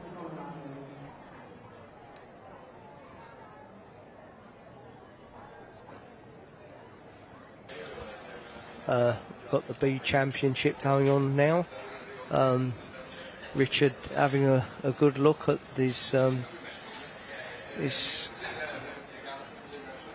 final lineup. Yeah, so where do you think he'll be going then, John? What do you think, Anton? Where do you think he'll be go? We got the Section B Stallion, the Section 3-year-old colt, the Youngstock Champion. And he was male champion. And he was male champion. And then we've got the mare. She was the junior mare, I think, wasn't she? Yeah.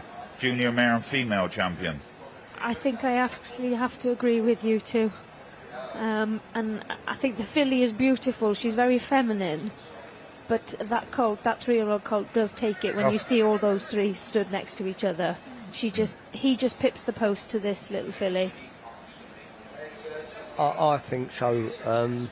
I genuinely hope so, because I think it'd be good for the breed.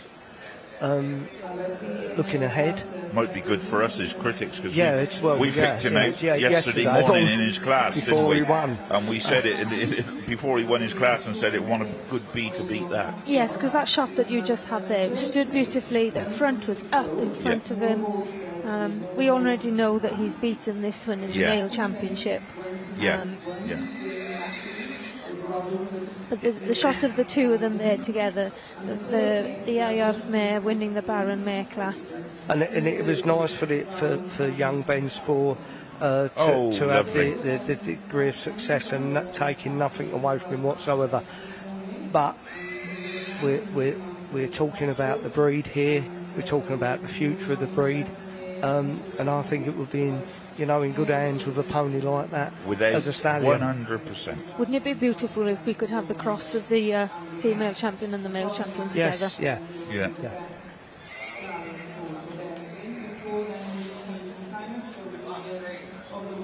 So we'll see where Richard Miller's going to go now. The moment of truth. The moment of truth. The hat's off. Hats off. Yes, there you are. Yes, we thought it so, well. John. Yeah. There we go. We stuck Congratulations to Sandy Anderson. Oh, many congratulations, Sandy. I hope you're listening. I hope he is. And all his team up there, and Georgie's wife, and all the team, and congratulations to you. I think you found something absolutely excellent, and something, I'm not going to say different, but something unique. Unique, I think, is the word. A Welsh pony in every sense of the word. I like him, and it's lovely. And don't take nothing away from the Baron mare. Number 513. Lovely type as well, and we must congratulate the judge, I think, on finding those 2 ponies. Yeah, finishing up with them together. He's ended up a lovely pair of ponies at the end. Yeah. And it's lovely to see.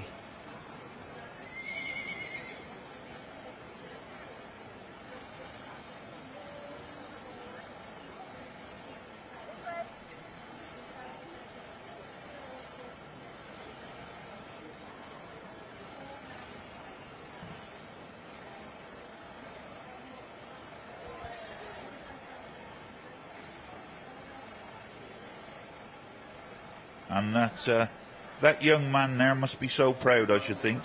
I think he's so happy. I think he'd be very proud and very happy. He's a young gentleman. I've seen Ben competing in the young handler classes. A gentleman of a young man, to be quite honest with you, and keen. And he's always joined in. And that's a lovely thing, It is. He's always joined in.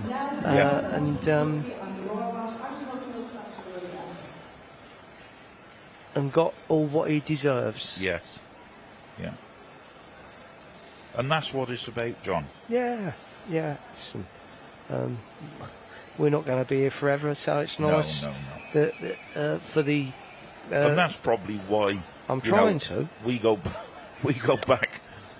back a long way and remember things because it was different then. Yeah. You know, coming to the Royal Welsh, onto the bank there, and the lorries and everybody.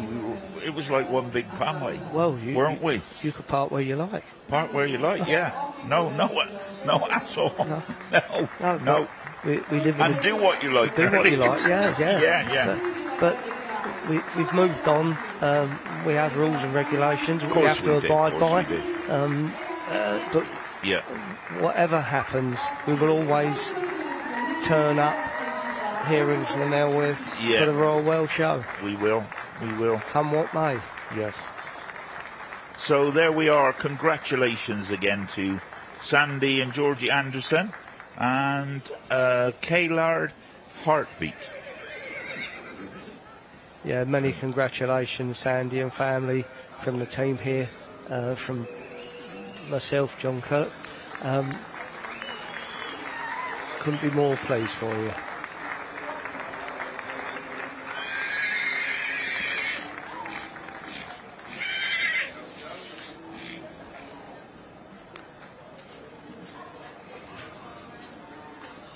Oh, someone's dropped their rosette. I'm sure that would be retrieved. They're hard got, you know. Yes.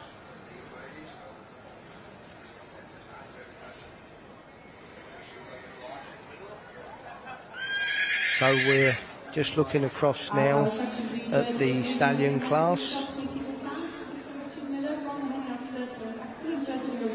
There's some ponies coming into the centre now, but hopefully we can go back to the World Section C stallions to see the conclusion. We're back there.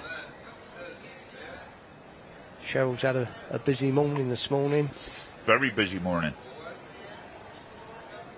And she's had a few brain teasers there, but I think she's finding what's required.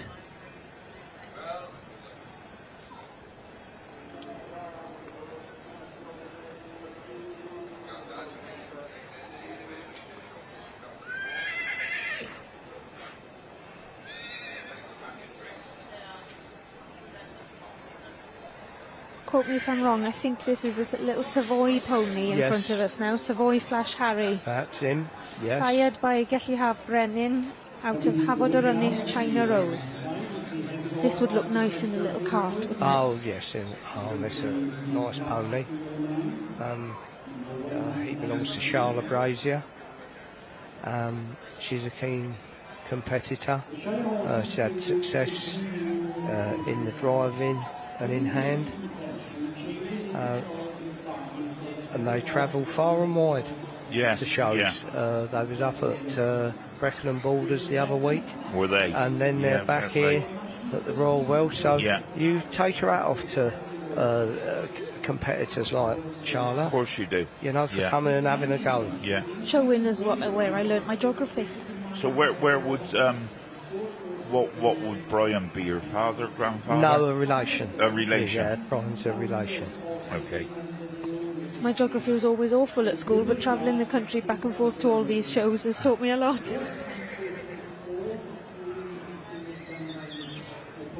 So it looks like she's got quite a decision on her hands now.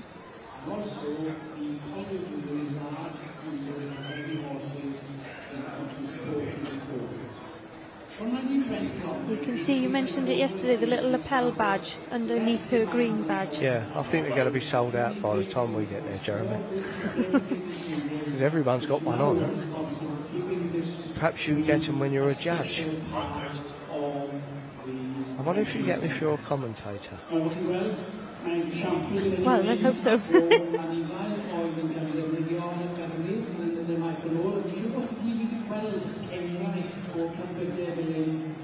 Cheryl's concentrating hardly now to make sure that she's happy with her line-up. And in fairness to Cheryl, it must be said, to Cheryl Prif, she's been in the job a long time. Yes, been in the job a hell of a long time. She judged me many, many years back at Cheshire County with a pony called Diabon and Take That. Yes, I remember, bred by Peter Hussey. Peter Hussey, yeah. It was a year and he won there at Cheshire under Cheryl. So she's been about a long time and more than deserved and worthy of this honour. Yes. She's also judged me in the ridden world as well. Oh yeah, she's big in the ridden job. Yeah. And it must be said, she's been as fair and square as anything in here, and it's so nice to see. Yeah. You know, to give everyone a fair look. Yeah. She's turned herself out impeccably. She's behaved impeccably. Yeah. She's done the right thing. No better. Her own thing. That's the right thing. Her own thing. Her own thing. Yeah. And like you said, it's just she's enjoying it, isn't she? And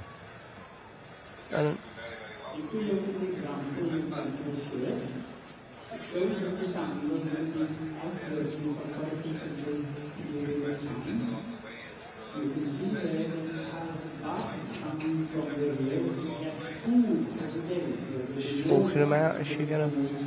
I don't think she is she? She's having a. She is. She's going to walk them out.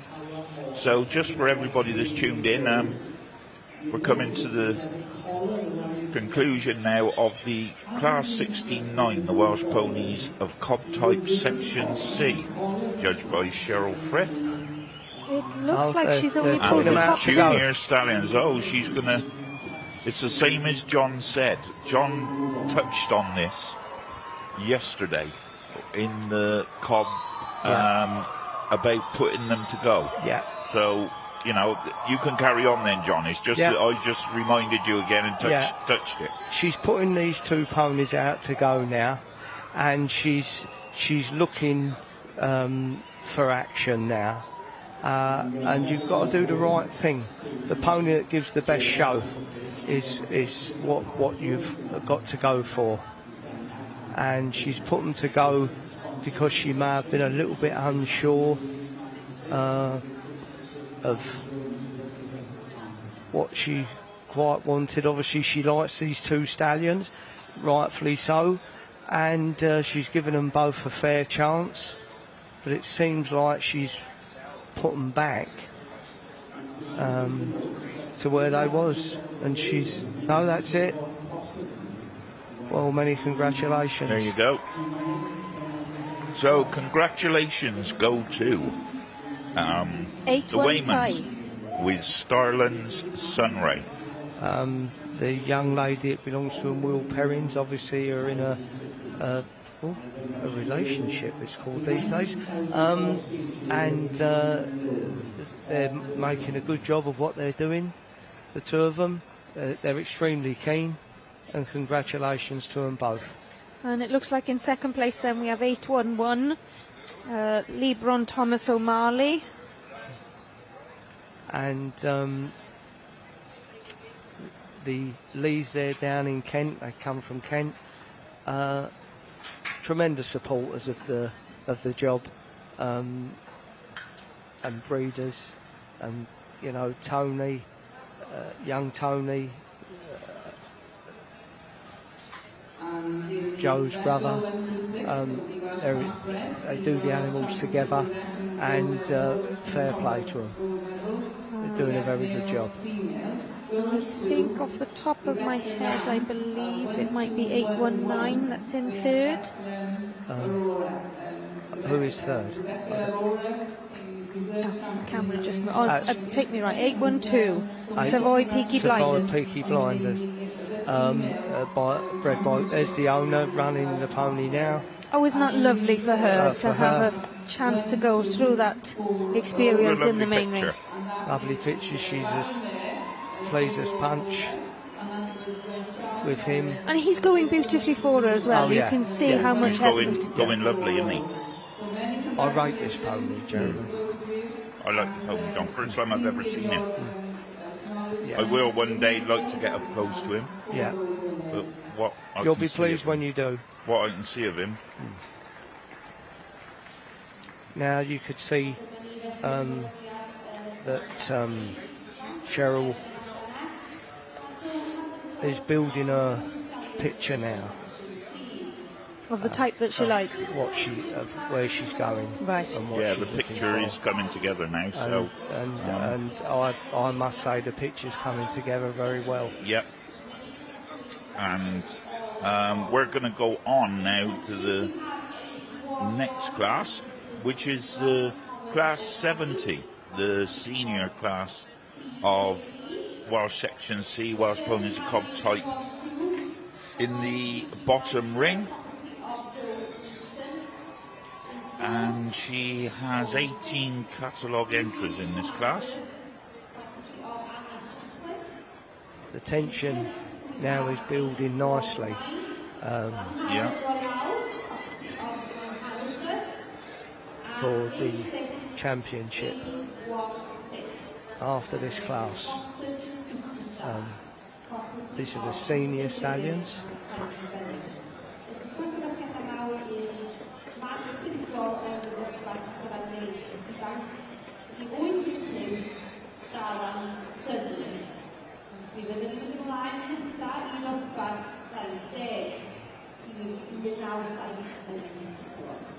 So we will now be moving on to class 70, which is the senior stallion class on the 7 And continuing with the range now that the Annandale special duties to Gylch.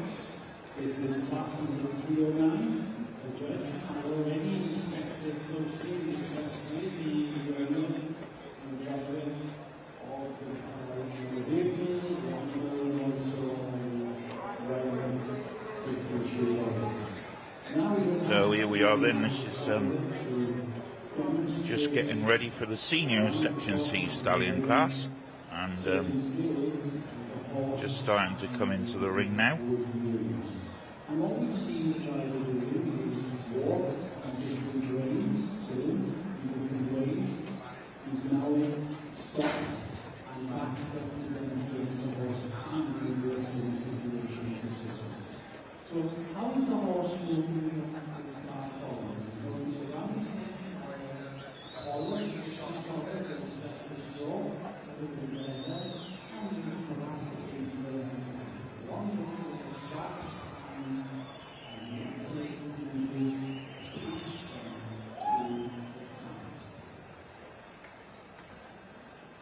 This is coming into the ring is Jake Thomas with, is this Graham Moffat's pony, is it not? Yeah.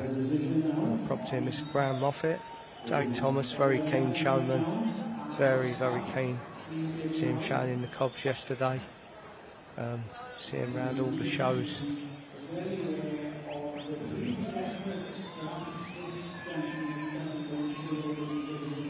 Here's Freddie Luke. We've come here to Bandit. Past winner here at the Royal Welsh Show.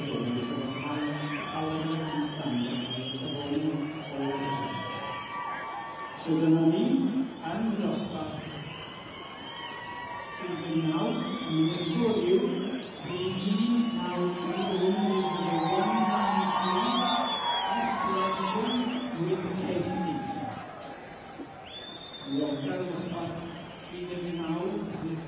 We'll just let you watch them go round. We'll pick out the ones that we know and then learn more about the ones we don't know.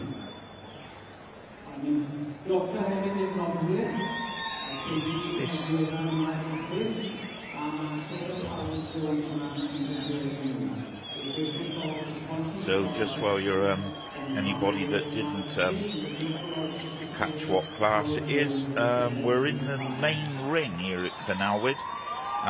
We're down to Class 70, which is the Welsh Pony of Cob Type Section C, Senior Stallion class. Can I just interrupt you there, Jeremy? This one that's prancing round in front of us now with Maggie Simmons handling, he's 20 years old. Good God. Well, it just tells us, doesn't it, what they're, Just going across the ring now is number 838. That's Tom Davis. With Clan Morlais Regan. That's him. Sired by Calbeck Crespo, out of a Synod mare, Synod Sweet Chantel.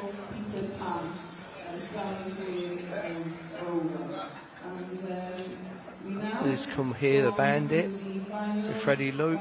Freddie Luke is in Kent. Come Here the Bandit, bred by Sarah and Vern Hamer. And Freddie is the showman that always produces and shows him with great success.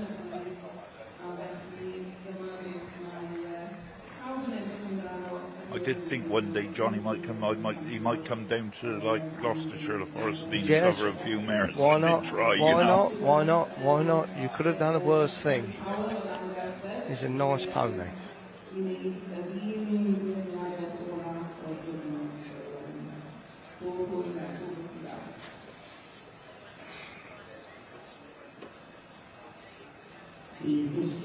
Very, very good class, this, John. This is a good class. There's some and nice a good ponies. type of ponies. And there's some big hitters in here. There is, yeah. Yeah. You know, this pony's done the rounds of the black pony, Pumelin the Fox. That's right. Yes. You had the Neared pony in there. Yes. Yeah. The Bandit. Moorcroft Master Tom. Come Here the Bandit. Reagan, Tom Davis's pony. Yes. Morlais Reagan. Yeah. You know, one at Lampeter. Yeah.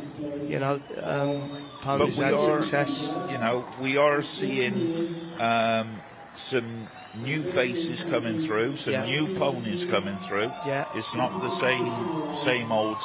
No. Which is a nice thing to see. Which is a nice thing to see.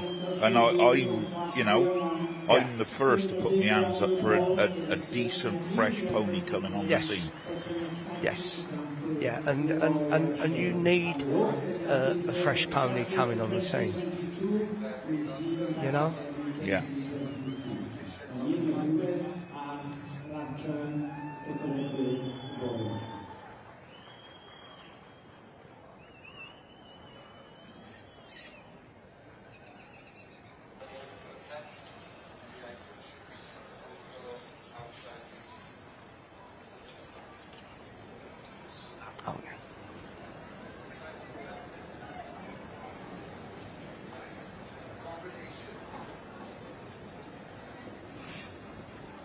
They're all having the chance to do their first run out, where they get great support from the grandstand.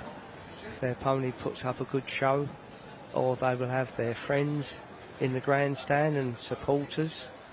But the atmosphere here now in the ring would be quite electric now. Tremendous buzz from the grandstand.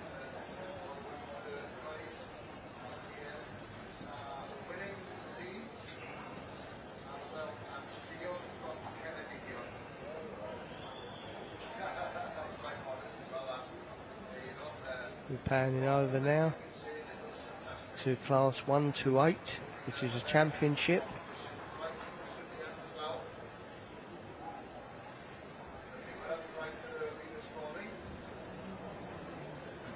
In the park roads.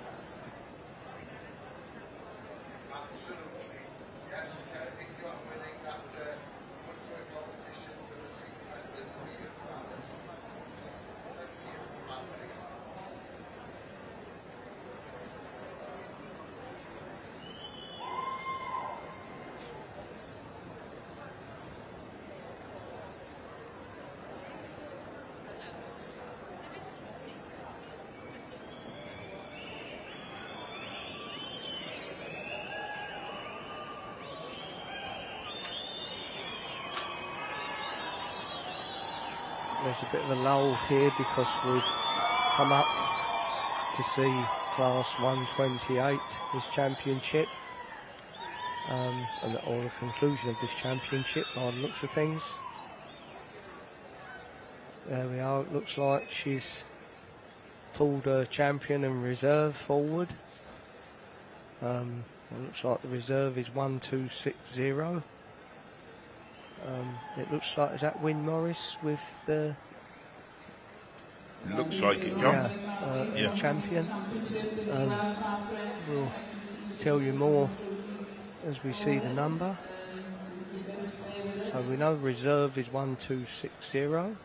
1260 is Moorhall stud with Moorhall Peter Pan.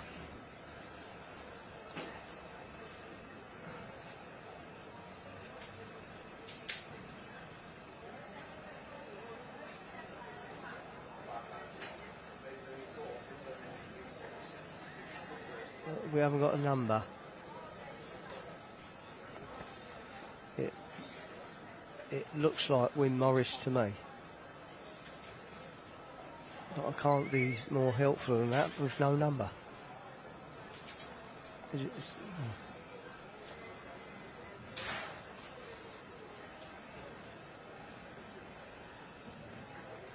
Yes, we do have a winner with the Welsh Park Reds, and the championship goes 1224. I'm sorry we can't be more helpful than that with this one, but I can only tell you the handler's name is Wyn Morris. So it is 1224 is the champion. Di Nicholson's Gibbon Top Gun.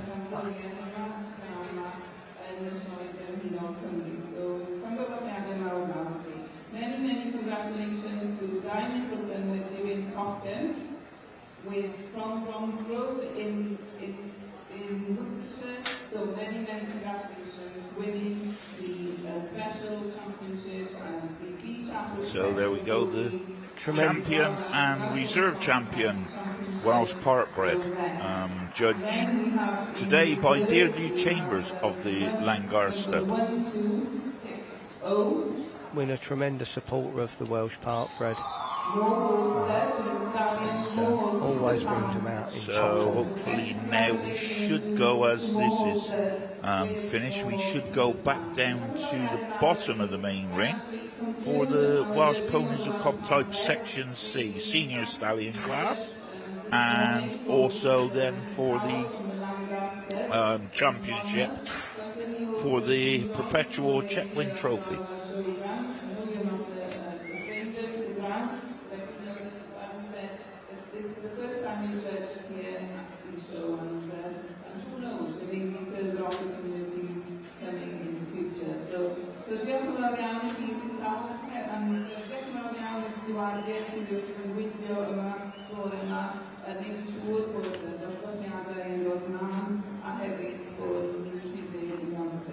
Many thanks to the stewards as well in the section as well, making sure that things are running smoothly and also that we have a limited time. So we are proud of that.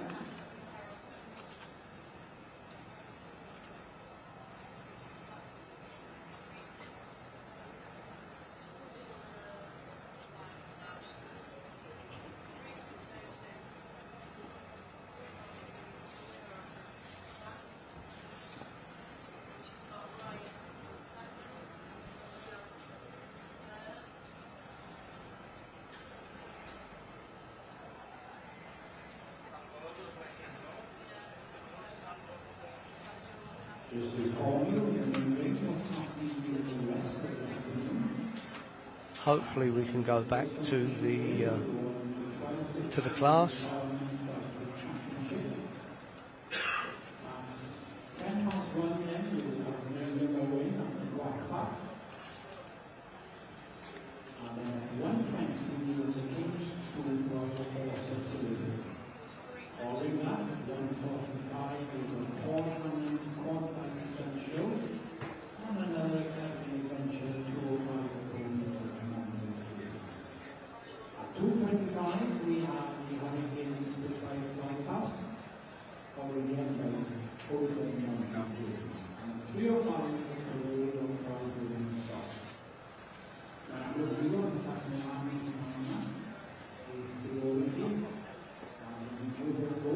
apologies, we seem to have lost our Geraint Davis, Ridley stud, and Mandy, his wife, looking over from the members.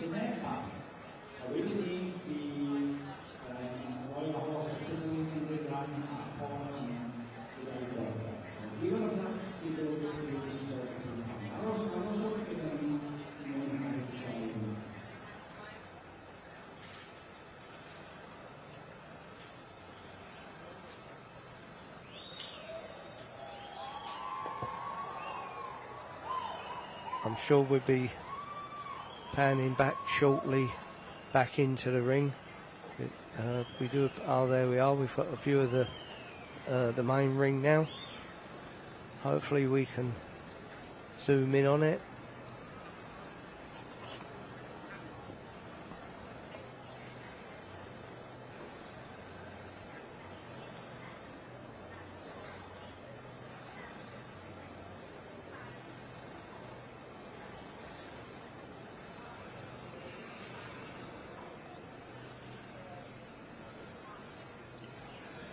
So there we are, Cheryl Frith just having a final look over them by the looks of it.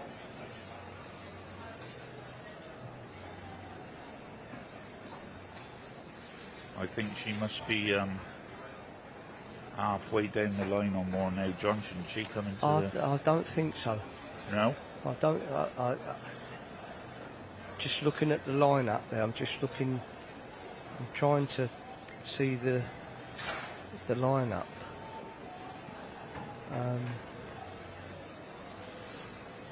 8:30 their exhibit. That's at Louis Dennis's Hillgarth Lucky Legend.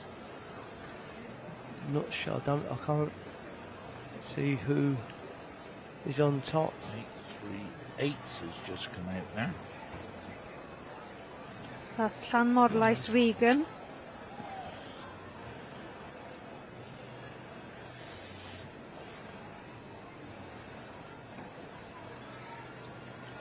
I do like a nice liver chestnut with a lovely silver mane like that. Yeah. There's just something about it for me. This pony's had much success with Tom and Will Davis. It belongs to Tom and Will Davis, and he's had a lot of success, this pony. Clanmorris Regan. That's him. Bred by Mark Swiston. By Kyle Brett Crespo. Section D Stallion, and out of Synod Sweet Chantal. Grandstand are really getting behind these exhibitors today, aren't they? Yeah.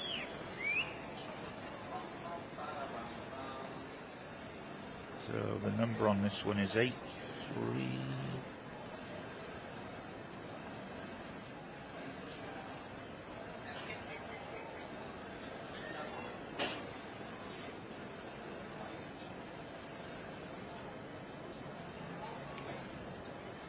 You see the heat there is starting to come up. Yeah.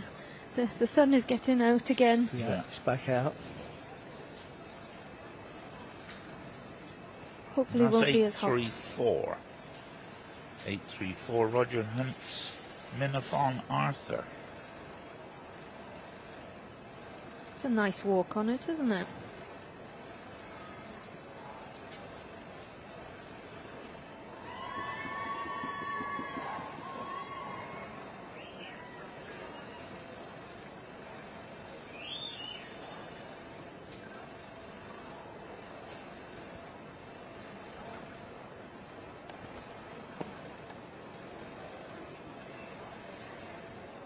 There can't be many exhibits left to do their individual, is there?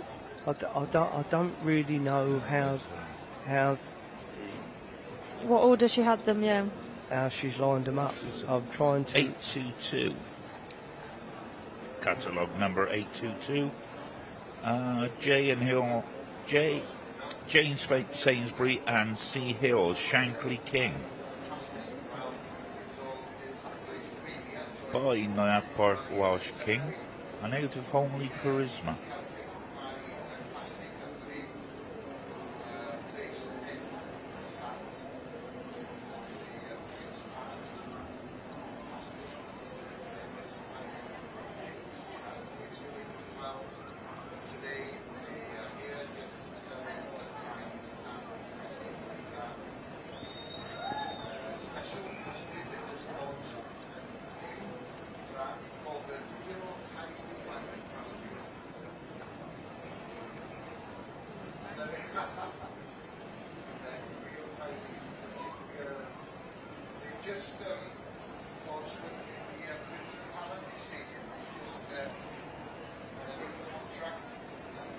one there's 832.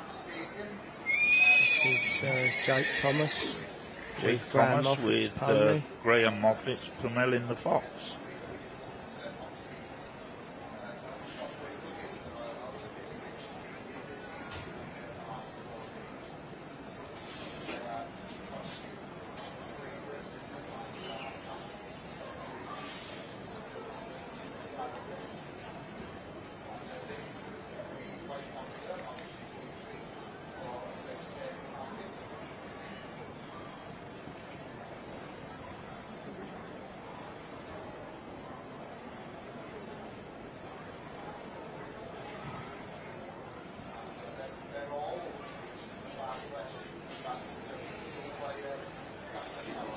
Oh, I recognise that bum.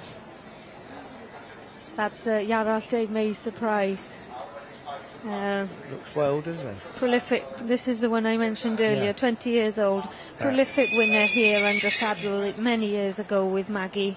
Also qualified Hoys and did Yeah. exceptionally well with her. And I thought she had actually retired him, but she said he was looking so well out in the field that he was too good to retire that's nice just to yet. see him. Yeah, but it's that's good. It's to bring your pony out in top form. I'm just at looking his at age. his pedigree, don't take me wrong. He's by Sir Latin Sam Thomas out of Sir Latin Gypsy Rose. So is he a cob that was down? I don't actually know, but I think it's... I don't know Because whether you it's know, Latin John. is all cob breeding. Yeah. So I just wondered if he's been not made his height and he's been brought down, Yeah, which you could because- do, and then, you know. Yeah, because it is all that is Latin is cobs. I've Yeah. never known to have had C's. No. We might be wrong, but We might be wrong here. you know. And I'm afraid I can't correct you either. Oh, that's but it then. but all I know is Maggie put a saddle back on him Yeah. after not having a saddle on for several years, and Yeah. and he just went, lovely. off I go then, Okay, that'll and do, yeah. put Yeah. down the road and got back into some work ready for today. And it's nice that she's enjoying her pony. Oh yeah, Brilliant. You know.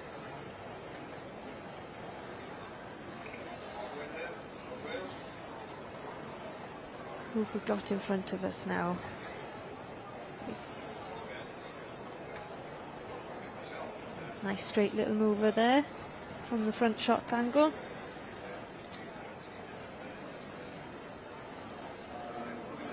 From what I could see so far, Shannon David Morris is Moorcroft Master Tom.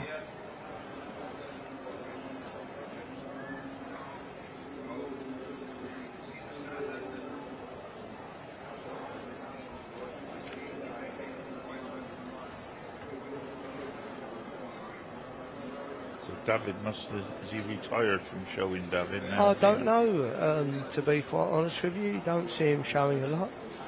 I don't know why he's retired from showing, but usually see Simon showing a lot of. He's usually at the other end of the ring with the Partbreads, isn't he? Yeah, but he's a tremendous handler, isn't he? Yeah. Simon Charlesworth. You know, He's another one for us youngsters to look at and, exactly. and follow and copy. Exactly, professional, nice guy. Always see him, always talks to you, you know, and enjoys the job. He's got into the Welsh. It seems to be more and more. Lovely. He has got into the Welsh.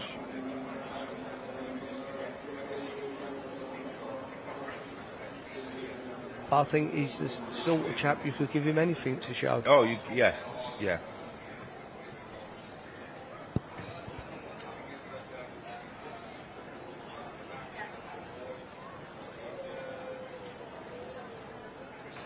I can't really work out who's on top here, to be quite honest with No. you. I'm a little bit I've confused tried as to look, but I can't. to line. Unless she has just brought them in any order, any I'm order, not sure. I don't know. But whether she's...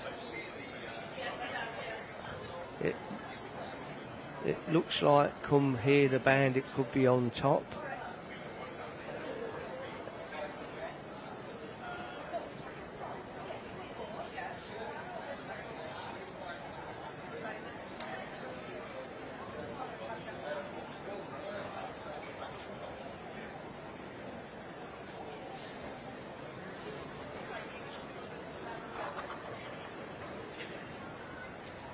but yeah, she's falling forward.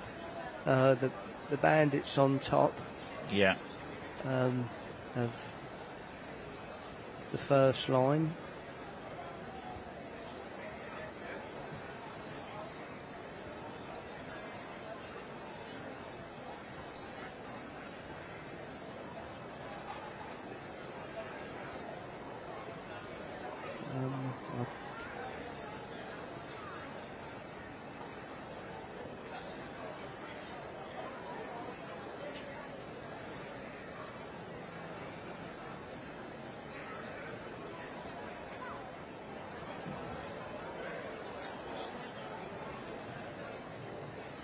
Having a final look at her front line.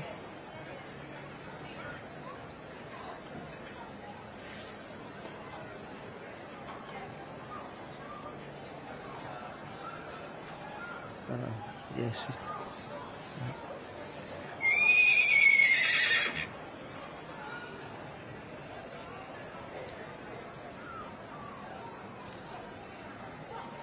So what do you think then, John? She'll leave them like they are, or?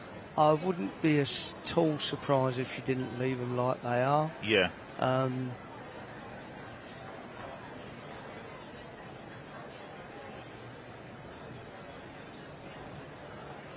they're having. Hang on.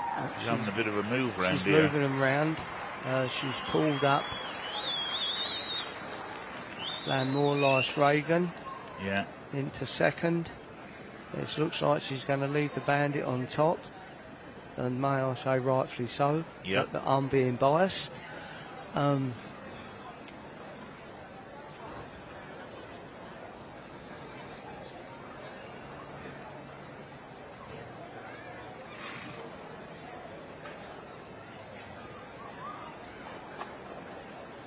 Yes, I think that is it, yes.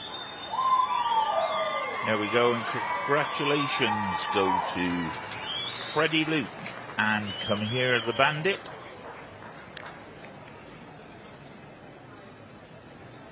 Yes, I'd like to second that. Many congratulations to Freddie and the Bandit, and to Sarah and Vern Hamer, the breeders and owners of this pony. To the old team, he's produced to perfection. Yes. And he looks tremendous. Yes, so he does.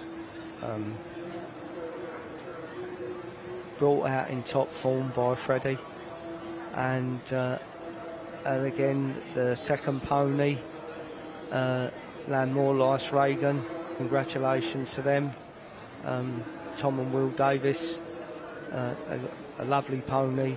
We're having much success with him. I'm sure they won't be too disappointed with this result.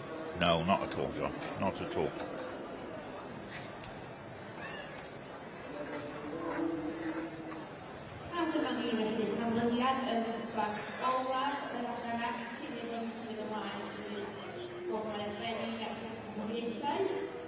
So we have results in the final class of section C before we move on to championships. Championships now is being controlled on the website today.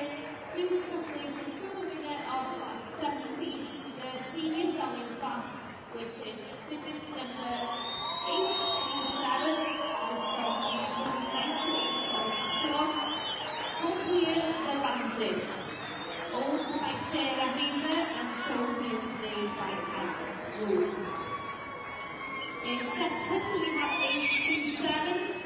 This is So they'll now save their ponies now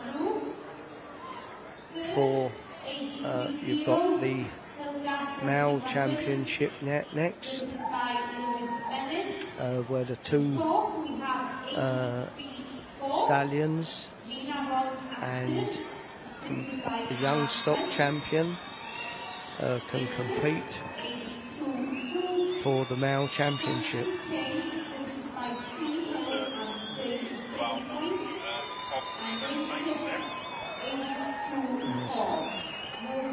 Now Teatro of the Danaway stud.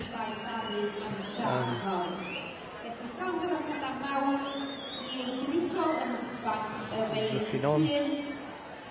There's much admiration for Freddie, his brother-in-law.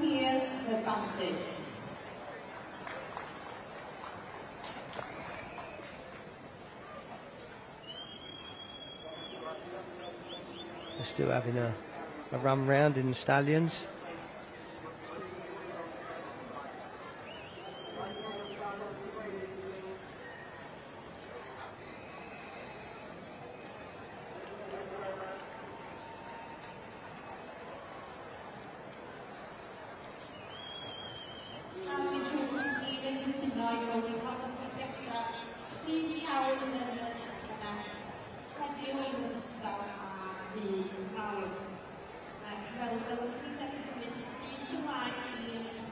So there'll be a short break now.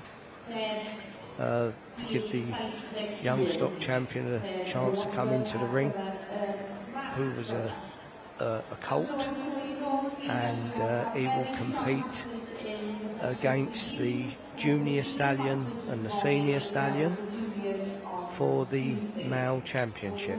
Straight on to the next special award, which is Special 71, and this is the William Heather Professional Member Memorial Cup, Castell Menaister, and a Royal Welsh Agricultural Society Special Rosette will also be awarded for the best stallion. And we are very thankful to William Heather's family for awarding this special year today. Felly, gofyn ar ben i ddefnydd at gofyn sy'n i bod yn symud ymlaen i'r pencampwriaeth Gwrlyweg. So the best stallion special will be judged now before we move on to the male championship in the section C's.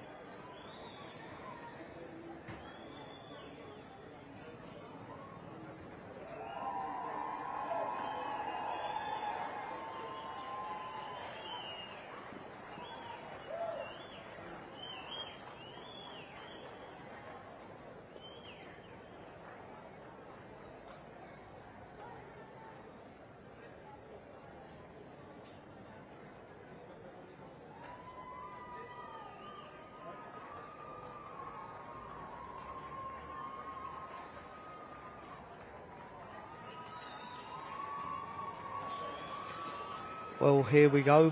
They're running out now for the male championship. Cheryl now will have a difficult task ahead of her, sorting out from these ponies, because she has some nice stuff here to pick from.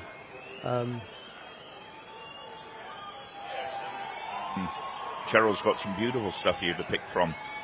Stallion, mare, Youngstock, and she's got a type going round that yeah, she obviously likes, John, and you know,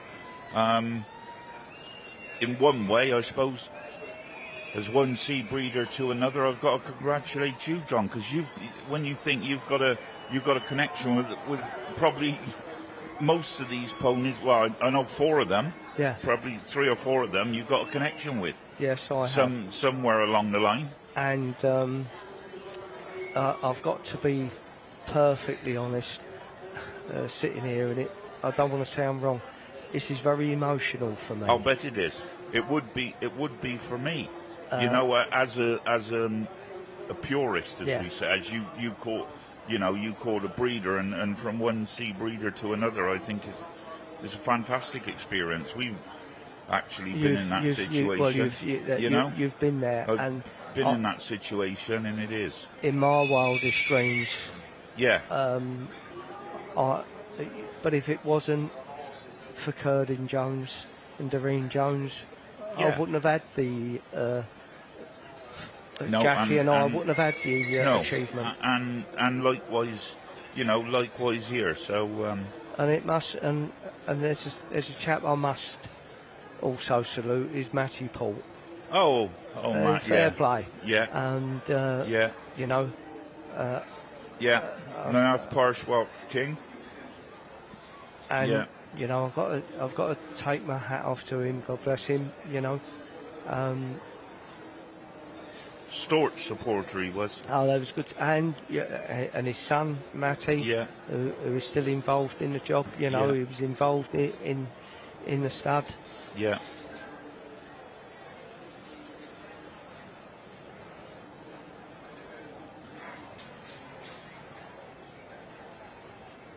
So, ladies and gentlemen, where are we going here?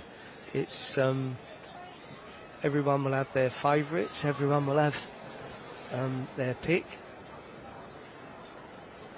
But she has got some nice ponies here to pick from. There you are. She's gone for the Bandit. Well done to Freddie and Sarah and Vern Hamer. Lovely pony. I thought, just watching them then, and when I seen him in the Stallion Pass, I just thought, And to Will Perrin's reserve. Yeah. So you must be more than happy there, John, I would say. Well, I'd be the first to congratulate you. I'm blown away. From one breeder to another. Blown away. For that to happen is it just shows how you've stuck to your breeding, John, and you've stuck to your line. Yeah. Listen, you need a hell of a lot of luck in this game. Make no mistake. And don't anyone ever run away with the idea and never sit on your laurels. No. As showing them, breeding them, to be here at the Royal Welsh, these ponies to be in the main ring at the Royal Welsh, to be achieving what they've achieved is incredible. Yeah. And I'm so pleased for the owners and breeders of these ponies. Exactly. And I'm more than proud for Freddie Luke, like you said, and Sarah and Vern. Fantastic, and saying that for Sarah Hamer, she's always had that type of pony. She's always liked that type of Section C. Yeah, and fair play. She's they've been.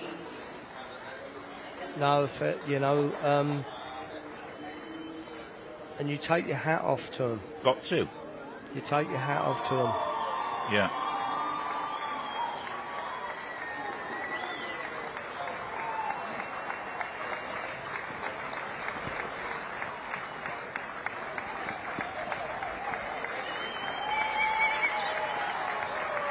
And another great producer, great showman. Yeah. As keen as keen. Very keen. Done a lovely job on this pony. Yes. He looks better than the last time I see him, which was at the Royal Welsh event back in the autumn. Yeah. He's come out in better form, in my honest opinion. And I did say this to Freddie. But he's at the age now, it's now or never. Exactly. So it is now.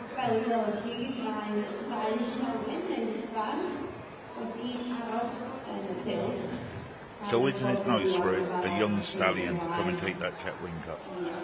Oh. But it's not over yet. No. We've had the male champion. That's right. And now we've got the overall World Section C Championship. Yeah. So we'll see. No, that was the Stallion Champion. That was the Youngstock Champion. No, this was the Youngstock Champion. Yeah, winner. going round there now is 6-2-0. Crossfields with Derek Dykes. So he has to compete now for, that was the Stallion Championship. For the male championship. Now we've got for the male.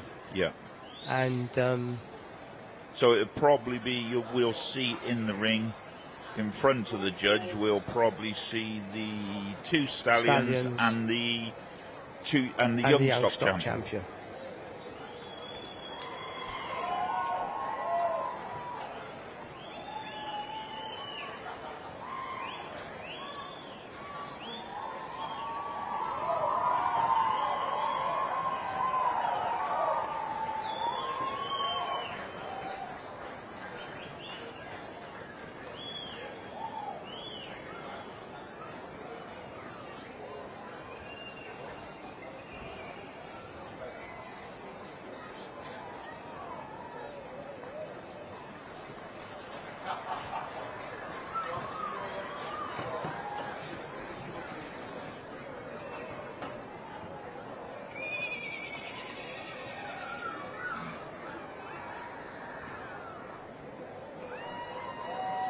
So for those of you that were not with us yesterday, what you're seeing in front of you now is the Youngstock Champion from the Section Cs that were actually exhibited on Tuesday.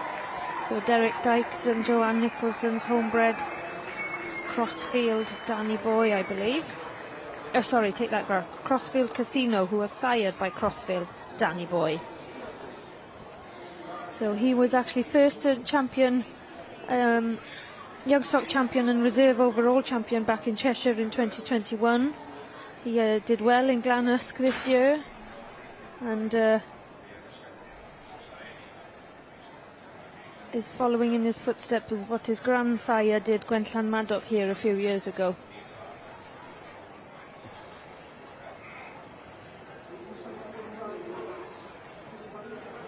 Do we have any idea where you think she's going to go on this one? No. I know what I'd like, yeah, but I'm not gonna say that she could go. You know, we could be right out. I think John's right.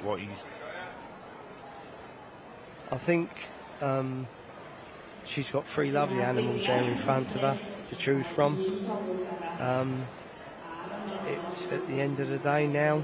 It's her preference, I suppose. It's her choice, and she's got three nice animals to choose from. So it's out of two, really. It's out of two, yeah. You know, if something else happens.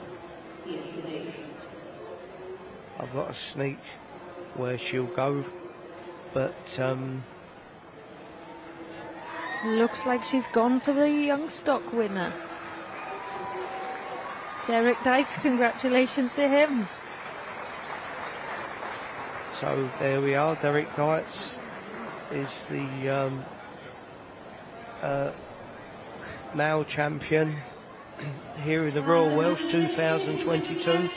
Many congratulations to Derek and Joe. And reserve male champion is Freddie Luke with Come Here the Bandit. And congratulations again to Sarah and Vern Hamer.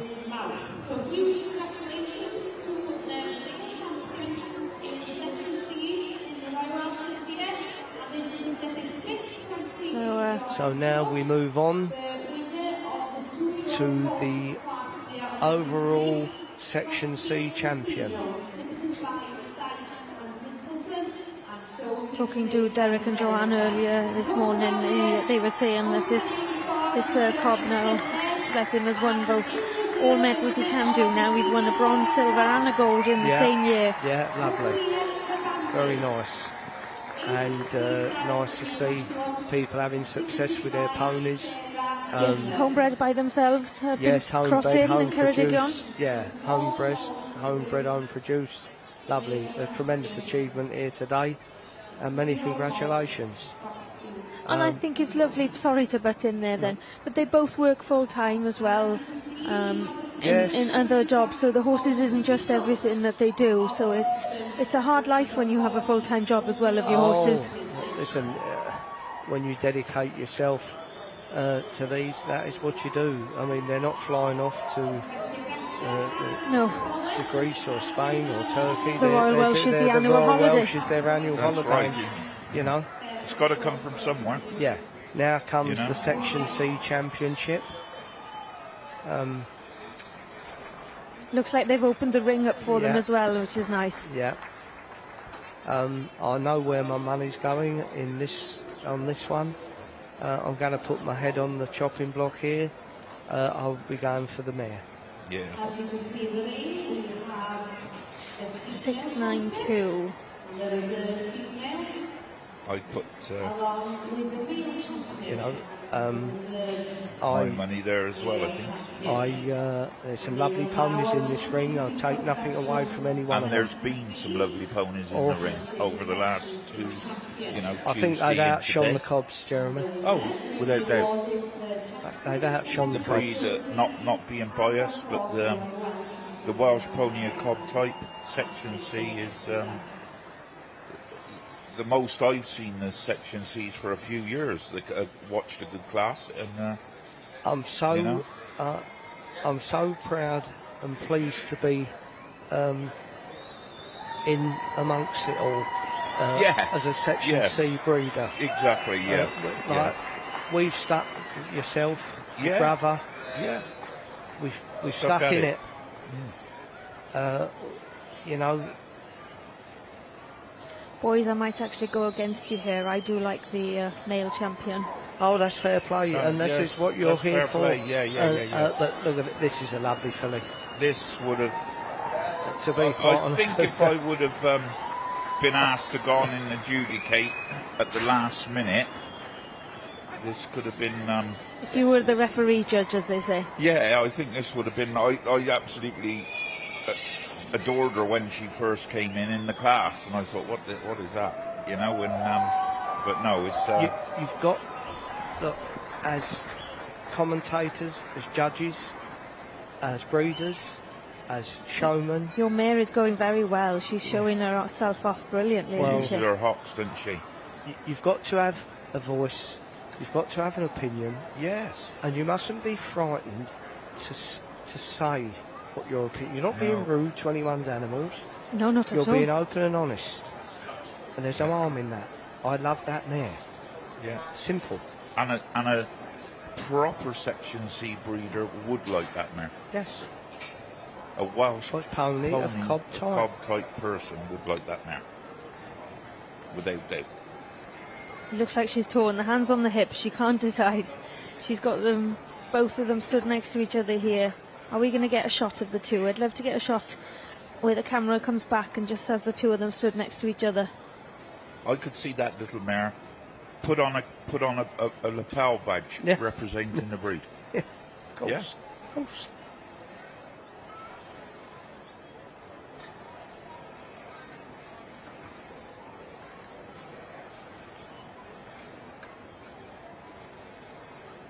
We may have another shock here, John. Well, I wouldn't be shocked. No, I wouldn't. But no, I shouldn't have said shocked. I wouldn't be shocked. But we may I'm have talking something about else for the might reserve happen. spot. Yes, that's what I'm saying. You know what I'm thinking. Yes, but, I know what you're thinking, and I'd be thinking the same. And but I that's wouldn't have neither here nor there. no hesitation to do it, neither. I'm not wearing the bowler today, and you're No. nor the flower that. nor the badge. No.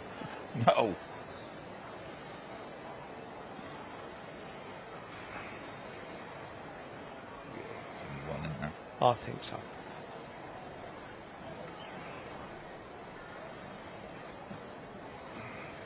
Yes, That's a nice I shot, thought isn't so. it? Yes. and the stallion and the male reserve, which is fair play. But fair play, and congratulations. play.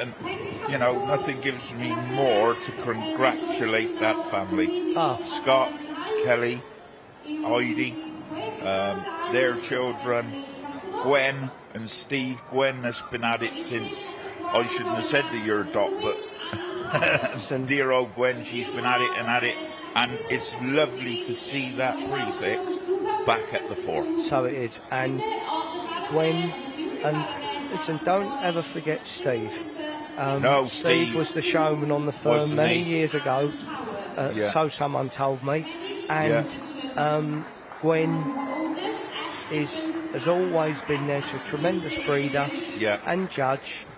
Scott, tremendous showman. Kelly, as you say, all the family. And could produce one too. Gwen could produce one. Like, and they've had lots of success. Yeah, the Percy Ramrod. Yeah. I think probably Gwen must be absolutely emotional because that cup would have Paddock Dawn. And yes, and the bay mare. Yes. Gwen, you'll have to if you're listening, I'm was it not Diamante? Diamante. Glenwyn Diamante. Yeah. So you know, and there's a young Scot. Yeah, there's a young one. Yeah. There we are. And it's just lovely to see. Isn't it? But that gives me the greatest pleasure for that prefix to come back to the fore. But I've done the Welsh Pony and Cob Society. But I've done it with the goods. They've done it with the goods, John. They have. Yeah. And when this mare gets a foal on her. So a young one. So congratulations to Gwen and Steve Eppinstall, Scott and Kelly Gibbons, and the whole family on the Section C champion. And I'd just like to second exactly what Jeremy said. A lot of respect. And we look forward to seeing this mare later on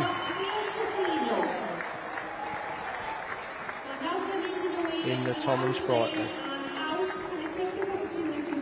But I think that concludes the Section C. Well, it does conclude the Section C's now. I think that might conclude us until a bit later when we'll be back for the... Thomas Sprightly is coming straight on. Sorry, so yes, things are hotting up. So right, so we'll take a little 2 minutes and we'll be back for the Thomas So there Sprightly. we are. There we are.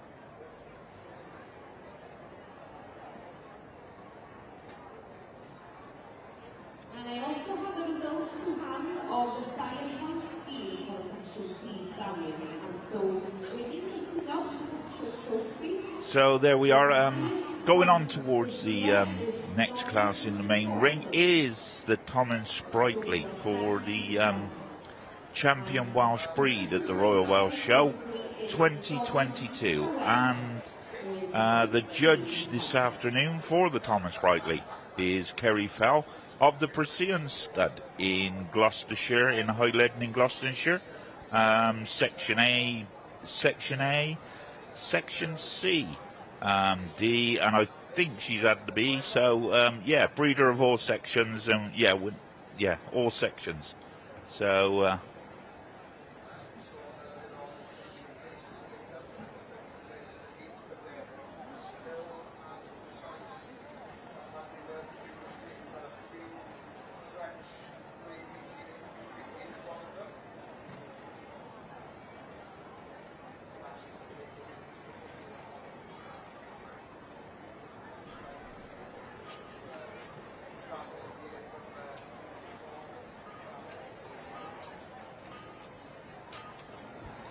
So there we are, we're just, ponies are coming in. It looked like the judge is in the main ring.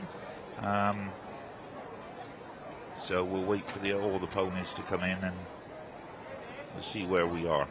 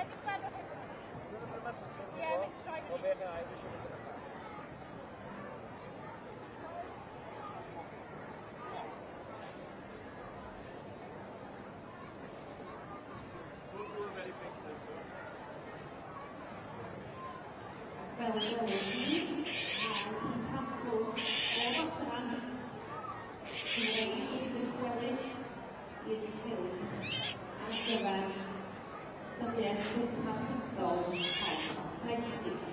So as you can see, the champions from each of the four Welsh sections have returned to the ring for the Commons Quality Protection Award.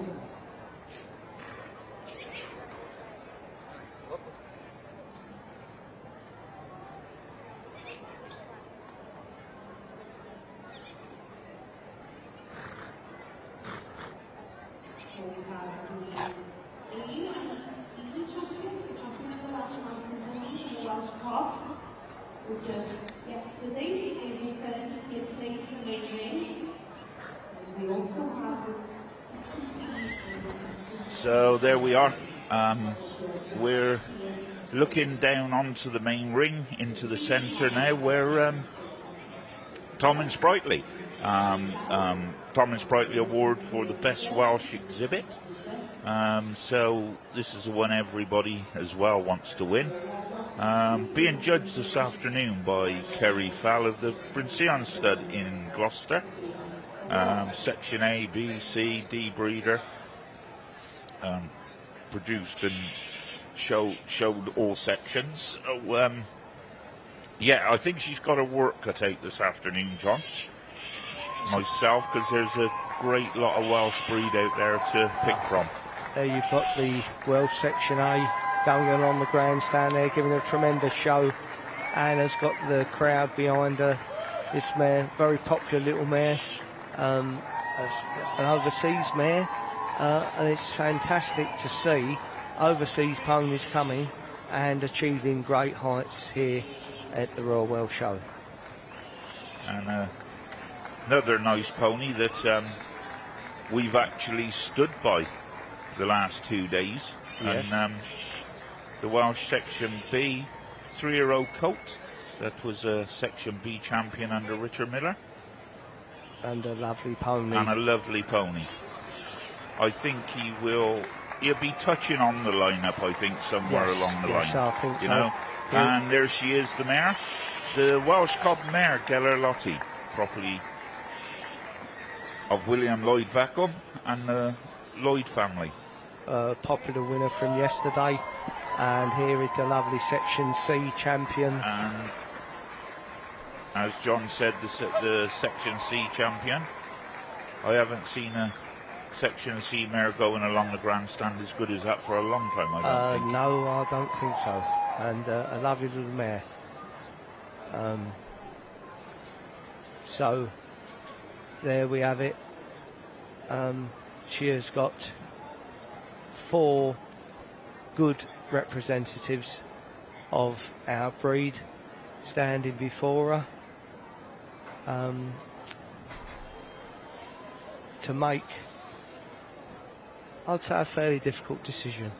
We've got our favourites, we know. At this present moment, to know where she's going to go, I wouldn't like to say.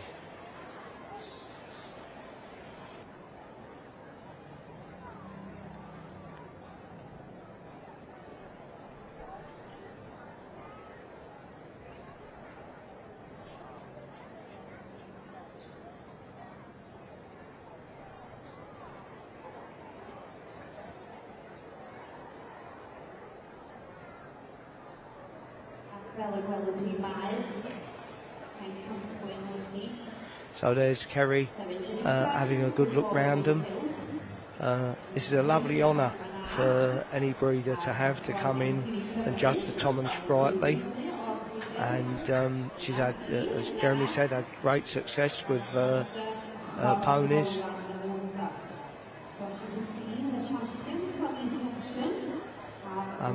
What an achievement to come into this ring to judge the Tom and Sprightly. A very, very difficult decision to make that lays ahead of her. I'm sure the viewers at home have got their favourites, or they're guessing what she's going to go with. It'd be very interesting. what other people are thinking at this particular moment on who will take this championship. I know one thing, John, if there was a first prize for hats this week, I know where that would lie. Oh, she's got the hat prize, Yeah. The hat prize goes to Kerry Felt. Yes, So that she loves the hat, Kerry does. She's a tremendous hat wearer, and at the Welsh National she always wears a lovely hat. Right, okay. And she's excelled today. Yes.